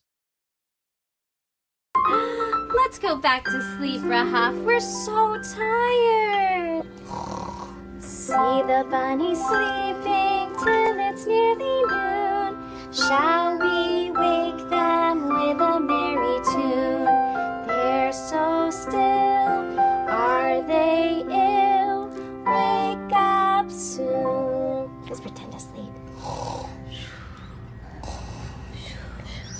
Wake up, little bunnies! Skip, little bunny, skip, skip, skip. Skip, little bunny, skip, skip, skip. my god! Skip, good stuff. Oh my god! A woman in a costume dancing in front of that child. Oh my lord. How could it be? What degeneracy is this? Like, I just want you guys to understand, Amir Odom is so full of shit that he's like, I don't support drag queens dancing in front of children. And he's just like, you just watched a woman in a costume dance with a child.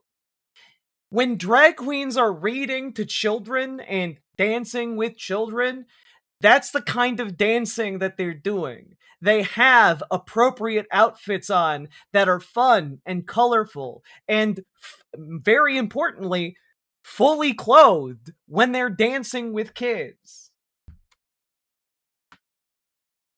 But like Amir Odom's like, I don't support this degeneracy. That Sesame Street, We need to call out what's wrong is wrong and go about our day. And it's important to highlight the normal gays. Shout out to y'all out there for existing and letting it be known you're not a part of this hot mess that is the LGBTQ community, and you're proud of who you are. Your friends love and accept you, and that's all that matters. So if you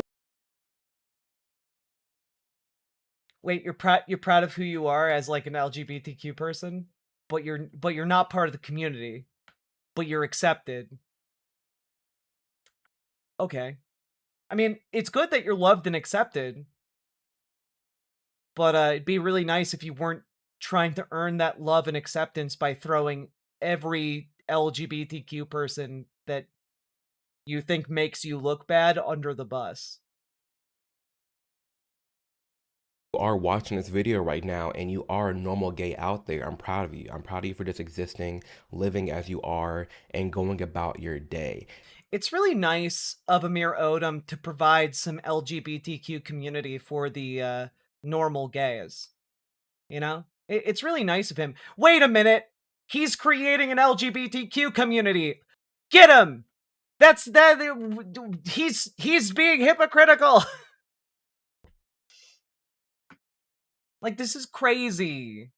The level of hypocrisy is off the charts. Not really shaming if you are more feminine, if you are more elaborate. It's, if anything, I'm just glad if you're watching this channel right now, hopefully you're the type of person that's just minding their business and doing you, and you're not pushing that on someone else. What's a normal gay person? A gay person that Amir Odom personally deems as, like, palatable to himself. Or being rude or demanding that someone respect you. No. He's building camaraderie straight to jail. If God. this guy has a problem with women in costume dancing in front of children, that includes Big Bird. Hey everybody, this guy hates Big Bird, get him. God. I'm glad you are embracing who you are.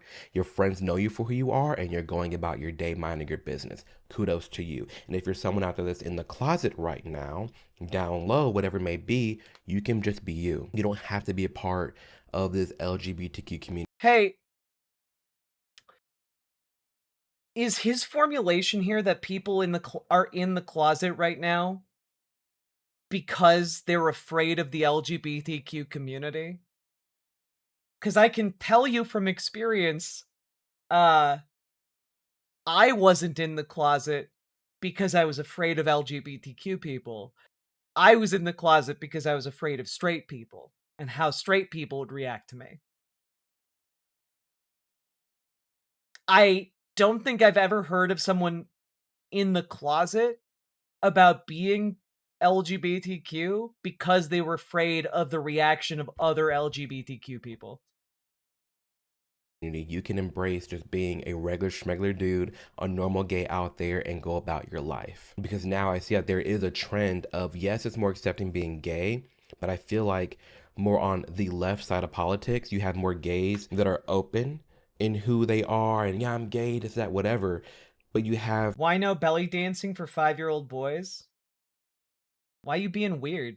Stop it. more the middle and the right, conservative gays, normal gays who don't even want to come out and say they're gay because they don't want to be automatically attached to the LGBTQ community. Like, I encourage, like, especially those that are in the closet and they want to come out to their family, the number one thing I recommend is saying, hey, I'm gay, but you don't have to be scared about me changing. I'm gay.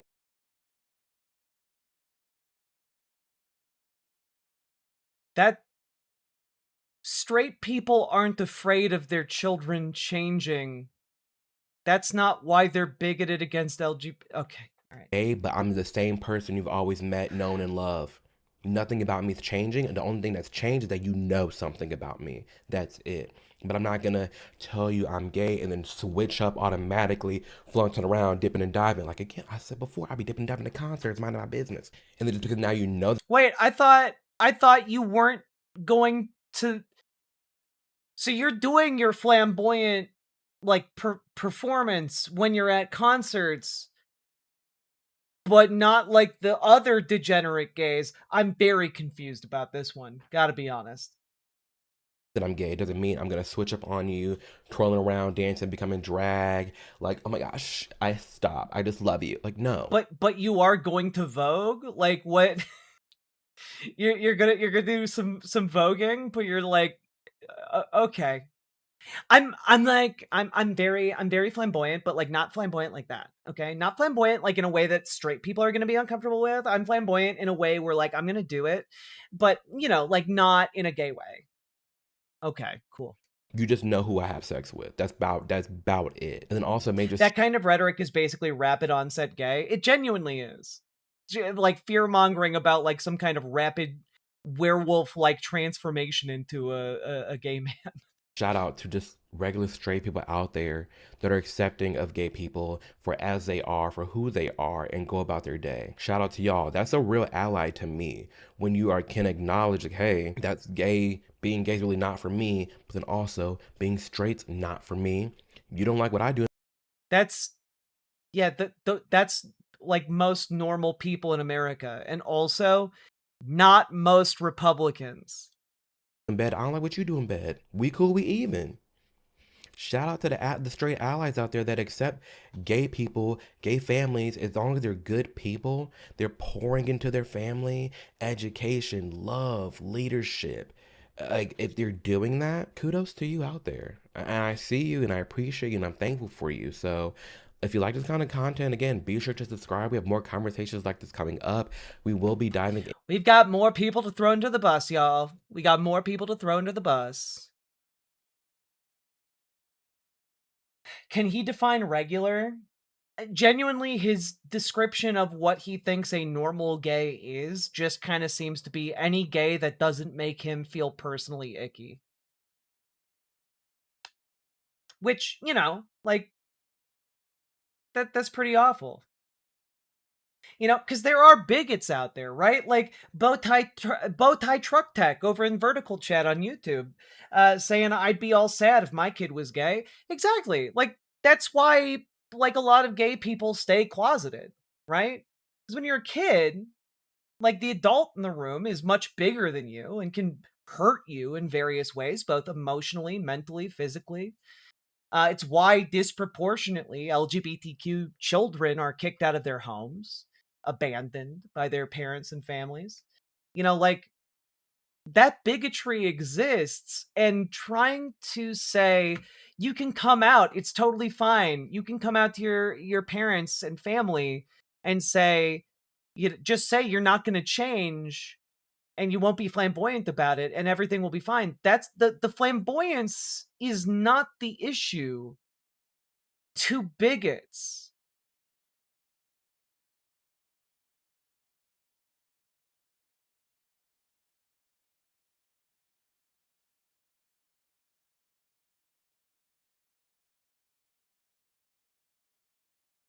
That's not bigoted bullshit. Go back in the closet like the good old days. But that's the thing, right? Like, what's crazy to me is bigots will say shit like this while denying that they're bigots, right? That's the exact reason Amir Odom makes this content.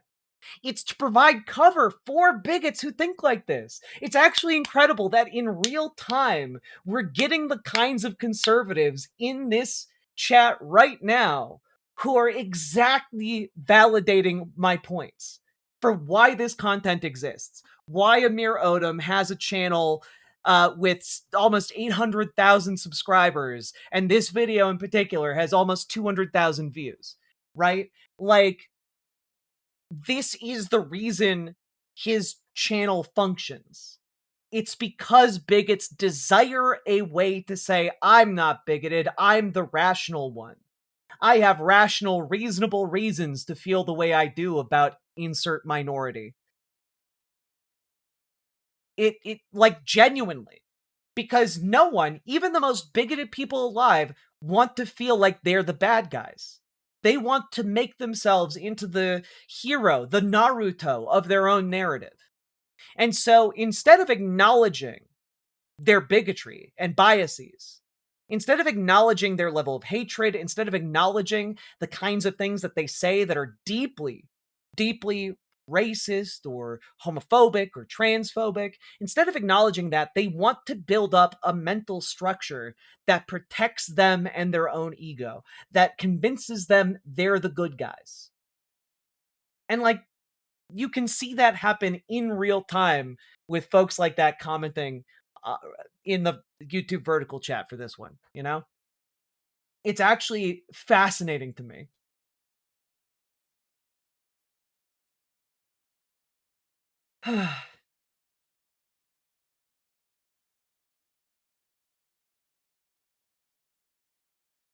Anyway, if you got anything out of this, folks, we've been on a wild and crazy journey here, but hit the like button, hit the subscribe button, leave a comment about what you think the purpose of ongoing pride movements and marches are, what you like to see at your local pride, what brings you joy, and also, hey, we need to get organized. It's not enough to just show up once a year to Pride. It's not enough to just show up every so often and know the correct political positions. We need to actually start translating that into action, into political organization. We need to start translating that into a takeover of the Democratic Party, to make it more progressive, to kick out corporate Democrats who are bought and paid for by the very same donors who back Republican candidates. We need to translate that into folks getting organized with their local DSA and their local labor groups.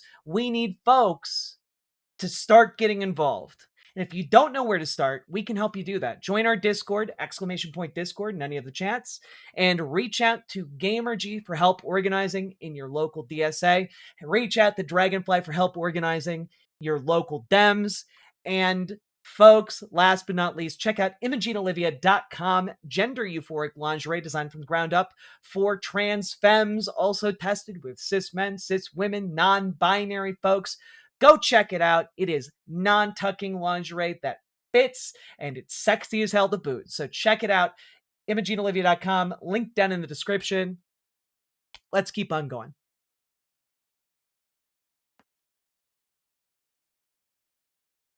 Woof, there we go. This was a good ass segment, wasn't it though?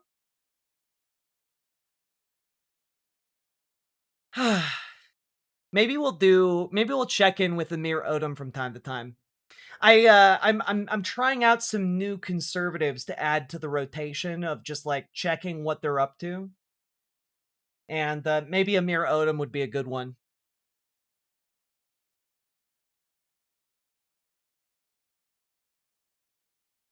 Dems suck? Agreed. We need to make them so much better. Democrats should be working for the working people of this country. Have y'all touched the button? That's actually an excellent question. We've been going for 4.5 hours now. If you've been enjoying this show, hit that like button, hit that subscribe button, and also consider financially supporting the stream because you guys make this show possible. I could not do it without your subs, your donos. You guys and your donations are the entire reason this channel can continue to exist. So if you can, do consider dropping those subs, donos, memberships, super chats, etc. Because you guys, well, rather, this stream is brought to you by viewers like you. Thank you. Oof.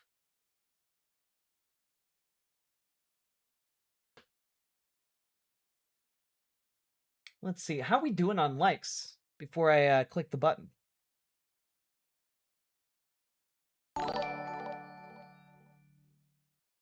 His message of just tone it down is all part of the larger plan to silo off difference so young people are never exposed to it. Yep. Same with states' rights and parental rights.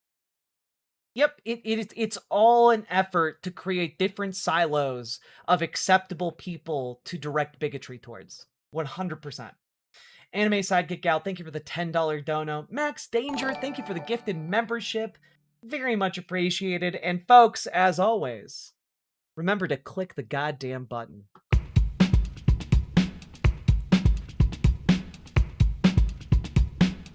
Go, go, go. Click the button. Click the button. We are almost at 300 likes. And I think we can do it. Click the button. Click the button. Click the goddamn button. Click the button. Click the button. Click the button. Click the goddamn button. Click the button. Click the button. Click the button. Click the goddamn button. Click the button. Click the button. Click the button. Click the goddamn button. Click the button. Click the button. Click the button. Click the goddamn button. Click the button. Click the button. Click the button. Click the goddamn button. Click the button. Click the button. Click the button. Click the goddamn button. Click button. Click button. Click button.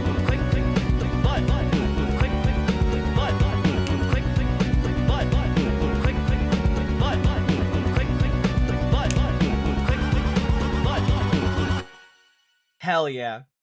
Also, I don't remember how long ago it was, but I remember seeing a comment in chat while we were doing the segment about someone really liking my chain. And I do want to add, and I've told a lot of folks in chat this before, but I actually bought a purse, and the purse itself sucked, but this chain like served as like the handle for the purse, and I actually loved it so much that I took it off the purse, and I wear it as a necklace now. It was not intended to be a necklace, but I just think it looks really cool as one.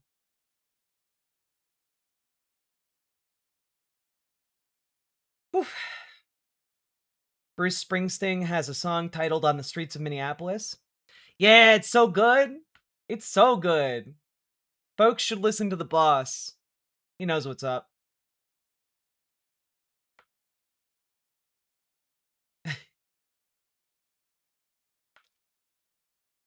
It looks awesome. I love your look today. My look is like disheveled. I've been working and doing shit like all day. So my look is just kind of disheveled, comfy housewife. That's kind of the look I'm going for. Ooh, palette cleanser, shoot bang. Very much appreciated before we go into our next segment, because our next segment is going to be heavy stuff.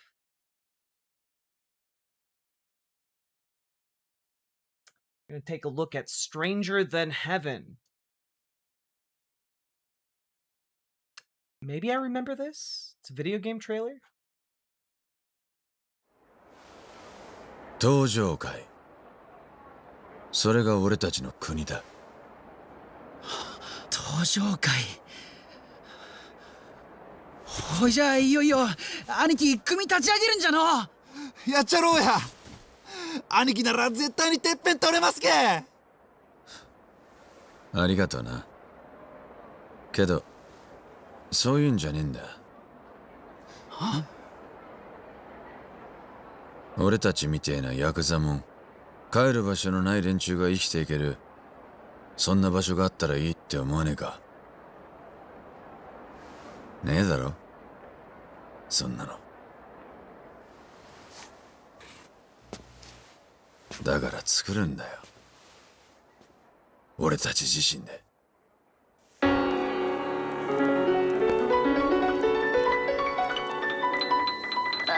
Hell yeah!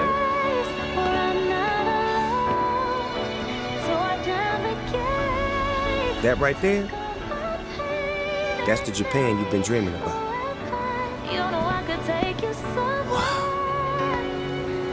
This is Japan. Stranger than heaven. Oh, this looks so good. Let's 道聞きたいです。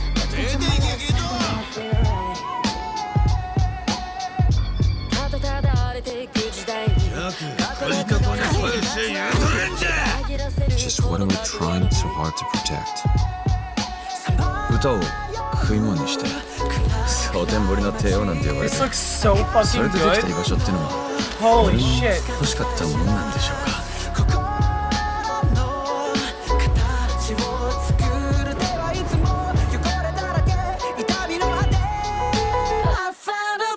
What's your story? Kamurocho! Just a poem for the Yakuza. Some things never change. 親よろしくお願いいたします Obsessing over one man's death. That's no way to live a life. I know, but I can't just live it alone. If I don't settle this, my life can't ever begin.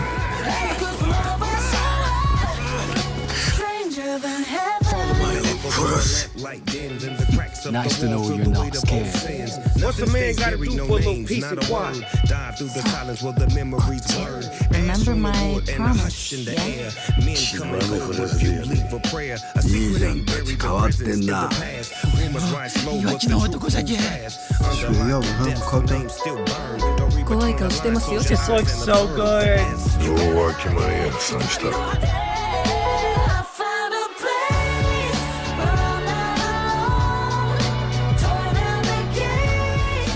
You know, we could always just make our own country. It's the only choice we got. Our only way forward is to make a place for ourselves. That settles it, Makoto. If this country won't accept us, we'll carve out our own right from underneath it.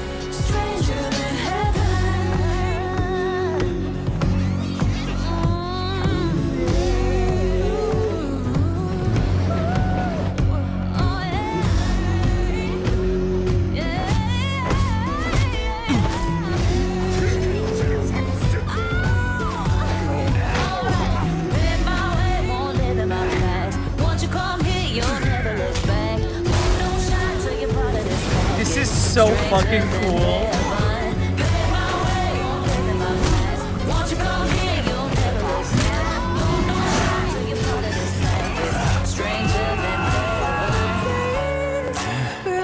Hey, Japan! Come on, join the fun. It's our homecoming after all. So long, America! This is my home, and nothing's gonna change that!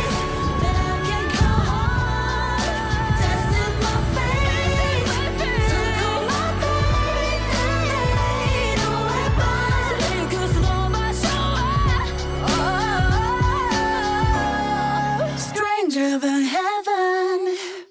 Fuck, that is one of the most stylish trailers I've ever seen in my life. Holy shit. It's so cool. The fact that they're getting bigger in scope and telling a story that stretches across like an entire man's lifetime, that's so cool. That was so fucking cool.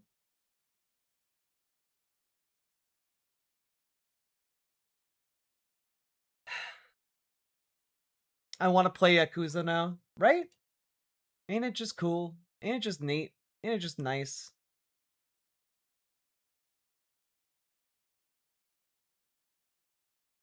God damn.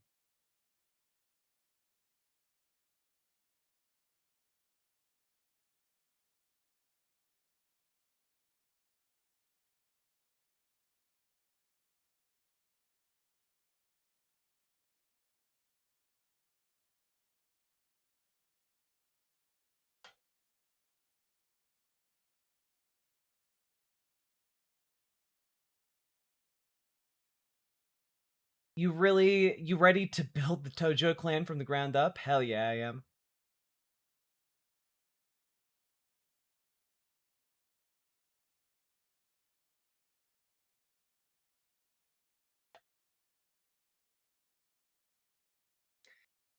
A lot of really good games this year. Yeah, I feel like we're being spoiled with like a crazy amount of good games recently, both like indie and like AAA.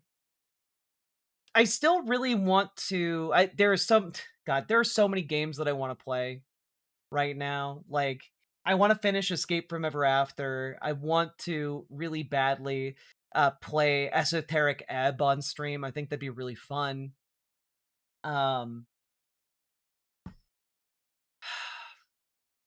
God, there's so many good names. Yeah, Subnautica. I need to dig my nails into Subnautica too. Mina the Hollower comes out like in a little over a week. God.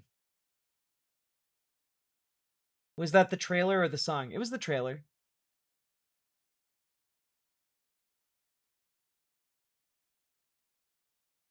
Yep, Mina the Hollower on the 29th. I'm going to try and stream it on the 30th because I've been looking forward to it and I want to support Yacht Club games.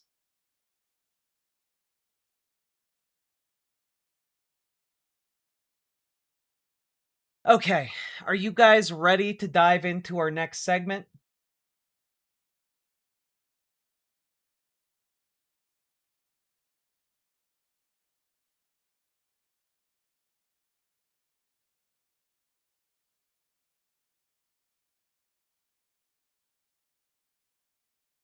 Oh boy. Yes. Here we go. Yeah. It is a... Oh shit. Here we go again. All right. Stealing your heart as we speak. That's a good idea because it's not... Unfortunately, it's not a fun segment. Just as a heads up.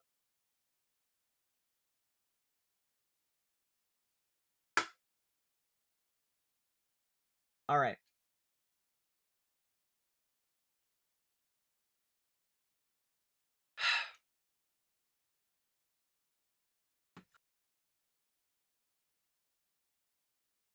So, folks, we got to talk about the mass shooting event that happened in San Diego just the other day. There's a lot of misinformation going on around it right now.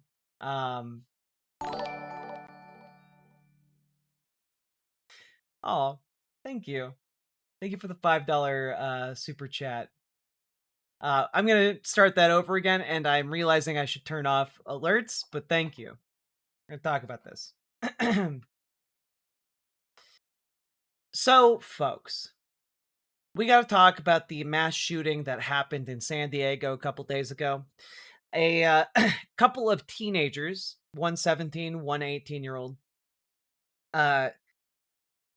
decided that they were going to attack a mosque, and they managed to get their hands on a lot of weapons, on body armor, and they plastered neo-Nazi regalia all over themselves. Their weapons had hate messages etched into them, and their plan was to storm into this mosque that was attached to a school, and at the time of their attack had around 140 children inside. They deliberately staged this and planned it along the lines of the infamous mosque shooting in New Zealand, and it genuinely could have been one of the worst mass shooting events. Yeah, the Christchurch massacre. It could have been one of the worst mass shooting events in U.S. history. But luckily, as they emerged from their car and began storming the mosque, a security guard pulled a weapon and fired, hitting one of them, and the security guard was killed in the attack. And as the two teenagers entered the building, They were live streaming all of this, by the way, so don't go looking too deep on the internet because you will find the live stream footage of all of this happening. I'm, for obvious reasons, not going to play any of it. As they charged into the building, two men inside the mosque deliberately attracted their attention and ran out into the parking lot while on the phone with police. And the attackers, instead of continuing on into the mosque, chased these two men into the parking lot and killed them both. At which point, they felt cornered and they ran back to their vehicle. And in the vehicle, there is, again, they continued live streaming through all of this. One of them begs the other to kill him, and he does, and then kills himself. It's incredibly heartbreaking, but each and every one of those men at that mosque acted with extreme amounts of courage and managed to save 140 children. One of them, his wife, worked as a teacher for those children and saved his wife in the process. It's, I mean, it is heartbreaking, right? You know, Maya, a 7th grader whose mother gave her permission to speak to the media, said she knew the 3 victims from family gatherings and from Ramadan when she would see them every day. He sacrificed his life to save everyone else's, she said. It's just a heartbreaking event. It's a heartbreaking story, and it's shocking in its brutality. And it leads, of course, to the obvious question, why did this happen? Why did this happen? Now, investigators have recovered a manifesto. The text of it is circulating online. And it's pretty obvious to me that this happened because they were far-right nihilists, you know, disillusioned with the world, hopeless, and believing that their actions would spark a great race war. And it's, I mean, it's insane gibberish, but it's the kind of insane gibberish that you recognize. Like, if you've existed in examining far-right spaces for as long as I have, like, the pattern is undeniable, right? Like, it's not just that the rhetoric mimics what you would see on, like, far-right image boards or extremist websites, but it mimics what you hear from mainstream conservative media, what you would consider mainstream conservative media. It mimics what you would hear from basically any conservative troll in any live stream chat. Like, we've seen, like, I've been streaming tonight for about almost 5 hours, and I've seen people in chat, they usually get quickly banned, but drop rhetoric similar to the rhetoric used by those boys in their manifesto. And I mean, it's not subtle. You know, these subjects did not discriminate in who they hated, said Mark Ramilli, special agent in charge of the FBI's San Diego field office, at a press conference Tuesday. The document, reviewed by CBS News, opens with an anti-Semitic diatribe repeating the phrase, "It's the Jews." It also calls for a violent race war and references accelerationism. And yeah, again, race war etched into one of the handguns. This is apparently one of the images from the manifesto itself. Accelerate your hate, misanthropist cell. And, you know, obviously Nazi imagery right there. And it is, I mean, like their manifesto, it hates LGBT, it hates African Americans, it hates Muslims, it hates Latinos, it hates trans people in particular, it hates women.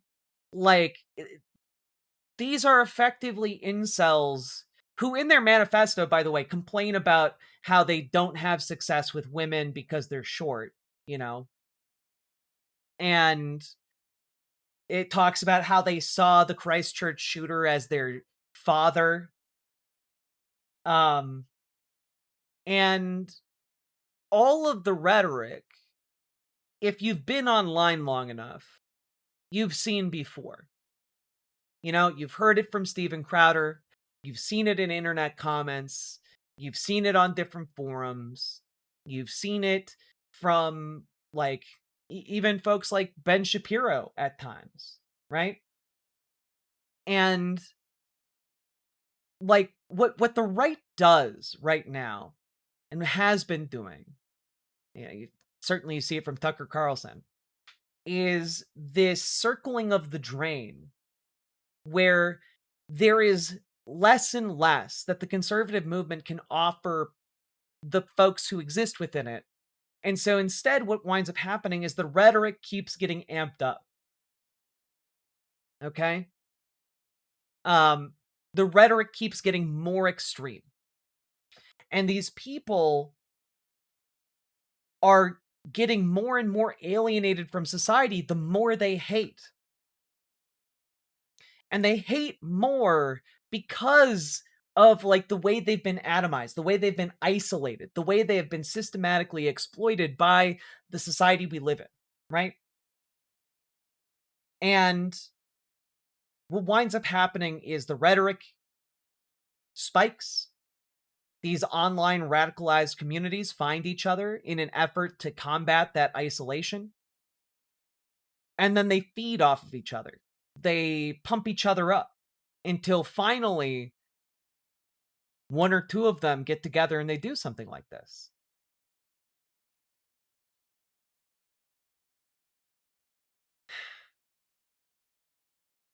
It's a 75-page manifesto, by the way. I wouldn't recommend reading it. It's largely just hateful nonsense.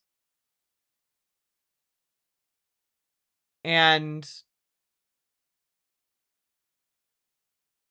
I mean, even the New York Times gets it right here too. Like, this is a crime made for and by the internet, but it is also oversimplified, right? Because this isn't just a crime made for the internet and by the internet, right? The internet is just a vehicle for this crime, right? They made it for an audience, not just for the internet at large. They made it to radicalize other neo-Nazi nihilist incels who are deeply conservative but feel deeply alienated from the wider conservative movement because the way they see it, or the way they believe it, they hear all of the hateful rhetoric about LGBTQ people, about black and brown people, about Muslims, about Jews, and instead of, like, saying, hey, they're taking our gerbs and we need to, like, hate them and elect Republicans.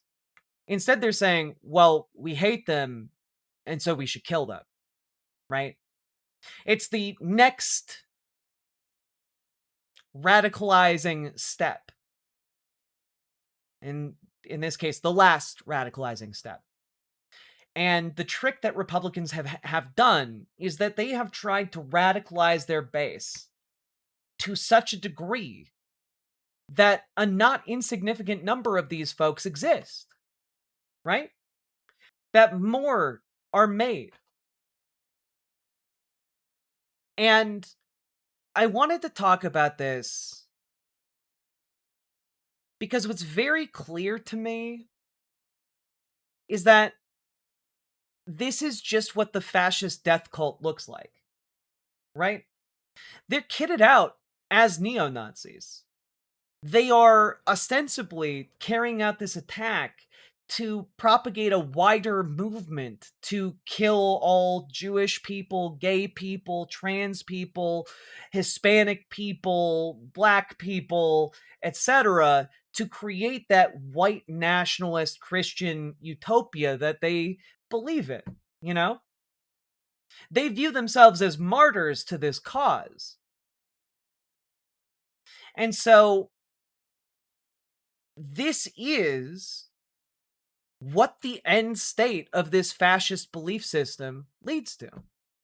This is what Donald Trump seeks to put into his followers, to put into the MAGA movement.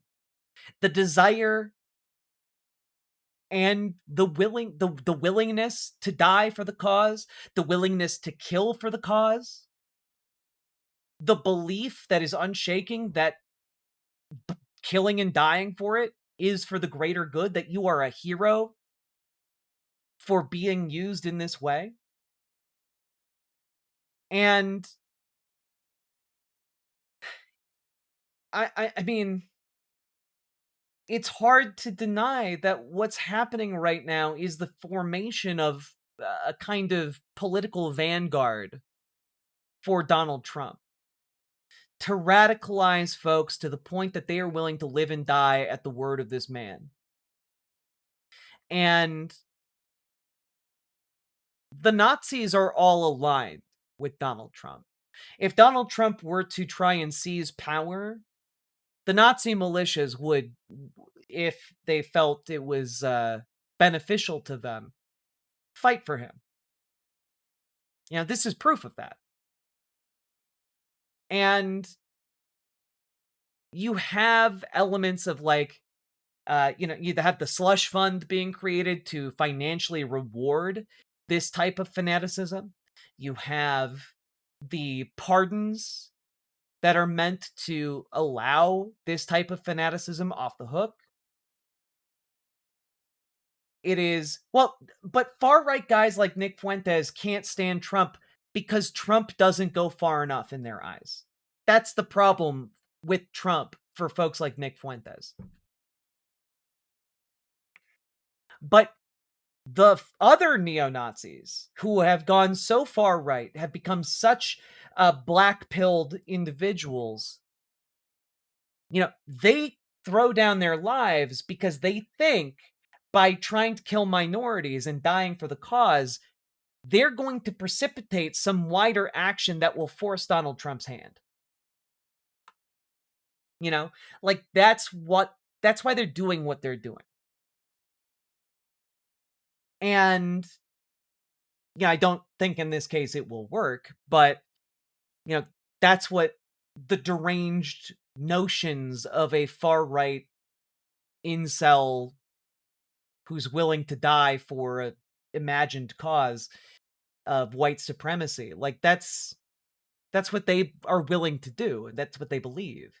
Yeah, it's why they talk about accelerationism in their manifesto, because they believe that by precipitating this conflict, they can force to come about a set of conditions that will make it impossible for conservatives not to seize power. This is fascism.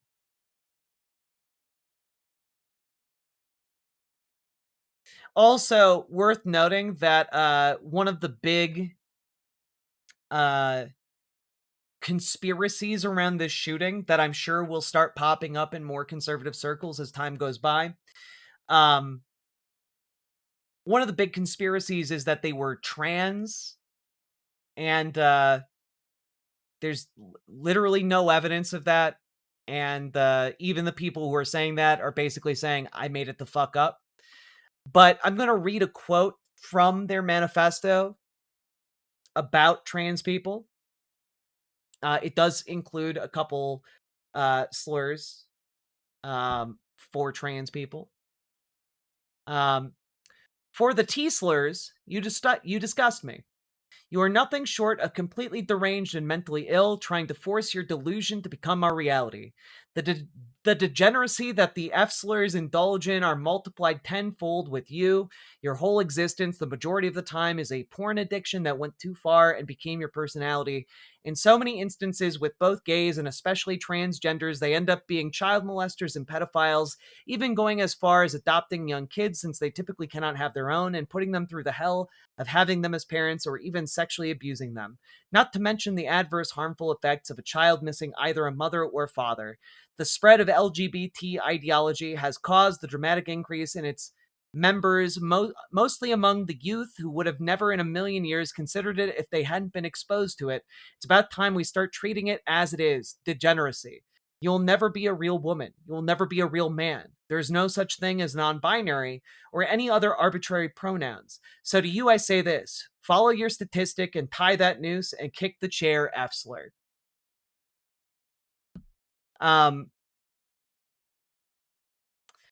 You know, ironically, they were the ones who took their own lives. Yeah, seems like a bit of projection there, mate. Exactly. But I read that to you guys to make sure that I want to put to bed this idea that they did this because they were secretly trans. They're not. They hated trans people. It's part of why they did this. But also, it's worth noting, and many of you who've been watching tonight's stream for, the past couple hours can attest, this is not different from the rhetoric directed at trans people by randos on the internet on a daily basis. I get comments like this all the time. Whether comments directly on my YouTube channel, in my DMs, in my email, in the chats. The mod team does a bang up job, taking out the trash. Don't get me wrong. But this is exactly the same rhetoric used by the people who support Donald Trump, who come in here day after day, And the point I'm making here is that this is the same rhetoric, in fact, that MAGA folks utilize. It's the same rhetoric because these guys believe in the same fascist ideas as the rest of MAGA. What I'm getting at is that fascism is a death cult, and this mass shooting, or attempted mass shooting, is the result of MAGA radicalization. Trump's still a better option than Kamala? I mean, the people who aren't alive anymore, due to the fact that they got radicalized by the MAGA movement, probably disagree.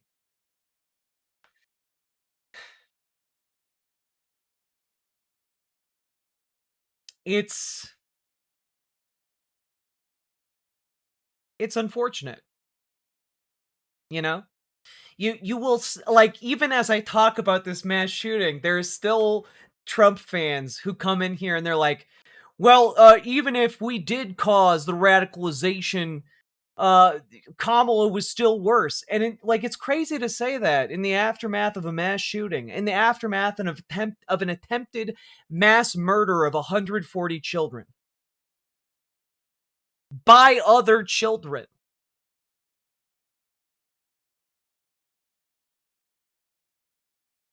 It's, I don't know, it's telling, right?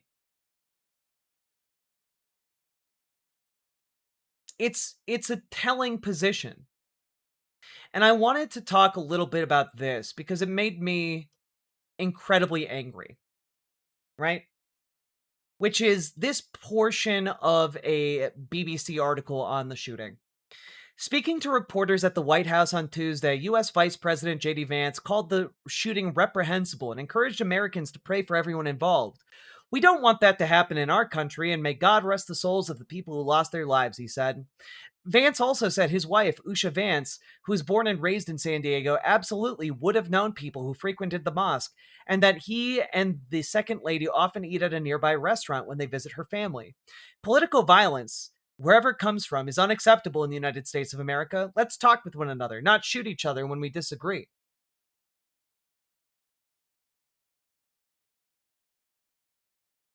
You know, Donald Trump couldn't be bothered to say anything about this attempted mass shooting, of course. But this is all incredibly rich when it comes to JD Vance, right? Here's JD Vance talking about a young Republican scandal. Specifically, the young Republicans who were caught sharing messages about how much they loved Hitler.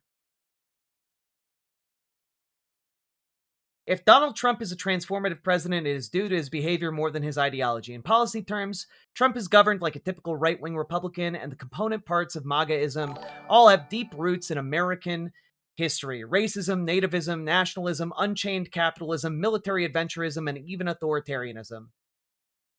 Now let's take a quick look further down. Yeah.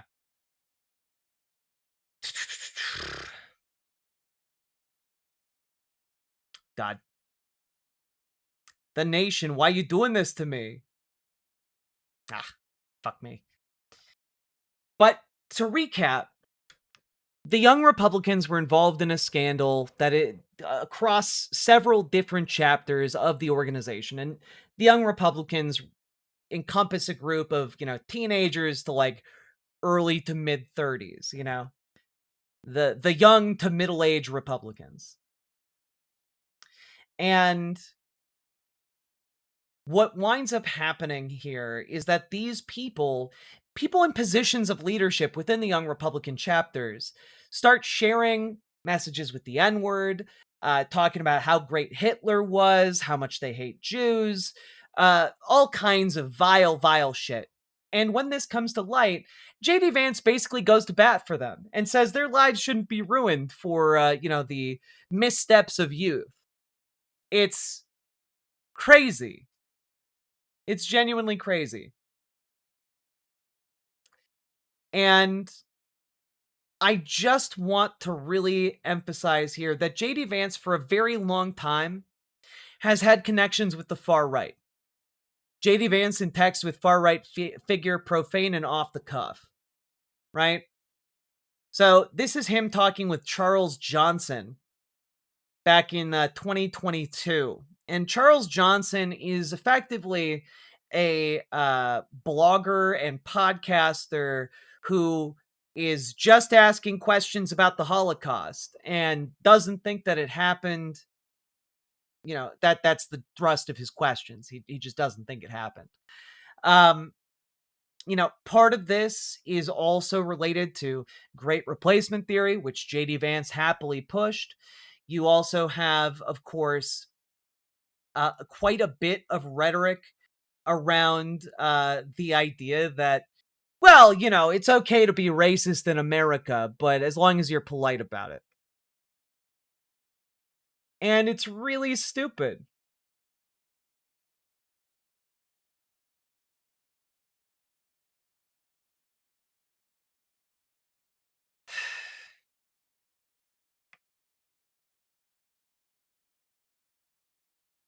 Isn't JD Vance also associated with the Dark Enlightenment movement? Yes. Yeah. I mean, like, basically, this guy runs cover for Nazis all the time. And that isn't even beginning to touch on the fact that JD Vance routinely retweets neo-Nazis on Twitter. He follows neo-Nazis on Twitter. People who talk about white nationalist ideas on Twitter. He is an out-and-out bigot.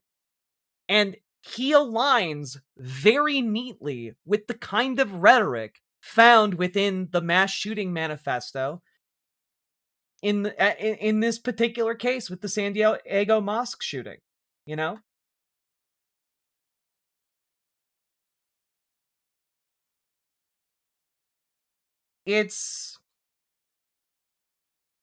there's no daylight. There's no daylight here. It's the same shit just repackaged. The only difference is that those teenage boys strapped on military vests and picked up guns to try and kill the same people that JD Vance is all too happy to hate on in his private time.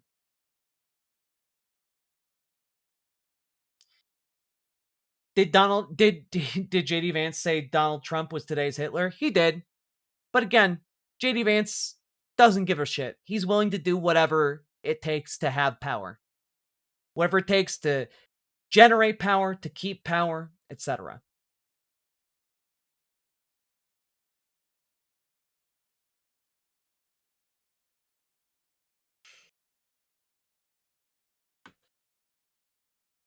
And I just want to say the names of the 3 men who saved over 140 children. Amin Abdullah, Mansour Kazia, Nadir Awad. Absolute heroes. Absolute heroes. The 2 men, by the way, inside the mosque who led these shooters away from children, away from their friends and families, unarmed. They were unarmed. They ran out into a parking lot knowing that they were probably going to die. But they bought those children time, and the security guard, Amin Abdullah, was able to initiate lockdown procedures that likely also saved lives. Those men were heroes.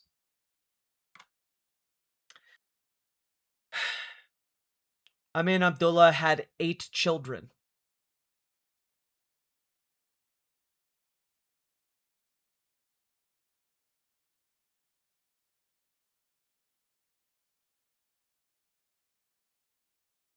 "78-year-old Mansour Kazia, described as a mosque elder and founding member of the center, and Nadir Awad, 57, who lived across the street from the center and whose wife worked as a teacher at the center's school." There he is with his cat.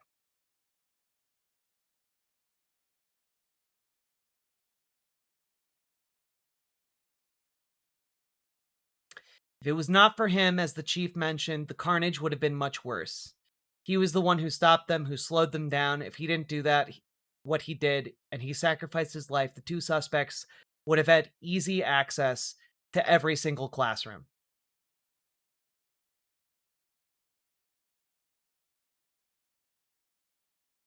Awad, who he described as his neighbor, rushed to do something after he heard the gunfire. These are people who heard gunfire and ran towards it, unarmed.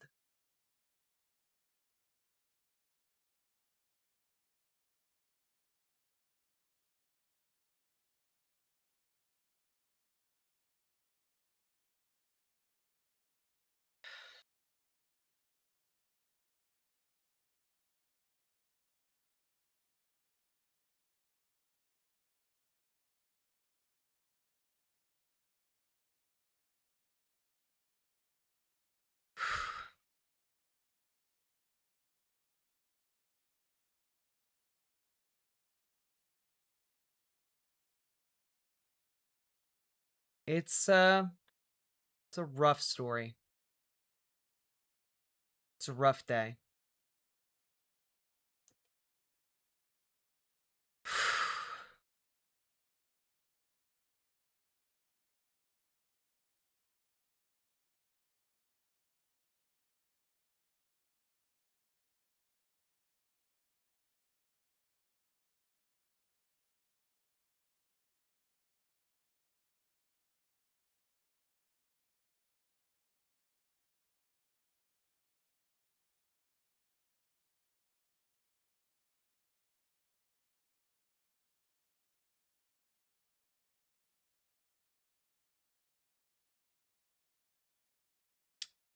But this is the hatred that breaks.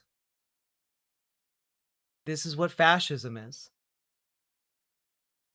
This is the true nature of the death cult laid bare. This is what the MAGA movement is. This is what it stands for. It is the subjugation of all, demanding the death of even the subjugators themselves in the name of the glorious leader. That's what fascism is. That's what MAGA is. We can't have illusions about it anymore. This movement, if it is allowed to win and hold power, to grow roots and be allowed to stay, it will knock on every single one of our doors. It is of existential importance that we begin organizing if we haven't already begun. So join your local Dems, join your local DSA. If you need help, this community specifically has people with experience in organizing various communities, in organizing within DSA, in organizing within your local Dems. We can give you help on how to get started. We can give you advice on how to deal with the conservative elements of your local Dems and how to defeat them, how to defang them, and how to make your local Democrats more progressive, more willing to fight, more willing to go to the mat for each and every one of us within this country, because that's the kind of thing we need. We need bravery from Democrats that matches the heroes of that mosque in San Diego. The moment demands bravery, the moment demands action, the moment demands more from us than it has in the past. So join your local Dems, we'll help you. Join our Discord. Reach out to GamerG for help with your local DSA. Reach out to Dragonfly for help with your local Dems. We can help you get started.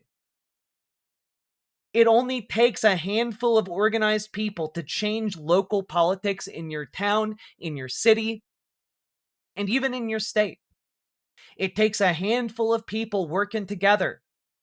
Right now, there are hundreds of people watching this live stream. If you all got involved and started doing the work in your community of organizing, of doing door knocking, of changing policy, we could make this country measurably better, even with this size of a community.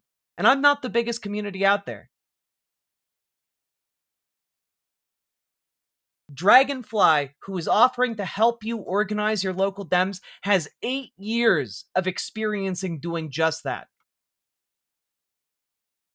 So, please, it's not enough to just know what's happening anymore. We have to act upon that information. So organize, organize, organize. And with all that being said, hit the like button, subscribe, leave a comment, share this around, and let's keep going.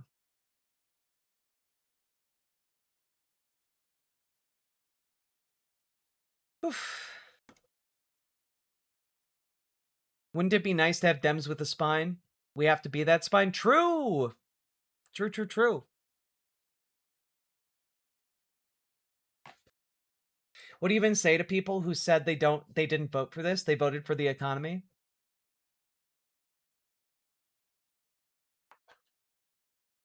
I guess you ask them to fix it. You know, like if somebody says they didn't vote for this, ask them to fucking fix it.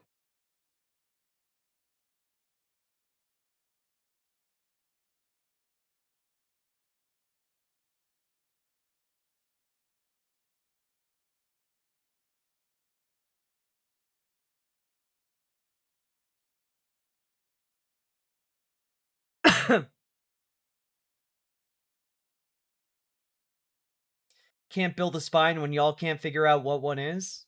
Dude, you wouldn't know it if it walked up and slid up your ass. Not a single one of you MAGA fucks has a spine. There's more spine in a single Democrat than any of y'all, and that's saying something, because I've seen Chuck Schumer, and his spine is shit. People are aroused. I haven't seen people so aroused in a very, very long time. Y'all are silly little billies. Look at all those jellyfish. Yeah, the MAGA jellyfish. Just a bunch of pricks.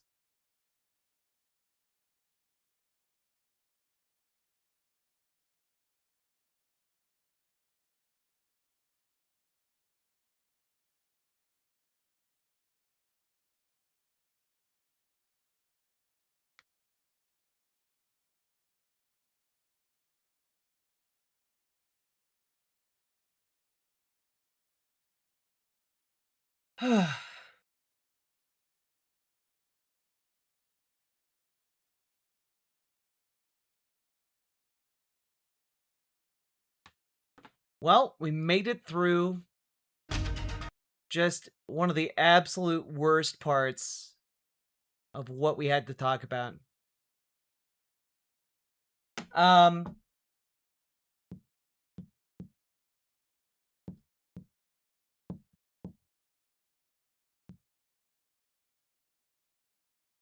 Yeah, can I just play a clip to emphasize how spineless MAGA folks are?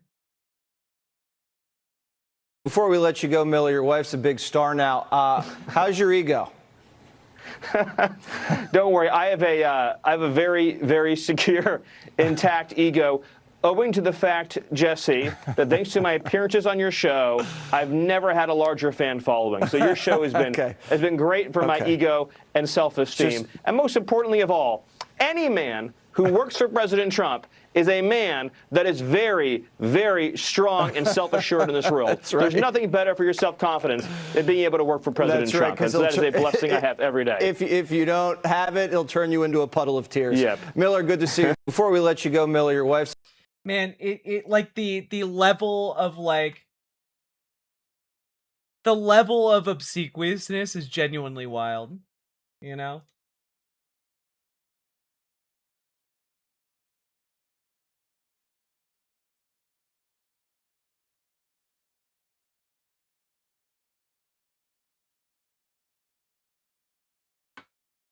No, no, no.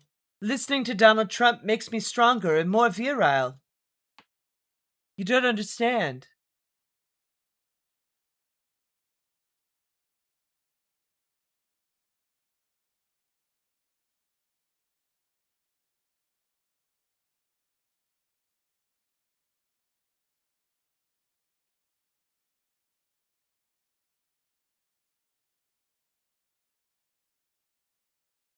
Oh, someone on social media let me know that the Amir Odom video where he's responding to that one person who's like, "Oh, naked people walking around pissing on each other," is a very specific San Francisco-based kink festival called the Folsom Street Fair, which is adults only and has signs all over the place letting people know exactly what they're in for if they go to it.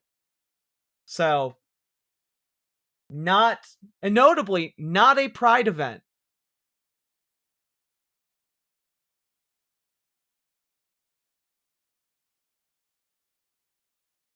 Just as a little clarification from the past. Sing a song? Ooh. Ooh! What song should I sing?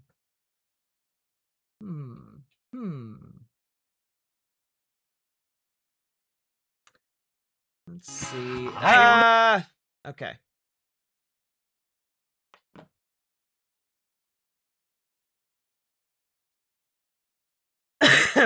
All right. We're going to do a little song, all right? Oof.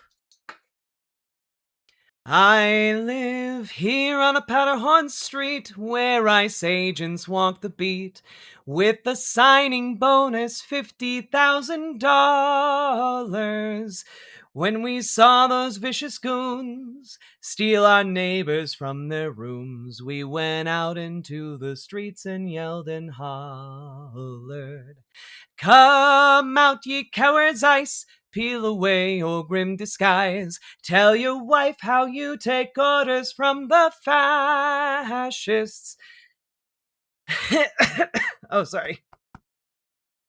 "And how the city you betray made you run like hell away from the white and snowy streets of Minneapolis.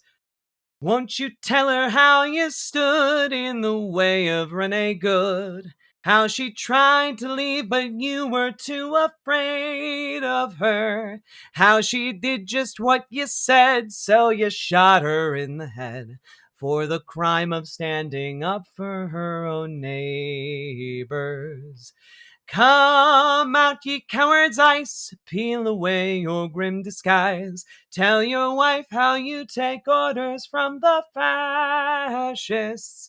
How the city you betray made you run like hell away from the white and snowy streets of Minneapolis. I bet you felt so big and strong when Nurse Pretty came along and he tried to shield a woman you were beating. 6 agents held him down and you shot him on the ground. Stood around to watch him as he lay there bleeding. Come out, ye cowards, ice, peel away your grim disguise. Tell your wife how you take orders from the fascists. How the city you betray made you run like hell away from the white and snowy streets of Minneapolis. Come, let us hear you tell how you serve the country well, gassing children in their schools and cars and houses. How the nation's great distress can be solved by DHS if you repress the rage your cruelty arouses. Come out, ye cowards, ice, peel away your grim disguise. Tell your wife how you take orders from the fascists. How the city you betray made you run like hell away from the white and snowy streets of Minneapolis. From the white and snowy streets of Minneapolis.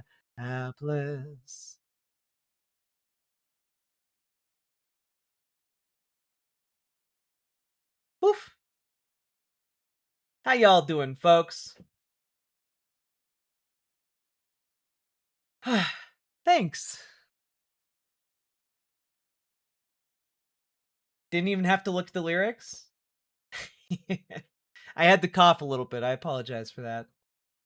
I'll next time maybe I'll have a not fully shot voice at like 2:30 in the morning, but doing my best. Yes, it is an adaptation of Come Out Ye Black and Tans.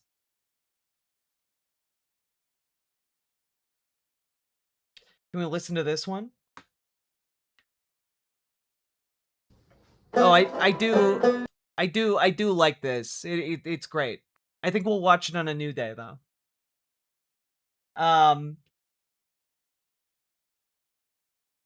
God. What a good, you know what? I do have a lot I need to get done tomorrow morning or later today. So I'm going to call it a night. But tomorrow we're going to cover the Jeff Bezos interview. We're going to talk about farmers.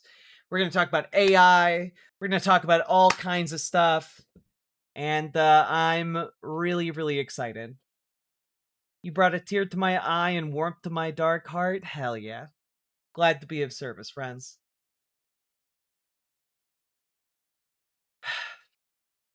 I will see you all tomorrow, folks. But take it sleazy, folks. Bye. And support the stream if you can. Bye. Avalon of Babylon, where you been? Appreciate you. Bye.